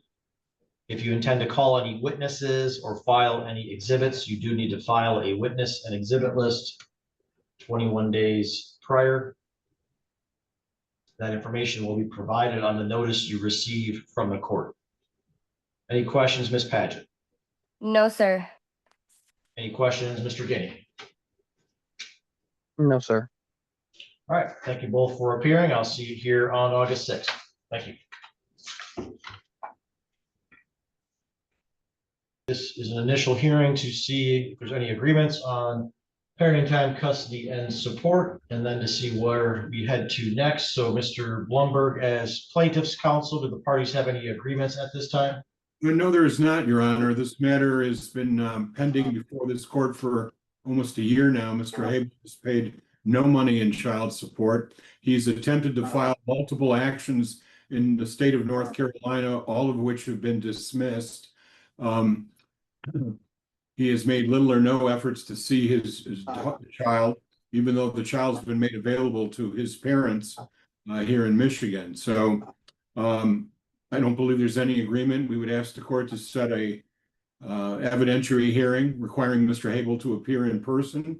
It is our certainly position that there should be an order granting temporary physical custody to my client, and Mr. Hable should be paying some child support. All right, thank you. Mr. Hable, what would you like to say? Your Honor, I respectfully disagree with almost everything he said. I have been paying support to Kaylee. I currently am still paying all the bills that she abandoned and left me with in North Carolina. He's correct that I did bring up an absolute divorce case in North Carolina, which that's where jurisdiction is. That's where our marital home is. She had it thrown out of court twice when I was never even properly served for this case. I also have been in contact with my kid. I've been trying to see my kid. She's actually been hiding my daughter from me. I currently don't know where my daughter lives. I don't know if she's safe. My father just passed away 2 weeks ago due to a horrific accident. A tree fell on his head. She wouldn't let me see my kid during the time when he was in the hospital dying. I was just up in Michigan the last 2 weeks dealing with this family emergency, and I've been trying to see my kid at my sister's house where my mom was also, and she would not allow me to see my kid. In fact, she would pretend like she was going to, and just would eventually make it impossible for me to see her. So everything that he's saying is not true. And it's being, All right, so you would agree then, sir, that we probably need to have a evidentiary hearing to determine what the custody and parenting time should look like? well, she unilaterally decided to move my kid to Michigan without my consent. So, I mean, I don't even know why I'm not even allowed to see my kid right now. She already told me there's a pro se order. She's telling me I can't bring my kid out of the state to North Carolina. She's lying to me over and over. I've All not. right, well, if you want this court to issue an order, the next step would be to have a hearing. So do you agree that probably the two of you are not going to come to any agreements on your own, and we should have a hearing in front of the court? No, I disagree. I would come to an agreement. I agree on everything. I want to be divorced. She can have whatever she wants as property. I'm fully willing to divide everything. And I want joint custody. I think that's all reasonable. They've not come to me with one single All question. right, sorry. Sir, are you asking that you go to mediation, or are you asking that we have a evidentiary hearing? I would like mediation. No, Judge, we would not agree to that. He's been Okay, a history of abuse to my client. So That's- we it's fair enough. If parties don't agree to mediation, then we'll set it for a hearing. Mr. Blumberg, do you think we need a 3-hour slot or a couple of hours? I think we could do it in 2 hours, Judge. Is that more readily available? Well, I have a 2-hour available August 6th. And then I have a 3 hours available August 26th. Let me just And then check. Mr. Habel, is one of those work better for you to be present? Sooner the better, Your Honor. I mean, I was really hoping I could get some kind of order to be able to see my kid when I come up for my father's funeral in July. She's saying I've I not do have- been trying to see my kid, but that's a bald-faced lie. I've got August 6th available. Sir, are you able to be here for August 6th at 2 o'clock?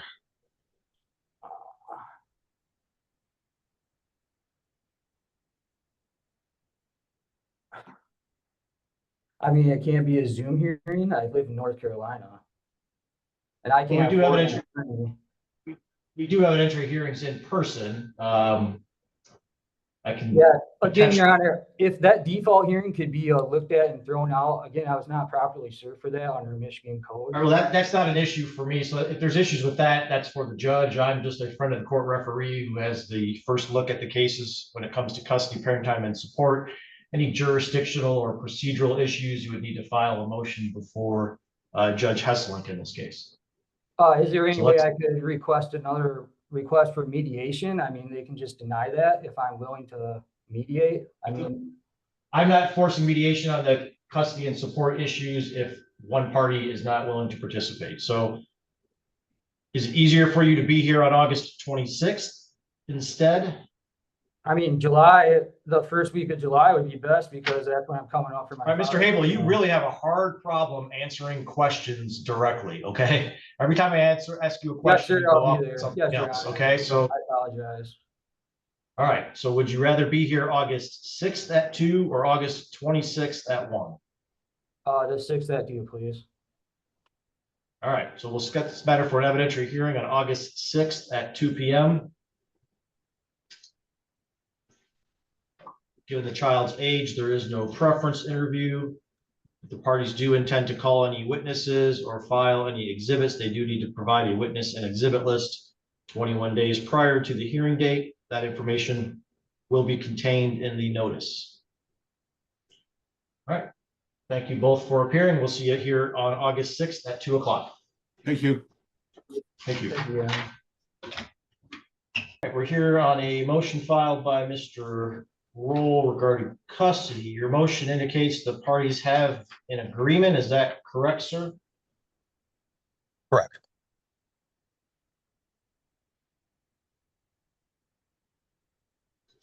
And what is the parties' agreement?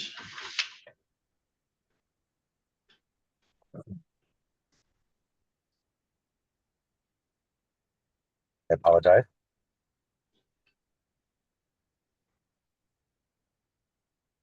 The agreement is that myself and Victoria agree that I will have full physical and joint legal custody of Genevieve, our daughter. We both agree that Victoria will have unsupervised visits Tuesdays and Fridays from 3:15 to 5:15. And we both agree to adjust visitation days and times as needed. I will transport Genevieve to and from her visits. We both agreed that we would not fight, argue, or anything during pickups or drop-offs, especially in the presence of Genevieve.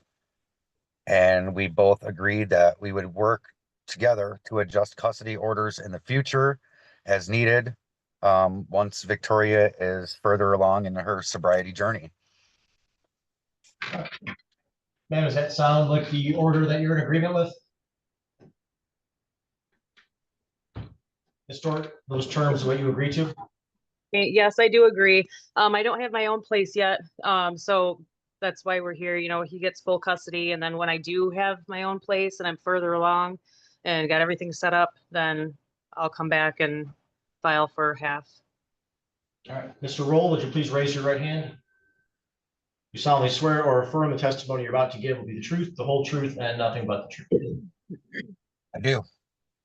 And sir, is it correct that you're asking this court on by stipulation to grant the parties joint legal custody and that you would have the sole physical custody? Is that correct? Correct. And parenting time for mom would be unsupervised visits, Tuesdays and Fridays, 3:15 to 5:15. And you would adjust visitation days and times as needed. Is that correct? That is correct. And you are going to do the transportation of your daughter for the visitations. Is that correct? Yes, that is correct. Parties are agreeing to not fight or argue during the pickups and drop-offs in the presence of your child, correct? Correct.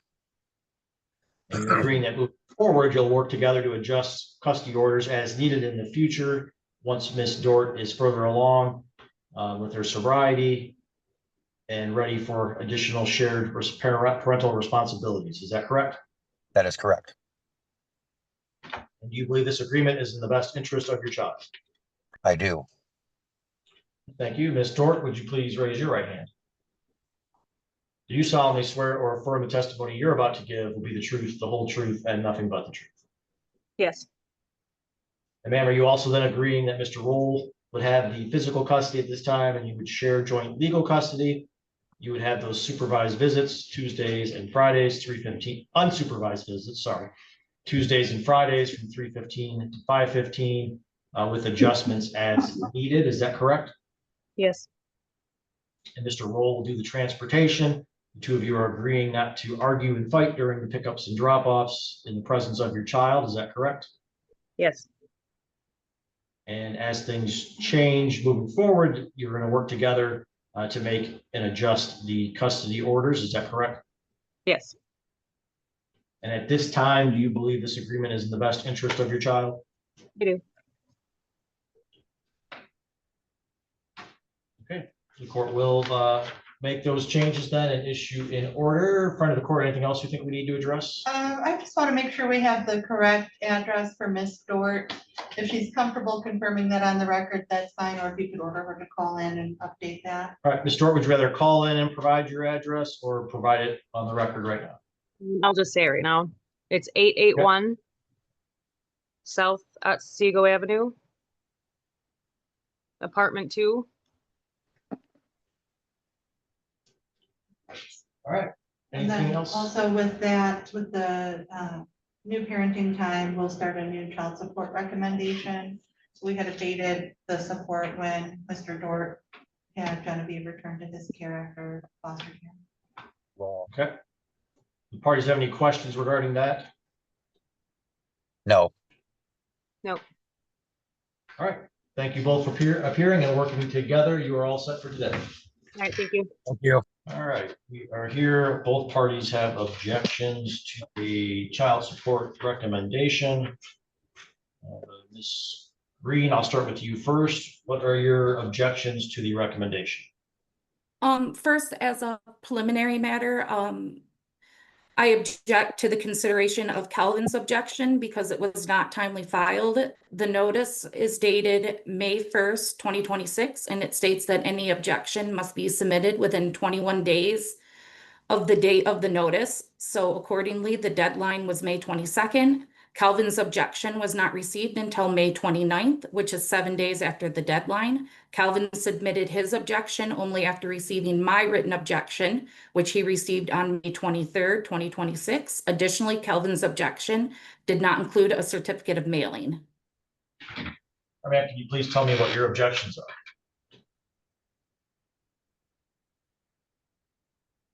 I have four objections. Do you want me to go into the detail or just give you a brief overview? Tell me what your objections are, please. Okay. I object to the hourly rate used to determine Plaintiff Calvin's earning capacity because I do not believe it accurately reflects his skills, experience, or work history. Calvin has been performing handyman and repair work since approximately 2009 and has worked professionally in the field since at least 2014. This is reflected in his tax returns from 2014 through 2018 and in the fact that he began operating his own handyman business, Repair It Handyman, in 2019. He also stated in front of your honor on February 19th of this year that he works as a handyman. The services he provides include skilled work such as plumbing, electrical, deck building, home remodel projects, and general home repair. The hourly rate used appears to be below prevailing local market rates for similarly skilled services in the Gaylord and Otsego County area. It would be difficult to find an individual with his level of skill, experience, and services who would perform this type of work for approximately $15 to $16 per hour based on his. Hold on, ma'am. So I guess I should have, my fault. I just want to hear the general, what your general objections are, because we'll probably have to set this matter for an evidentiary hearing if we can't reach a resolution today. So you object to his the income how his income was calculated, and then what other general objections do you have? That it does not accurately reflect the earning capacity of his rental property, that the recommendation does not accurately reflect my current income, and that the monthly deductions and adjustments used in the calculation related to myself. So 4 points. All right, so your income, has that changed recently? It has. I'm working less hours, and also I believe that possibly overtime and bonuses were listed when they calculated my income. And I spoke to my employers and got a compensation letter stating that, you know, those are not guaranteed and should not be included. Well, I think the court will make that determination on what the income is. Sometimes we have to average things out. But what I'm going to do is set this matter for an evidentiary hearing so that the caseworker that prepared the report is able to let me know specifically how everything was calculated. You can both bring any of your arguments and evidence to that hearing. So my next available time for a evidentiary hearing is July 22nd at 9 a.m. Ms. Green, would you be available at that time? Yes. And Mr. Green, would you be available at that time? Yes. All right, so that's an in-person hearing on July 22nd at 9 a.m. for a total of 1 hour. That should be certainly sufficient to address child support objections. If you do have any documents that you want to use as an exhibit, you need to file a witness and exhibit list 21 days prior. And we'll see everybody here in person then on July 22nd at 9 a.m. Thank you. You both are all set for today. Yes, Your Honor. So will we be hearing his objections as well, even though they were outside the limit and he didn't have the certificate of mailing, just so I can adequately prepare? Well, I mean, you're objecting to his income, so he's going to have a right to address what he thinks his income should be. You're also objecting to his rental income, so he's going to have a right to indicate what he thinks it should be. So if you're objecting to those amounts, he's going to have the right to provide some testimony as to what is the accurate amount. Okay, thank you. All right, and Kayla Lofgren versus Shane Grimes, file number 26-20383DC. Do we have the parties on that matter present?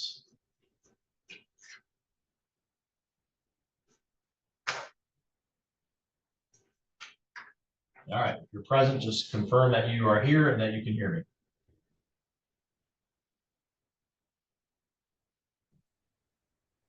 Yes, I can hear. All right, thank you. Ms. Lofgren is present. I see somebody listed as Shane Grimes, but I have not heard from him. Sir, are you able to hear? Yeah, Your Honor, I'm here. Yes. Thank you. So part of the Zoom rules are that you don't move around, that you stay stationary. no smoking or vaping allowed, as well as no hats, because you are considered to be in a courtroom even though you're not physically present. Thank you, sir. All right, so this is an initial hearing regarding custody, parenting time, and support. Ms. Lofgren, you are the plaintiff in this matter, so I'll ask you first. What are you seeking as far as custody and parenting time in this matter? I am seeking full custody and I'm open to parenting time. And Mr. Grimes, what is your position in this matter? Mine is going for custody and working out some type of parenting over the phone thing after me having my little girl for a little over 6 years and she's 7. The child is living with you, sir? Yes, sir. Over the last 18, a little over 18 months. Okay. When it all first started. Is that correct, ma'am? Yes, it is. All right. So both parties obviously are requesting that they have the primary physical custody, so there is no agreement. So the court will need to conduct an evidentiary hearing. I can either give you guys an hour of time or 3 hours of time. It sort of depends on if you intend to call witnesses or just provide your own testimony. So Mr. Grimes, are you going to call witnesses or provide your own testimony? Probably most likely witnesses. All right. And I'll give you the longer time slot. So then we're looking at August 19th, potentially at 1 p.m. Do either of you have any conflict with that date? No, I don't.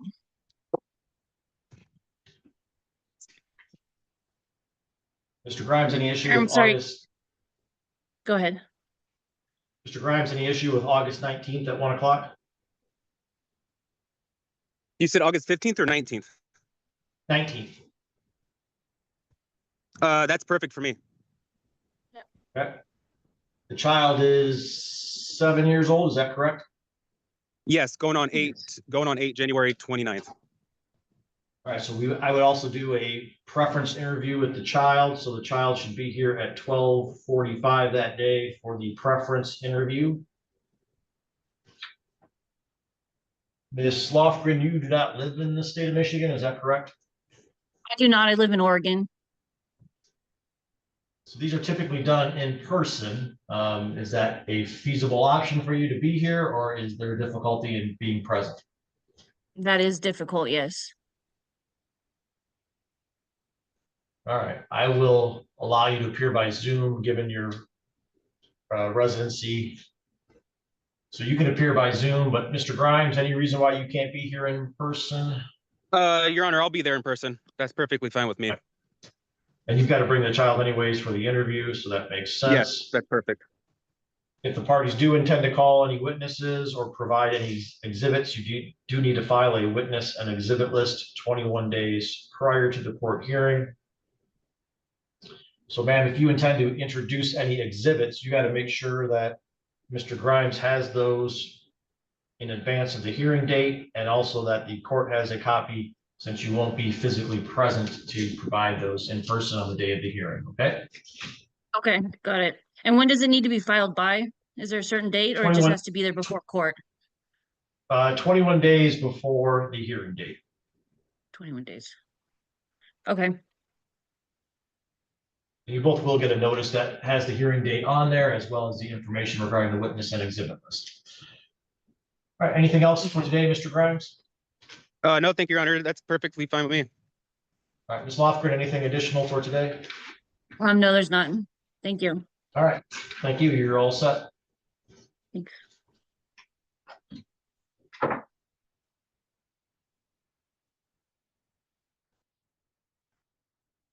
Next call, the matter of James Hilt versus Autumn Hilt, file number 25-20141DM. Do we have the parties on that matter present?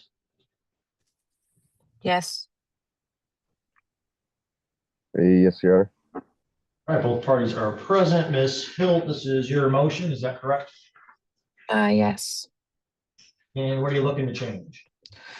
I was trying to adjust our parenting time in a sense that would be better off for all of us, I guess. Instead of having a direct parenting order in place, just because of him working out of state. I know he says he's not working out of state anymore, but for the months of February, March, and April, he did not utilize like barely any of his parenting time. And so I tried waiting it out and giving it time. All right. Did he exercise his time in May?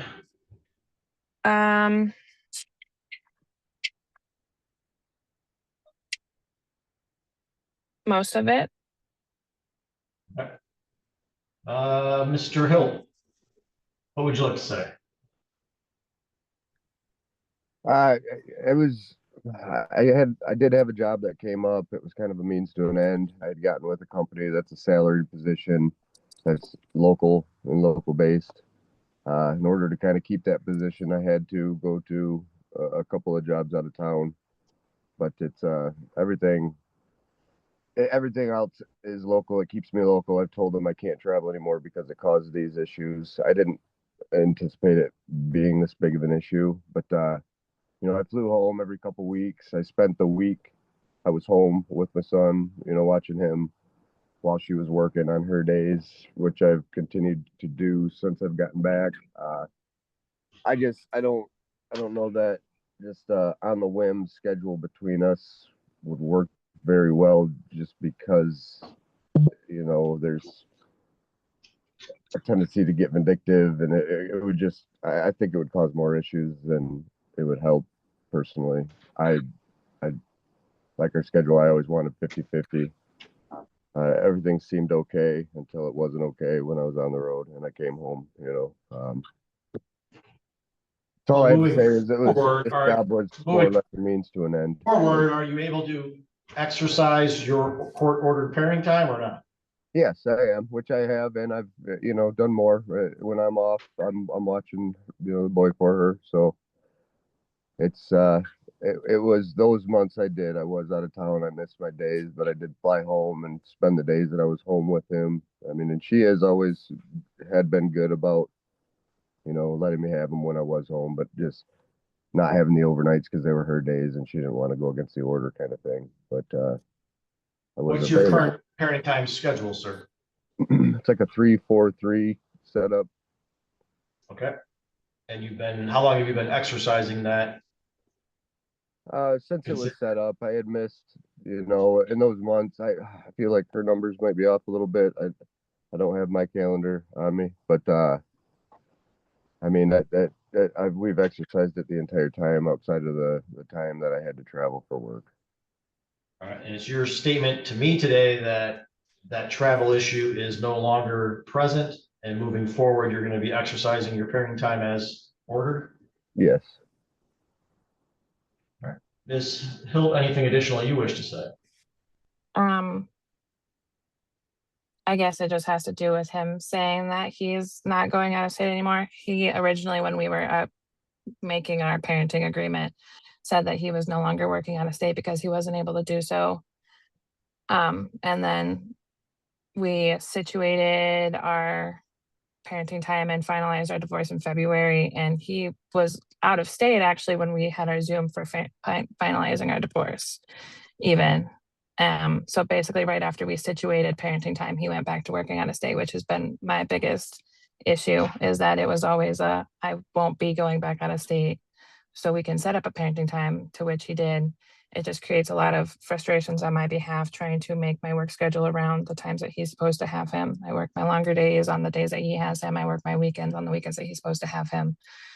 And so it throws my work schedule off, and my having to find childcare on the days that he's supposed to have him, and then paying for said childcare as well. So it just throws it all into a whole thing. All right, and I certainly understand and appreciate those issues. And it looks like your judgment of divorce was done in February. And it sounds like then shortly after that, he wasn't being followed. Mr.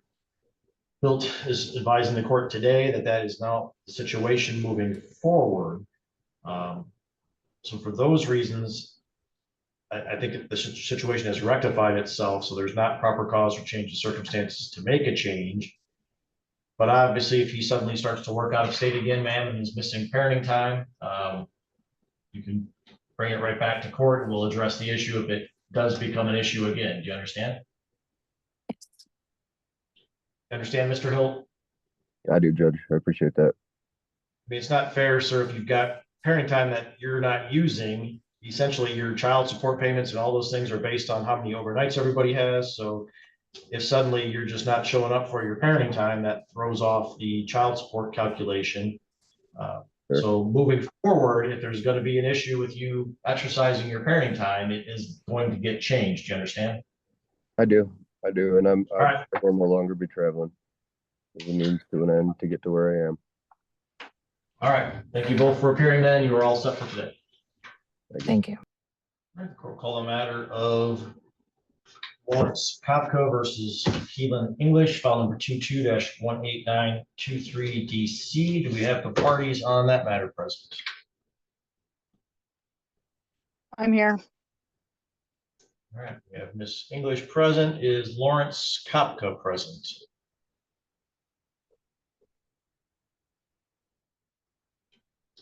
All right, having heard no response, it does not appear that Mr. Kopko is present.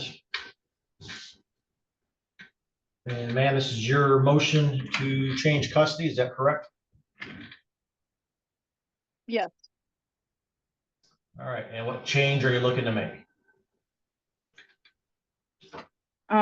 Well, I sent the motion in the mail to him that the day that I turned into county clerks. I am looking to request full custody with him having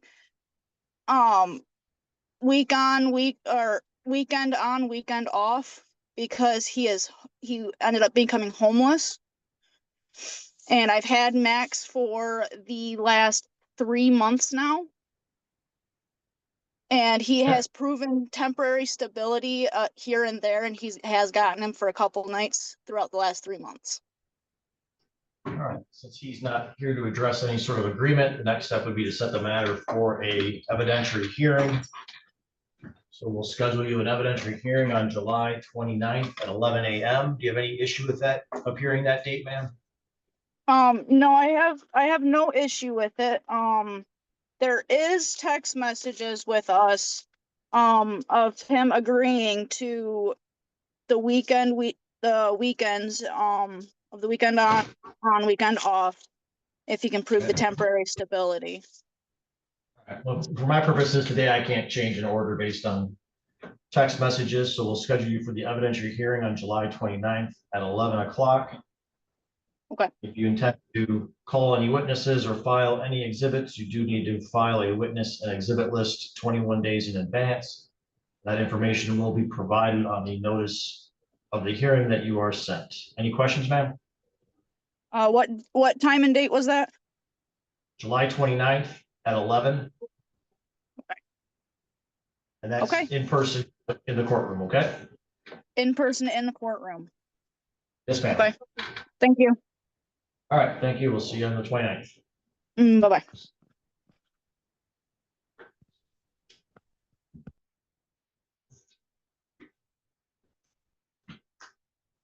For the next call, the matter of Ashley Stiles versus Brian Wiles, file number 16-16304DS. Do we have anyone present on that case? I'm here. All right. Not see the father present. Is he with you or not with you? He is not with me. Okay.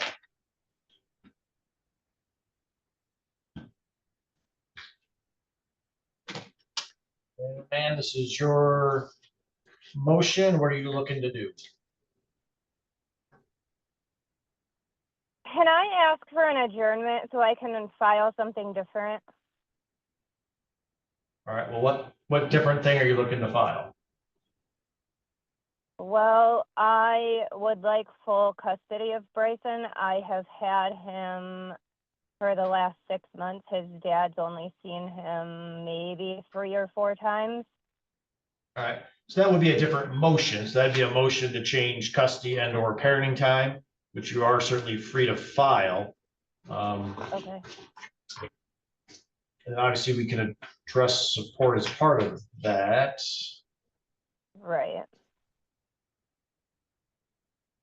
How long has he been in your care?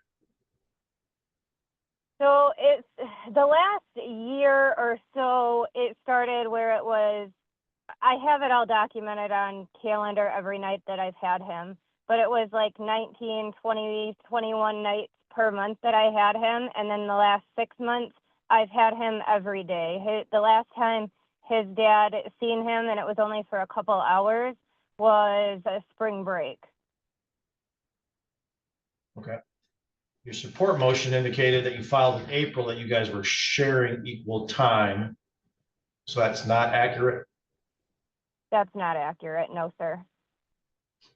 All right. Is there a reason you wrote that in April? Well, no, he wrote The that. reason Sorry.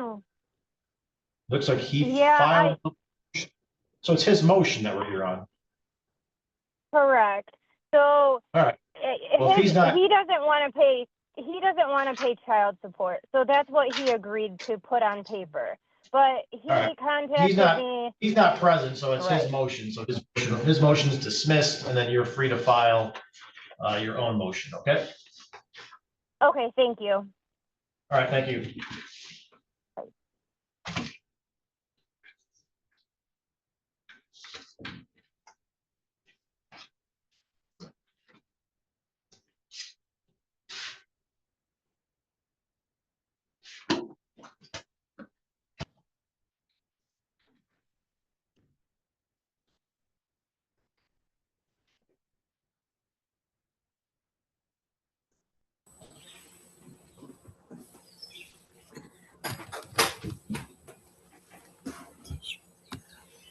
A little early, but I think we've got the parties present, so I will call the case of Thomas Bramchett versus Angelina Pace, file 07-12124 DP.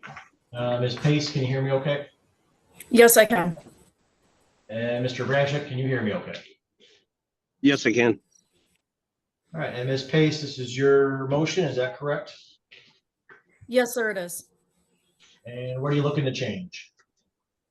I'm looking to change the order from 50-50 custody to full custody. All right, and sir, are you in agreement or disagreement? Disagreement. All right, we will set the matter for a hearing.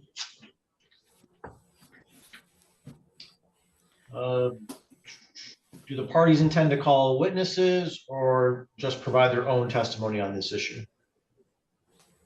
I have a witness. One witness? One witness. Okay, how about you, sir? I'm just doing my own testimony. Okay. And I think we'll try and do it in an hour. We might be able to extend it a little bit longer if needed. Either of you have a conflict with August 19th at 11 o'clock? No, I don't. No, I don't. All right. And how many minor children do the two of you have? Two. So there'd also be a preference interview with the two children that are subject to the court's jurisdiction. This is an in-person hearing, so you'll be here in court, and whoever has the kids that day needs to make sure that they're here at 10:45 to meet with me for a preference interview. If you intend to file any exhibits or call any witnesses, you do need to file a witness and exhibit list 21 days before the hearing date. That information will be provided also on the notice of hearing that you will get from the court. Any questions, Ms. Pace? No, sir, I don't. All right, Mr. Bramchuk, any questions? No, sir.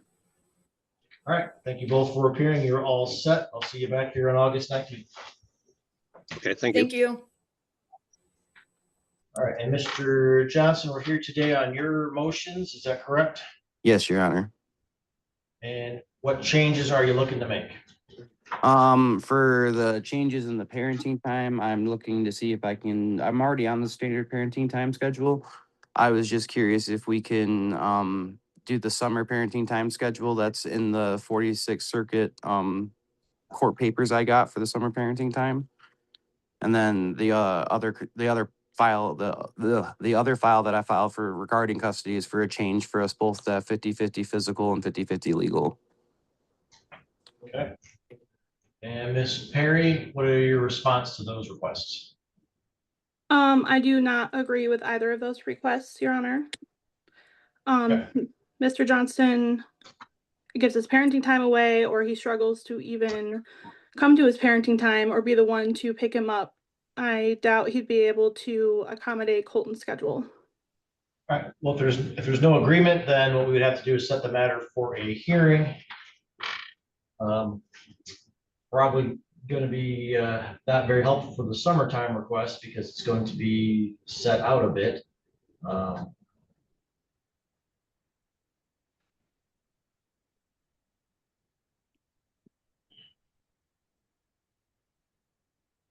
Well, I'm either looking at the very end of August or the first part of September, depending on how much time is needed. So, Mr. Johnson, do you intend to call witnesses or just provide your own testimony? I do intend to call witnesses and provide testimony. All right. So, sir, I guess another thing I need to address is what do you think has changed? Because before a court can change an order, they have to decide if there's proper cause and change of circumstances. So, Your Honor, the last 2 years I've been seeing. Oh, sorry. What's changed since that order? It looks like of March of 25. So, Your Honor, the reason why there's a change is I don't want to be a part-time parent in my son's life. 48 hours a month and then 2-hour midweek visits, which, yeah, are kind of hard to make being the fact that I do work, but I do make them. I only miss 2 because of bad weather conditions over the winter time. And I've had to reschedule many because of my work schedule, both my jobs that I've had. But my son, he wants more time and I want more time, and I want the opportunity to be a dad in his life, not a part-time visitor parent, like that's the change, is that both my son and I want, and I've been consistent in my weekend visits. I haven't missed a single one. As for having people pick my son up for me, I don't see what the issue is with that, but like that's the change. I want the opportunity to be a dad, and I don't want to have to fight Miss Perry to find out what medical things are going on in his life or to be a part of his ABA therapy. I don't like only being told what I need to know. I want to be able to just be a part of it.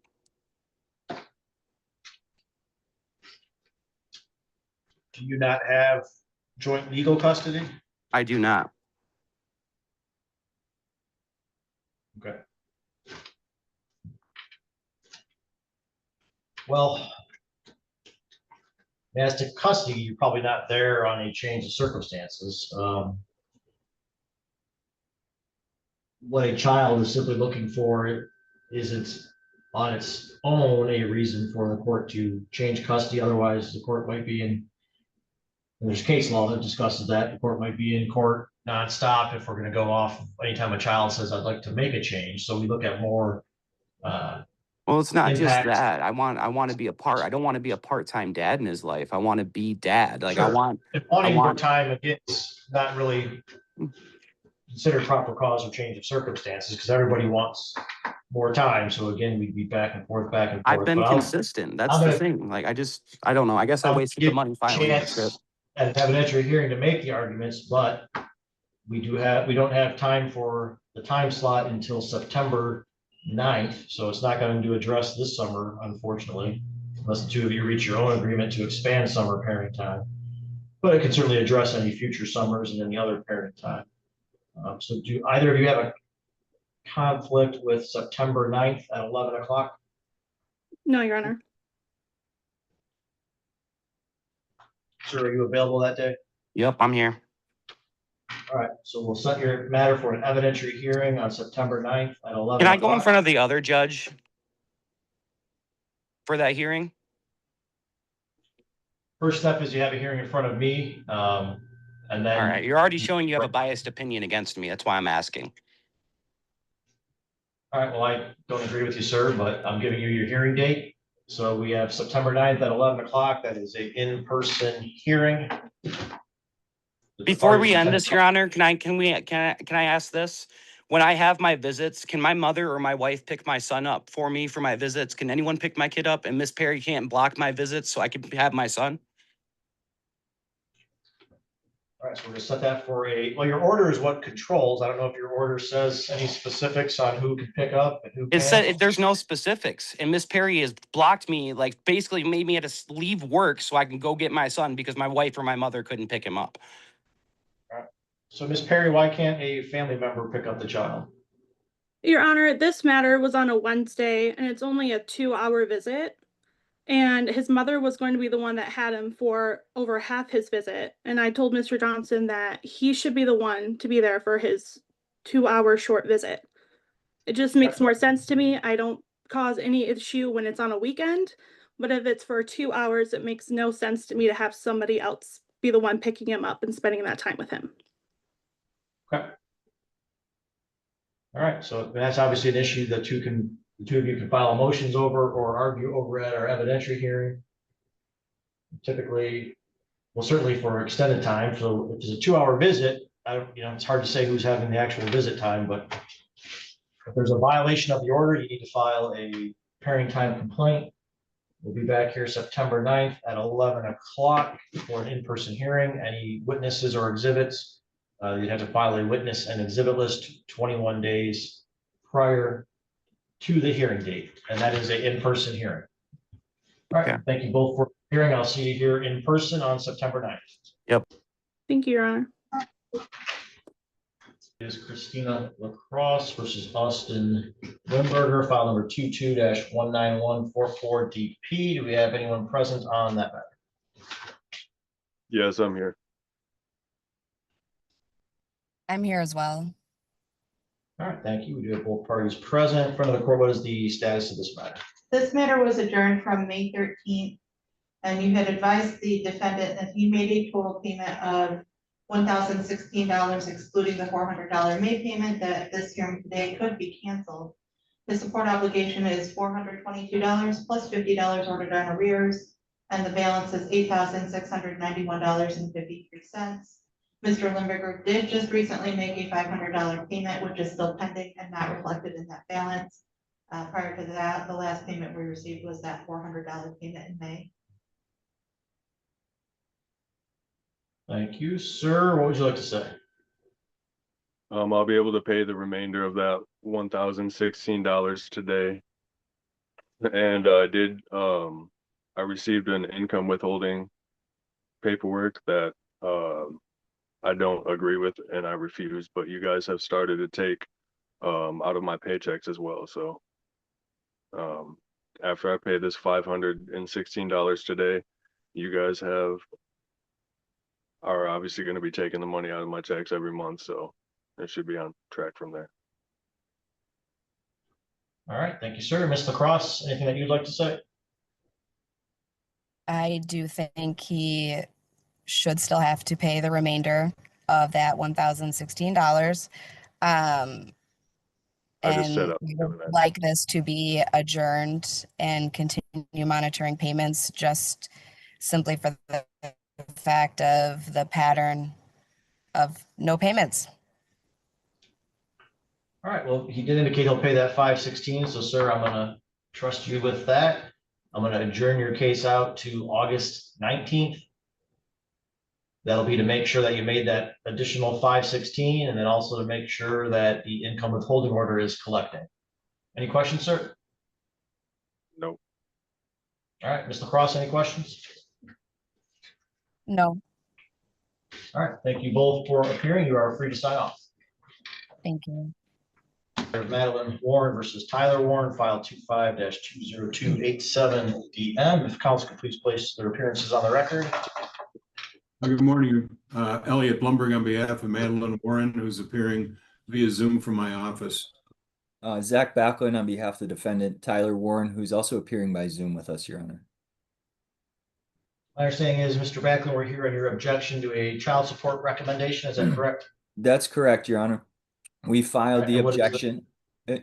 Sorry. I believe it was simply a clerical error. I attached an exhibit, well, a few exhibits to our motion, one of them reflecting Mr. Warrant's 2025 W-2, for which he was receiving the GI benefits, which were used in the calculation for the support. It indicated that the monthly benefit he received was $5,536.59 per month. That was actually his yearly total. So that greatly inflated his income used in the calculation.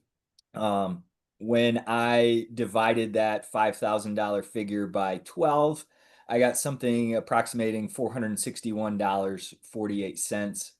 I submitted some recalculations using the support calculator online tool because there was 2 tiers of the child support based on the parenting time changes when the parties had the evidentiary hearing back in March. The figures I came up with, and I understand if the court accepts the objection, it will do its own calculations, but I had about $703 a month for the tier 1 calculation and about $585 a month for the tier 2, based on the reduction in income if the GI were calculated differently. Thank you. Mr. Blumberg, anything that you would like to say? Judge, I guess our position simply is he has 2 sources of income. Those I think are all should be reported, and if they have been reported, an objection is probably not necessary. I mean, the income is what it is, and if there's a bit of miscalculation, we're not aware of that. And to be clear, I'm not trying to say that the GI benefits shouldn't be calculated. I'm simply indicating they were calculated incorrectly by putting a monthly income, excuse me, when it should have been the yearly and simply divided by 12 to amortize over the 12 months. And thank you. In front of the court, is that accurate that that was calculated as a monthly instead of a yearly? Correct. Mr. Warren had listed that as a monthly income on his questionnaire. If it is a error, we can easily fix that. All right, and I do see the W-2 from 25 indicating that that's a yearly amount, so it sounds like there was an issue with it being marked as monthly rather than yearly. So based on that information, I would grant the objection and have the friend of the court recalculate his income using that amount, using that money, but using it as the yearly amount divided then through each month, as opposed to that being his monthly amount, as his W-2 does show what that yearly amount was. Any questions, Mr. Backlund? No questions. Thank you, Your Honor. Any questions, Mr. Blumberg? No, Judge, that's the only issue for us today, I believe. I think so. Yes, sir. Okay, thank you. Thank you. Thank you. So I'll call the matter of Katie Kirk versus Tyler Hassel, file 24-19834DS. Ms. Bailey Quick, your appearance, please. Thank you, Miranda Bailey Quick on behalf of Tyler Hassel. Thank you. And then Ms. Kirk, if you could please unmute and let me know that you can hear me okay.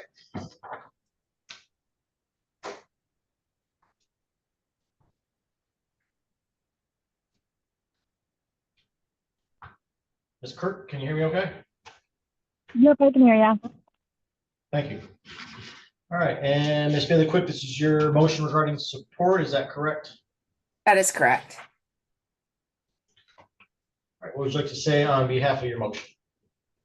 After a thorough review of the court file and calculation of the child support, it appears as if when the order was originally entered by the prosecutor's office that the calculation was done in error. And so we are asking, and this is by consent with Ms. Kirk, we are asking to waive any and all arrearage through today's date and adopt a child support order consistent with the calculations I prepared and the proposed uniform child support order as I prepared it. And I also attached my calculations. You know, there was just a number of errors, and I think in order to get this to where it appropriately should be, this aligns with what my understanding of what the party's intent was. It's my understanding as well from talking with Ms. Kirk is that she brought this concern up several times throughout different proceedings and with the prosecutor's office, and it wasn't, the order still entered. So we were just asking to make this to enter the order and so that support is set appropriately. I think Ms. Kirk, is that accurate information? Correct. All right, and Ms. Kirk, could you please raise your right hand, and do you solemnly swear or affirm the testimony you're about to give will be the truth, the whole truth, and nothing but the truth? Yes. All right, thank you. So Ms. Kirk, Ms. Bailey Quick indicated you are asking to waive any back support that is owed to you. Is that correct? Yes, that's correct. All right, and are you making that decision freely and voluntarily? Yes. Is it also correct that you're asking that a new support calculation be done? It looks like it would be based on equal overnights. Is that correct? Yes. Then there was the wages were set. You're asking the court to adopt those income wages that were set for you at, looks like 3,219, and Mr. Hassel at 4,698. Is that correct? Yes. It appears that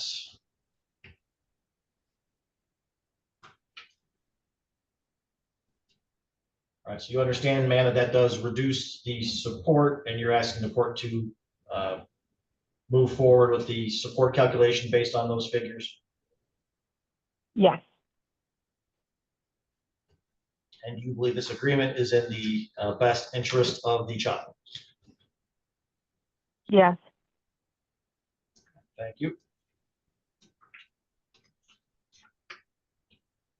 And Mr. Hassel, real quick, would you please raise your right hand? Yes, Do you Your Honor. solemnly swear, do you solemnly swear or affirm the testimony you're about to give will be the truth, the whole truth, and nothing but the truth? Yes, Your Honor. And Mr. Hassel, you're also asking then and agreeing that the court prepare a new support calculation based on equal overnights. Is that correct? Yes. And then you heard those income figures that I provided. Those are the figures that you're asking the court to use for the calculation. Is that correct? Yes, Your Honor. All right. And do you believe this agreement is in the best interest of the child? Absolutely. And then you understand that any waiver of back due support owed to Ms. Kirk, you're still potentially going to have some back due fees that are owed, and those can't be waived. Do you understand that, sir? Yes, Your Honor. Okay. All right. So I think what we'll do is we'll prepare that new support order based on those income figures and that information, indicate that any arrears owed to Ms. Kirk is waived. Any other fees owed would be preserved. Anything additional, Ms. Bailey Quick? Just a question of clarity. Is the front of the court going to rerun the calculations, or are we adopting the orders as prepared and signed by the parties? I think they've got to rerun it, yeah, but they'll use all those figures that you provided. Okay, do you know approximately a time frame? As an officer of the court, I assert that I utilized the state required program. I that's why I attached the calculations. I'm just concerned on how long it may take. I think it'll be pretty quick, but how long do you think that until we can run that new one? Yeah, since we have the numbers, it would be this week or next week. All right. Yeah, it'll certainly be done. They indicate either this week, during the holiday, it might be early next week, but they will use those figures and run that new calculation. And any arrears obviously owed to Ms. Kirk will be waived. Okay. Thank you, Your Honor. All right. Thank you, everyone, for appearing. You are free to sign off. Thank you. We're next call the matter of Samantha Blues versus John Velez, file number 22-19041 DS. We have the parties on that matter present.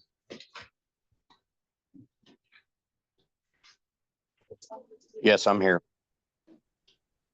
I'm here. Thank you. And sir, this is your motion regarding support, is that correct? Yes, sir. And what are you asking to change? So I'm still driving the full way. Since our last adjournment, I think at the evidentiary hearing, Ms. Lewis stated that she's still not gonna meet me halfway, that she'll just compensate me. But as we all know, gas has went up. And it's too expensive. And if I'm driving the full way, at this point, I want support reduced. Cause I had to get a new vehicle because my last one, broke down. Because of all the driving I did. Is she paying you when you drive the whole way? Yeah, the $40 there and back. I missed February because she stated that because she didn't get my child support that she couldn't pay me compensation. So basically I'm paying myself to drive up there. So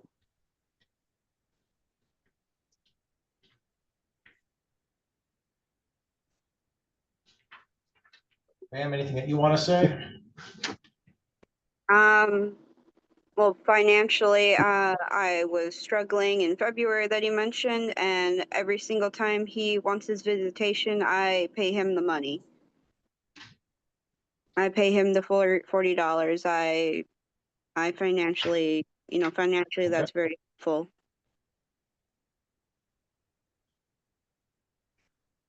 You said anytime you want parent time. Are you guys following the schedule? Or are there times where it's not, you guys don't meet? Yes, yeah. we're following the schedule, yeah. Okay.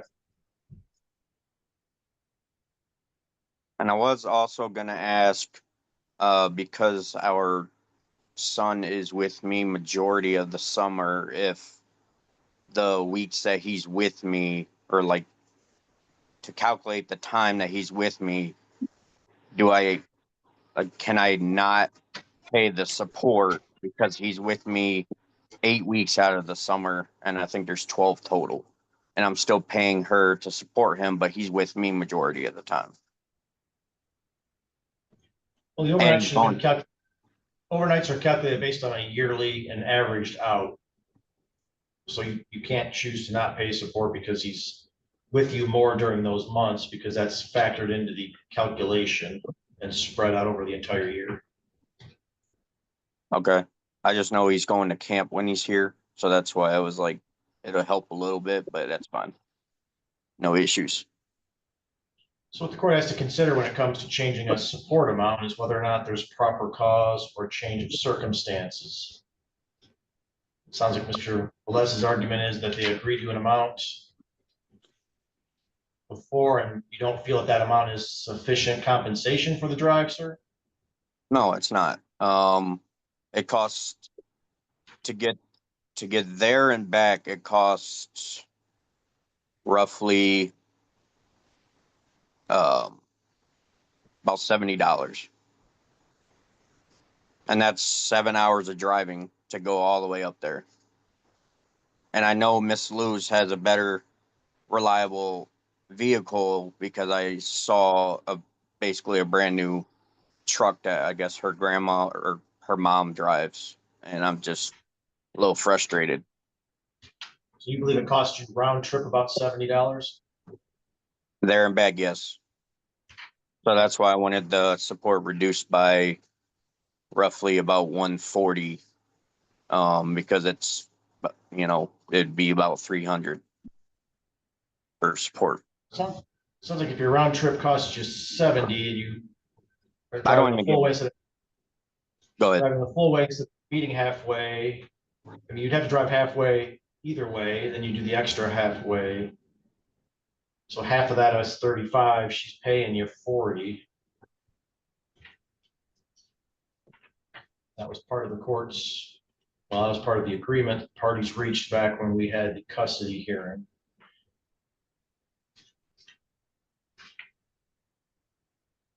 Ms. Luz, do you think that figure, the $40, should be increased at all, or do you think that is the appropriate figure? I feel like it's appropriate because I can't afford a whole lot of money. I only get paid so much in my Social Security.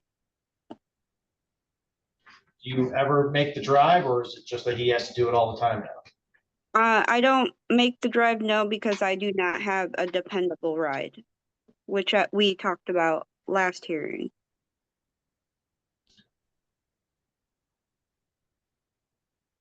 All right, so we were, any last thing that you want to say, sir? Well, if she can't meet me halfway, I just feel like it should be reduced and then just take the compensation away, and then that'll help at this point, because I'm paying $400 and something, and then she's giving me 40, but it's like at this point she's not going to meet me halfway. Just take the compensation out and reduce the support, and then I'll just pay with my own money. All right, so the parties do have an existing support order. Mr. Velez has filed a motion to change that, asking for a reduction due to travel expenses. The parties do have an order from October 25. There was discussions that went back and forth regarding that order. Ultimately, it came out that the exchanges would be halfway. If one party had to make the entire trip, then the other party would have to pay $40. Mr. Velez is asking that be removed and that his support simply be reduced instead. Testimony supports that Ms. Luz is paying that money when for those trips, is paying that $40 that was discussed and agreed to back in October of 25. The board has decided there's proper cause or change of circumstances to change a support order. Based on the statements today, I do not believe there is proper cause for change of circumstances, so I will deny the motion. The orders would remain in place. Either party has the right to file an objection to this recommendation and have the matter heard before the judge. You have to file that objection within 21 days of the mailing of the recommended order, and that information will be provided in the paperwork that you receive from the court. All right, thank you both for appearing. You are all set. All right, thank you.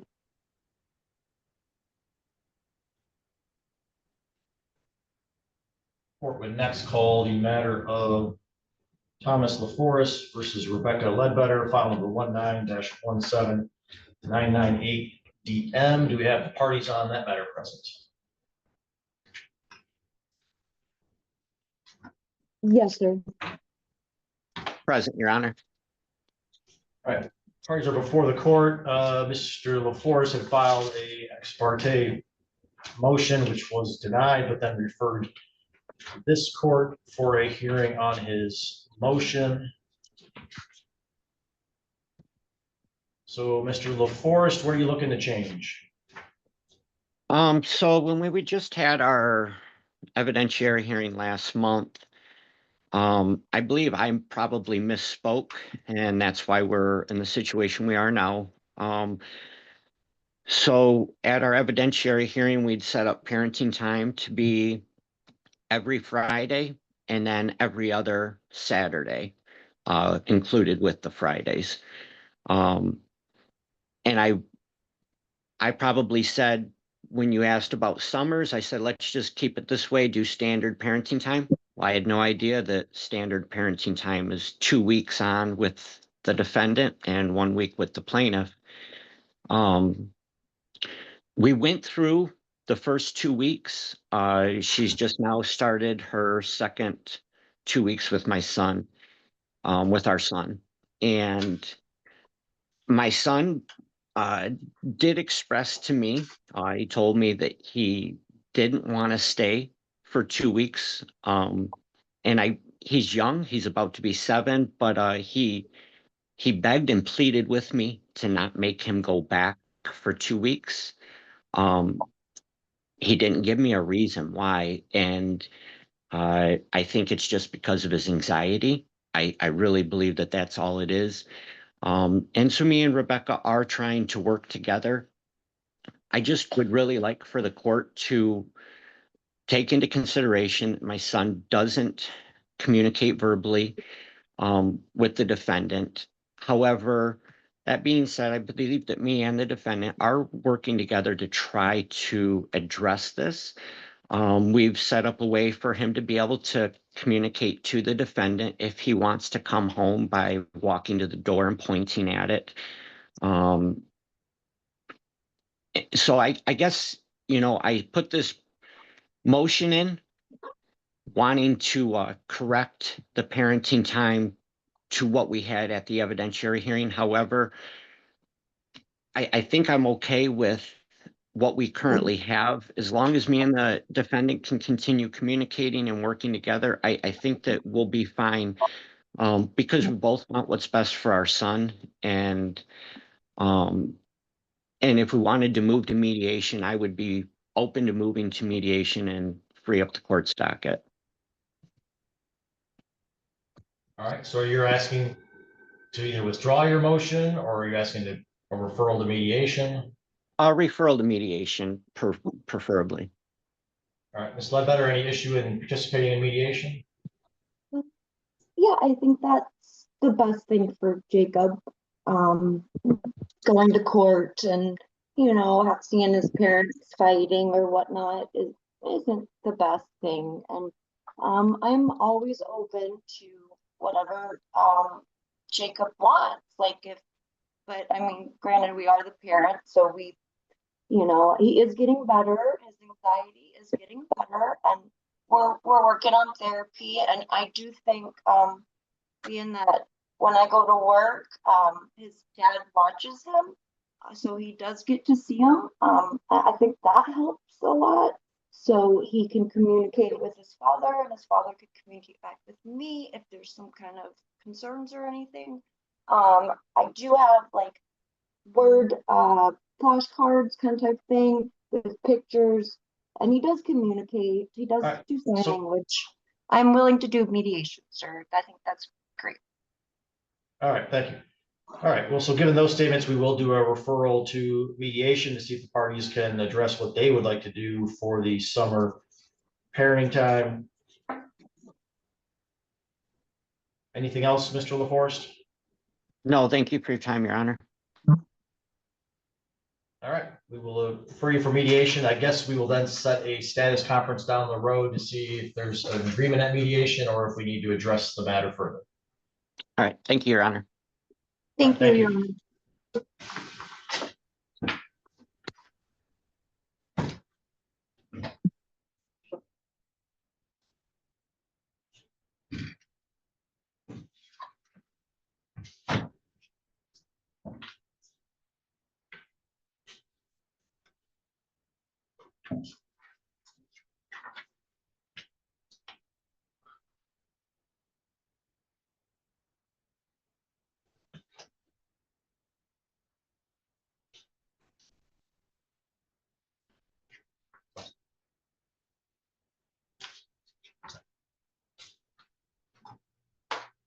Next, call the matter of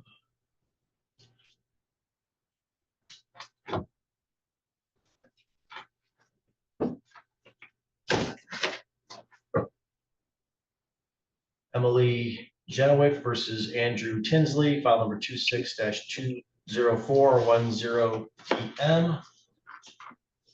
Counsel, please place their appearances on the record. Good morning, Your Honor. Melissa Wise on behalf of Plaintiff Emily Genowick. And good morning, Your Honor. Wendy DeVozo appearing on behalf of the defendant father, Andrew Tinsley. Mr. Tinsley and I appear in separate locations via Zoom this morning. Thank you. All right, we've got a pending motion to change domicile. Is that correct? That's correct, Your Honor. There was also a show cause order that was adjourned at Ms. DeVozo's request to today. Right. And as to the domicile, is there any resolution, or are you asking for an evidentiary hearing? We are asking for an evidentiary hearing as to both matters. I spoke to Ms. DeVozo this morning. I do not believe that we are close to a resolution at this point, and we would just ask for the soonest the court could get us in on a trial date. Ms. And Your Devosa, is that Honor- correct? Oh. May I, Your Honor? Yes. Thank you. Your Honor, we also, in addition to a response to the motion to change domicile, we filed a motion to modify custody as well. So yes, I'm in agreement that probably everything should be scheduled for an evidentiary hearing, both motions and the show cause as well. I'm also think that it's likely I will need some discovery. And I don't know, I don't remember if counsel said she would or not, but I would like some opportunity to conduct some discovery related to the motion before we conduct a trial if possible. All right, so before me, you'll get a 3-hour evidentiary hearing. And obviously you've got a right to a de novo hearing after that. You don't have time to get certain witnesses in or testimony in. I just gave away my last August date this morning, so my next available date is September 16th at 1 o'clock. Is that it? Is council available for that date? That's far enough out that I'm sure I'll be able to make that. Let me double check it. September 16th at 1 o'clock.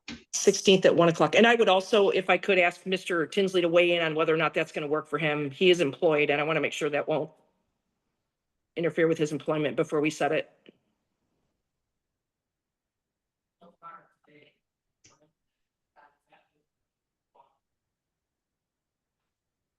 That would be work for me, Your Honor. Okay, great. So yeah, that works for me, Your Honor. Your Honor, that also works for my calendar. I think I'm actually before you earlier in the day for a status conference, but I think 1 o'clock would be just fine to start that 3-hour hearing. All right, so we'll schedule a matter for a evidentiary hearing September 16th at 1 o'clock. Parties are to file witness and exhibit lists 21 days prior. Looks like the children are both of age to be interviewed, so there would be a preference interview with the children. So whoever has them that day should have them here at 12:45 for the preference interview. All right, any questions, counsel? Yes, Your Honor. The hearing, is that expected to be in person? Mr. Tinsley resides in Maryland, so I want to make sure that we can be clear about what the expectation is for him. They are typically in-person hearings. Mr. Tinsley, does that create a hardship for you to be here for that hearing date? Yes, Your Honor. It's quite a logistical and cost burden to be in person. All right. Your Honor, may I? Ms. DeVozo, Oh, sorry. you If can I be, were, Ms. DeVozo. yes. Ms. Wise, what is any objection to Mr. Tinsley appearing by Zoom for that hearing? I do object to that, Your Honor, and it's certainly not because I want Mr. Tinsley to spend any extra money that he needs to or to have some difficulties at work. But given what has been put in the court record, I just received the pleadings in the mail yesterday. There's going to be extensive cross-examination, and I'm pretty uncomfortable with the idea that Mr. Tinsley would do that that cross-examination remotely from Maryland. I think that it's more appropriate for him to be in person given the allegations he set forth in his present motion.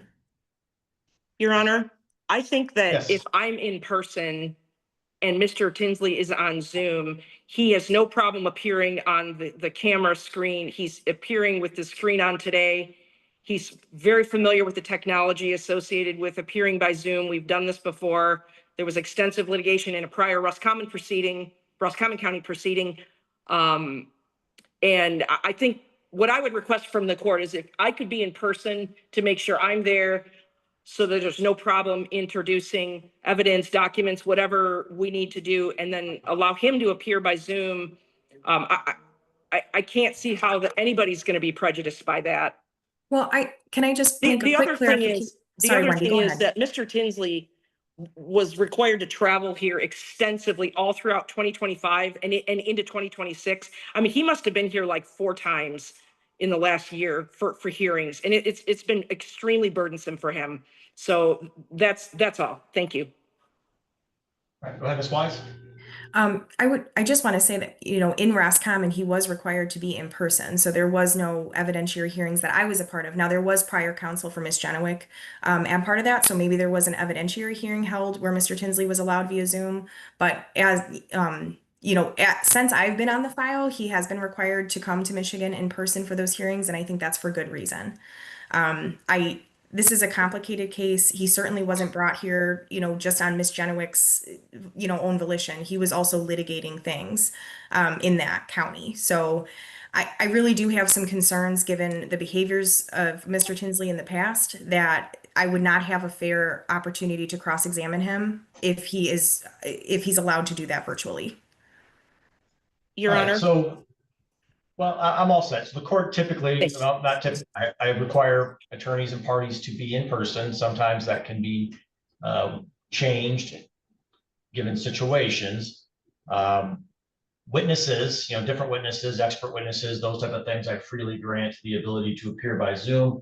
With the parties, it's a little more difficult given the potential extensive testimony. It's harder for the court to assess and judge credibility of witnesses that are appearing by Zoom as opposed to in person. The process with exhibits or reviewing documents is much more difficult with a witness when they are on Zoom and other individuals are in the courtroom. So without a stipulation, I am going to require an in-person presence, but I will, if he needs a different date to kind of make arrangements and more time to get that done, I'm not opposed to that. I've got a lot of time in September, so I've got the 16th, the 23rd, and the 30th. I know those are Wednesdays, so probably not the greatest day of the week, but they're available. So if he feels that a little bit of a later appearance would be better to make any arrangements for work, I can accommodate that. But I am going to require in-person attendance for the parties and the attorneys. So Mr. Tinsley, knowing that, do you think a different date would be more helpful so you can make the arrangements, or do you want to stick with the 16th? That date works, Your Honor. I'll make arrangements. All right, I appreciate your understanding, sir. It's nothing against you. It's just court procedure. All right, so we'll be set on September 16th at 1 o'clock. Right. Thank you, Your Honor. All right. That's good. Thank Thank you. you. All right. Have a good day.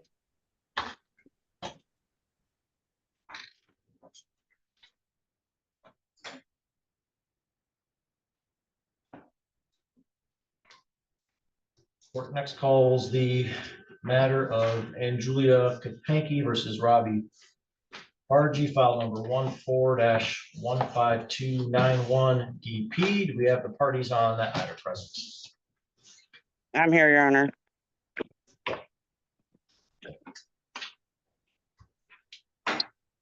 All right.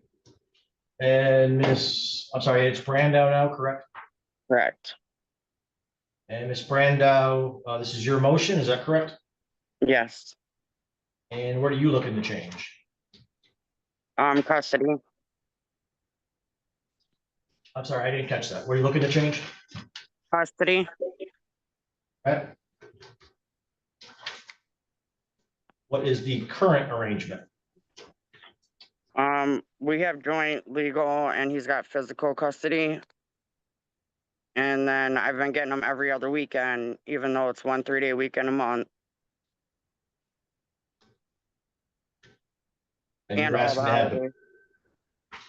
you're asking to have the primary physical custody? Yes, please. And what has changed since the last order? Their schooling has, well, it was supposed to be in the first court hearing and it was not presented, but they were missing school and going through issues in school, and which I have all documented and been in contact with the schooling and their health. They need physicals done, which I've done, taken them for that. And my oldest has seen the dentist. And they just need all that switched up here, and it's hard to get them into the doctors with their address being downstate. And they don't want to end up billing twice for seeing the children up here and their address being there. And I'm just going through some issues with it. So you're asking that you have the primary physical custody and that he have some weekend parenting time? Correct. All right. Mr. Bargy, are you in agreement or disagreement? Disagreement.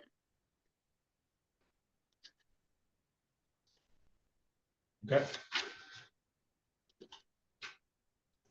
You heard what she's indicated as to some issues that are going on. Do you agree with those issues or disagree with those issues? I disagree.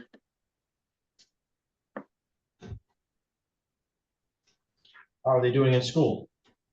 They're actually doing okay. They'll be doing better if Aunt Julia wasn't doing the things she was doing. And Julia was calling the kids out of school. She would call my oldest daughter out of school because she had her own car. She was calling her out of school a lot, and then she would go and pick up, my other kids. I had at the end of the year, I got a warning for truancy for my oldest daughter. I wasn't in truancy this year for any of the kids. I didn't go to court for truancy. It was a warning for my oldest because she was getting let out a lot. I did let my daughter out at times. When she wasn't feeling good, she would call home sick, saying she was throwing up, and so I would let her come home, or if she would get her schoolwork and come home and do her schoolwork online. So they were doing real great. The problem that we're really having, and with the dentist and everything, they have seen the dentist, they have seen the doctors. All right, well, I'm gonna set the matter for a hearing. I know you both have had attorneys in the past. Do either one of you intend to hire an attorney for these motions or represent yourself? I do not. I'm representing myself, Your Honor. I will represent myself too. All right. I just ask because that kind of impacts how much time is potentially needed. Your Honor, I am going to have witnesses too, like the school, the doctors up here. All right. All right, so I'll have to give you a 3-hour time period. It will be in September because that's our next available dates. Okay. Looks like one of the children is going to be 18 by that time. Is that correct? Yes. All right. So the court would obviously no longer have any jurisdiction over an 18-year-old. So I've got September 23rd available at either 9 a.m. or 1 p.m. 9, please.